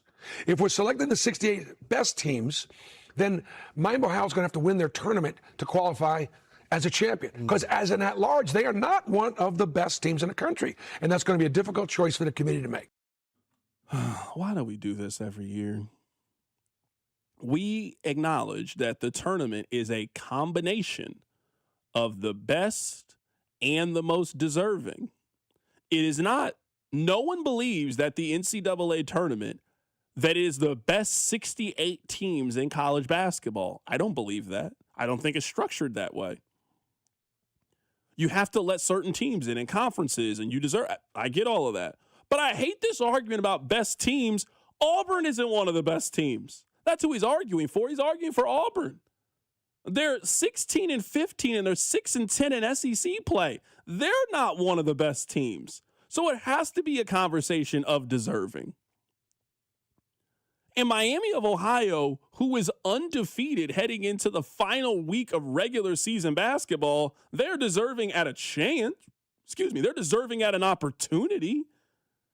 I'm not saying they should be a 3 seed. They certainly are deserving of being an 8, 9 seed or a 10 seed. And let's see it on the court. I want to see it on the court. I imagine you guys want to see it on the court. Put Miami of Ohio up against the 6 seed in the 6-11 matchup and make that the first game of the NCAA tournament. I'm here for it. I want to see if they can play. They're undefeated. I want to see them prove it against a quality opponent. But this is where I think college basketball really penalizes the mid-majors. You take their coaches, you take all their good players with NIL, then you won't schedule them, and then you're like, oh, well, who'd you beat? Well, then who are they supposed to play? I don't think they're scared of anybody. Why would you be if you're Miami of Ohio? It only helps you to play good teams if you were them. You can still make it if you win your league, and in non-con, if you play Power 4 teams, it's only a positive for you if you are them. I don't know why we're making this argument against Miami of Ohio. That's the team we should celebrate. Somehow, over the course of the last 5 years, and maybe this is just a product of conference realignment, these conferences have gotten so big. We used to advocate for the mid-majors. We used to want to see James Madison. We used to want to see Tulane. We used to love Boise State. Not anymore. No, get these teams out of our tournament. We do not want you in our tournament. We do not want you guys in our playoff. We don't want you in our tournament. We don't want you to be viable. We don't want you to have any resources, is what we told these mid-majors. I want Miami of Ohio to make the tournament. I want them to beat somebody. I will agree with Bruce Pearl on this. Are we trying to find the best team? If we're trying to find the best 68 teams to win the tournament, your son's team will be watching at home. He is quietly advocating for Auburn, a team he quit a week before the season started. People don't talk about that nearly enough. Bruce Pearl quit the week before practice started in Auburn to give his son the job. And his son now took a team that was a perennial Final Four team, and they're 15-12. Terrible. They're awful. They haven't won a game in February. I guess they can't anymore because February is now over. They went over in a month. Terrible. So the fact that he's talking down a team that, yes, are there won all their games in February. A quality win doesn't really exist when you play Western Michigan, but they did something Auburn couldn't do, which was get to the locker room and get to celebrate with their players and teammates. He's just trying to run down Miami of Ohio to open up a spot for terrible Auburn. And this is why I don't want NCAA tournament expansion. We're going to advocate for Auburn and Indiana, who are sub 500 in the league, to make the tournament, but then turn around and tell me there's no space for Miami, Ohio. Stop it. We just have to stop this. Text line 913-586-7965. Rob, Wildcat Nation does not appreciate your blatant disrespect. Why would you kick a man while he's down? Real shameful behavior. This show is a candidate. 100% a candidate. I mean, this show is based on kicking teams while they're down. That's what we love to do on this show. That's one of our favorite activities. You guys don't mind when it's the Bills. You guys don't mind when it's the Broncos. You don't mind when it's the Raiders. What do you tell them? Play better. AK State, if you don't want the KU alum and KU season ticket holder kicking you back in, be better. That's what we're going to advise you to do. Hire a good coach. We'll welcome them on the show. And we'll go from there. But no, this is not a Rob issue. This is a Jerome Tang issue. This is the Gene Taylor issue. This is a Kites issue. This is a Johnny Cause issue. This ain't got nothing to do with The Drive. Keep it right here. The Drive with Carrington Harrison on your home for K-State Athletics. 96.5, The Fan. College basketball is nonstop. Big games, tight spreads, momentum swings each and every night. And now FanDuel is giving you a way to turn that energy into even bigger wins with the college basketball parlay profit boost. Here's how it works.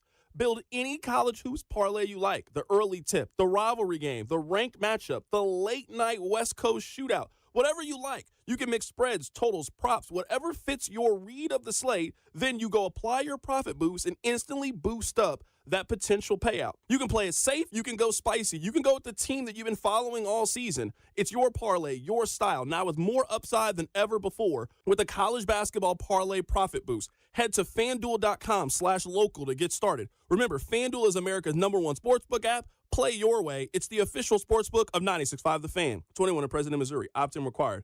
Minimum 2-leg parlay required. Bonus issue is non-withdrawable boost builder tokens, which can apply, including any token expiration and max wager amount. See terms at sportsbook.fanduel.com. Gambling problem? Call 1-800-GAMBLER. Shopping with your parents can be embarrassing. Why would they sell jeans with holes in them? I'm going to speak to the manager. Mom! That hoodie is giving. You should get it. YOLO. Thanks to the Chase mobile app, your kid can shop independently while you keep an eye on their spending. So you can go from... We can be twinsies. ...to... How was shopping? Saw you stayed on budget. Thanks, Mom. Freedom for kids, control for parents. That's family banking from Chase. Account subject to approval. Chase mobile app is available for select mobile devices. Message and data rates may apply. JP Morgan Chase Bank N.A. member FDIC. Net big cash at Harrah's Kansas City. With 3 ways to win, you could score major prizes. 1. Each day through March 28th, earn to swipe your Caesars reward card at a Net Big Cash kiosk to instantly win up to $100,000 cash. 2. Collect letters to spell out winning words to score up to $1,000 free play. 3. Join us March 28th for drawings with a grand prize of $50,000 cash at Harrah's Kansas City. Visit our website for full details. 21 or older to gamble. Know when to stop before you start. Gambling problem? Call 1-800-GAMBLER. Having unexpected car trouble or just in a car accident? Call Jay Southland Tow Service, 816-779-4869 or southlandtow.com. Use the tow service trusted by most local police departments. They can do it all. Be in the know and call Jay's Southland Tow. At Casey's, when someone asked for a cup of coffee that wouldn't put them in debt, but still had freshly ground beans, rich flavor, and a price that starts with a 9 and ends with a D9 cents, we were too nice to say no.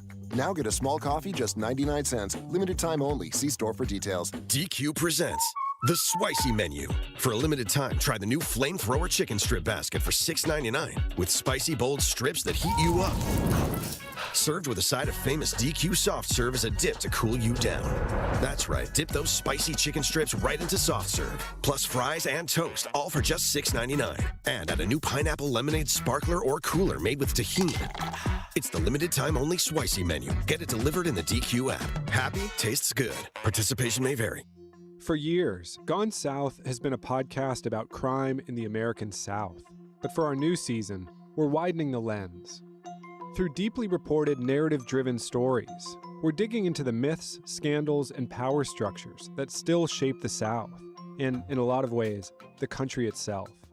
Follow and listen to Gone South Season 5, an Odyssey podcast. Available now on Apple Podcasts, Spotify, or wherever you get your shows. Over time, your home's exterior takes a beating. You might notice faded colors or peeling paint. You need to call my friends at CertaPro Painters, whether you're thinking about the inside or outside of your home. Their free estimates are detailed and easy to understand, and you'll get a quote right away. Ask about their spring sales event for 10% off qualifying projects through May 15th. And remember, each CertaPro Painters business is independently owned and operated right here in KC. Schedule your free estimate at CertaPro.com. That's Certa with a C. Royals coverage sponsored by Renner Garage Door. Forward and back, RENNER. Hey, it's almost Andy Reid. Who knew a Halloween costume would change my life and lead me to Renner Garage Door? Renner's KC's go-to team for service, repair, and replacement. RENNER, RENNER.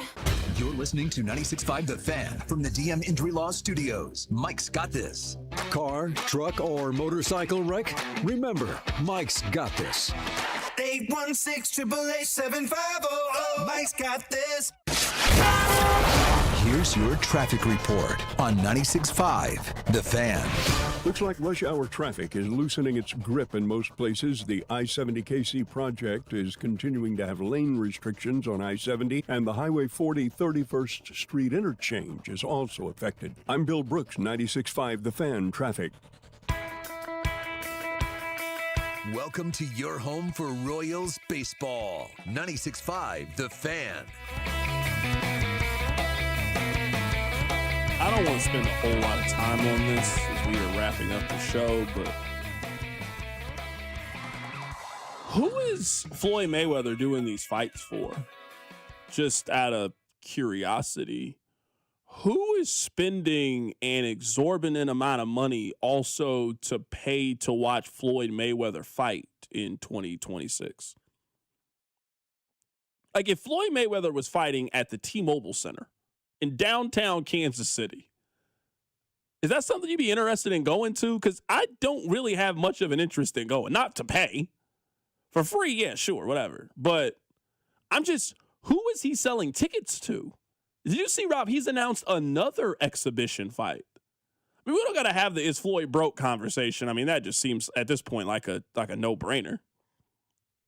But he has 3 exhibition fights set up over the course of the next 6 months. Who are these fights for? Who is the intended audience? Who wants this? People want to watch Floyd fight Mike Tyson? That's one of the fights? And they're willing to pay? That's legitimately one of the fights? I mean, what are we doing? It's scheduled. I don't know if they're actually going to do it or not, but yeah, he just announced another one. He's going to fight like some kickboxer. And then he's got the one coming up in September against Manny. Is that one an exhibition match? Does that actually count? No, it's going to count. So, like, he could lose his undefeated record? In theory, yeah. I mean, he's fighting the geriatric league, so who cares? In theory, yeah. I don't know, man. I know you're a bigger boxing fan than me. It's things like this that draw eyeballs that are actually hurting the sport. We don't need Floyd Mayweather on television fighting a kickboxer.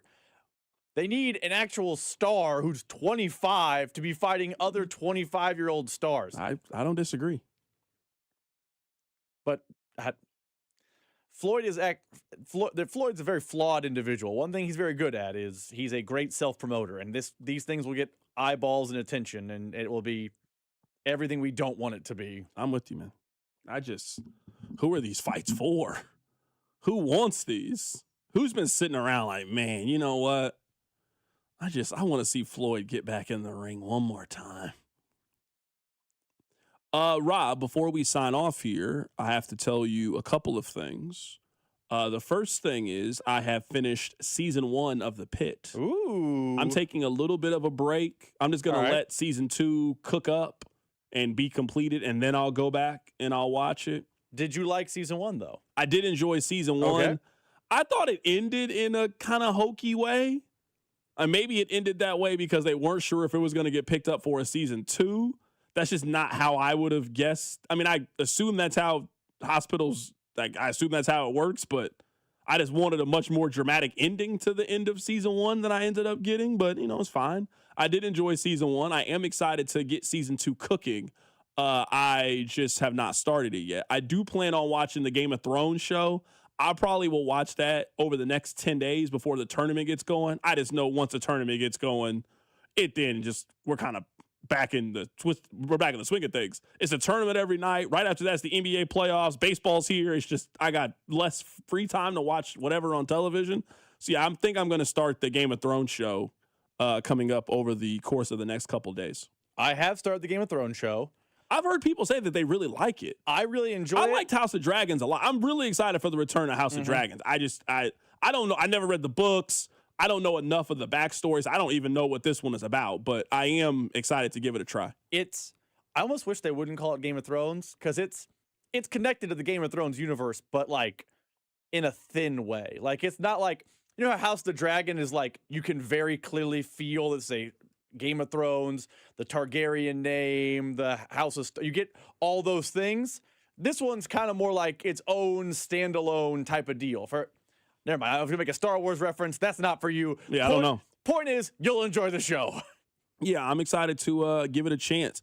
I watched The Housemaid yesterday. I know that's a movie that you and I were talking about. I'm very pro Team Sydney Sweeney. I did watch The Housemaid yesterday. It was fine. It was okay. I didn't hate it. I didn't love the movie. I thought it was good. I don't know that we are key demographic to love that movie. That's fair. It is a movie based on a very popular book series. It's a series of books. Yeah. They've already greenlit the second and the third, I did see that, which makes sense. The way the movie ends. It did make a lot of sense. And I did know the 3 main stars of it. That guy, I've seen him in a couple different things. He's in The Menu. He's also in It Ends With Us. Yeah, that's the love interest. He's also in He's a good actor. He's in one of the spin-offs of Yellowstone. I don't know which one. I ain't never seen that 1917 maybe. He's in one of those. Okay, that's where he's like most known for. But yeah, I mean, I'm Team Sydney Sweeney all the way. I'm very much Team Sydney Sweeney. And Amanda Seyfried, she acted incredible in that movie. She was like the worst actress on Mean Girls, but she's like turned into the best actress in Mean Girls. How did that happen in one life? Is she better than McAdams now? It's one of those Today two. she is. Definitely. What's the movie in that Rachel McAdams is in that people like? Send Help? Is that the name of the movie? Yeah, that's the one. It's a horror movie. All right, I might have to check that out. Send Help. Psychological thriller where he's on. So like, but yeah, she is. I'm kind of back in my movie bag. I walked out of that movie. I went and saw it with my wife, and I was like, Amanda Seyfried can really act. Yeah, she was really good. Yeah, I was 2 thumbs up. I enjoyed The Housemates. I would tell you to watch it. A little bit long for my taste. Like, that movie doesn't need to be 2:11. Doesn't need to be 2:11. You just hate long movies. That movie could easily, I can tell you 5 scenes right now I would have cut out of the movie and it wouldn't have changed your opinion on the film. It didn't need to be that long. You know what's funny? I went with my wife. She read the book. She was like, she wanted more because there's some of the story from the books they just cut out, and she got mad about it. They're about to have a sequel. She's about to get more. It's a unique storyline. Oh, okay. The only connector is Sydney Sweeney keeps connecting to all the new stories. Shout out to Sydney Sweeney, though. She's blessed. That's what I'm here to tell you. She's blessed and highly favored, is what she is. What we got tonight in the Big 12? There's something. It's like Iowa State, Arizona, Iowa State right? at Arizona. I think Iowa State might get the beats tonight. They come off a bad loss to Tech, too. I think Arizona's the best team in the country when they're playing well. Mm-hmm. And they just got Pete back there. Yeah, really I think when Arizona is playing their best, I think they are the best team in college basketball. What's the Big 12 championship game going to look like if it's not Iowa State or Kansas? I mean, Houston and BYU bring fans, although BYU's not very good. Yeah, but if it's Houston, Arizona, and the Big 12, you're going to be able to get in for a deal. You're going to be able to get in for a deal. It's a great game to get into. For sure. You're going to get in for a deal. All right, we'll catch you guys tomorrow. Take care of yourself. It's The Drive. You're listening to The Drive.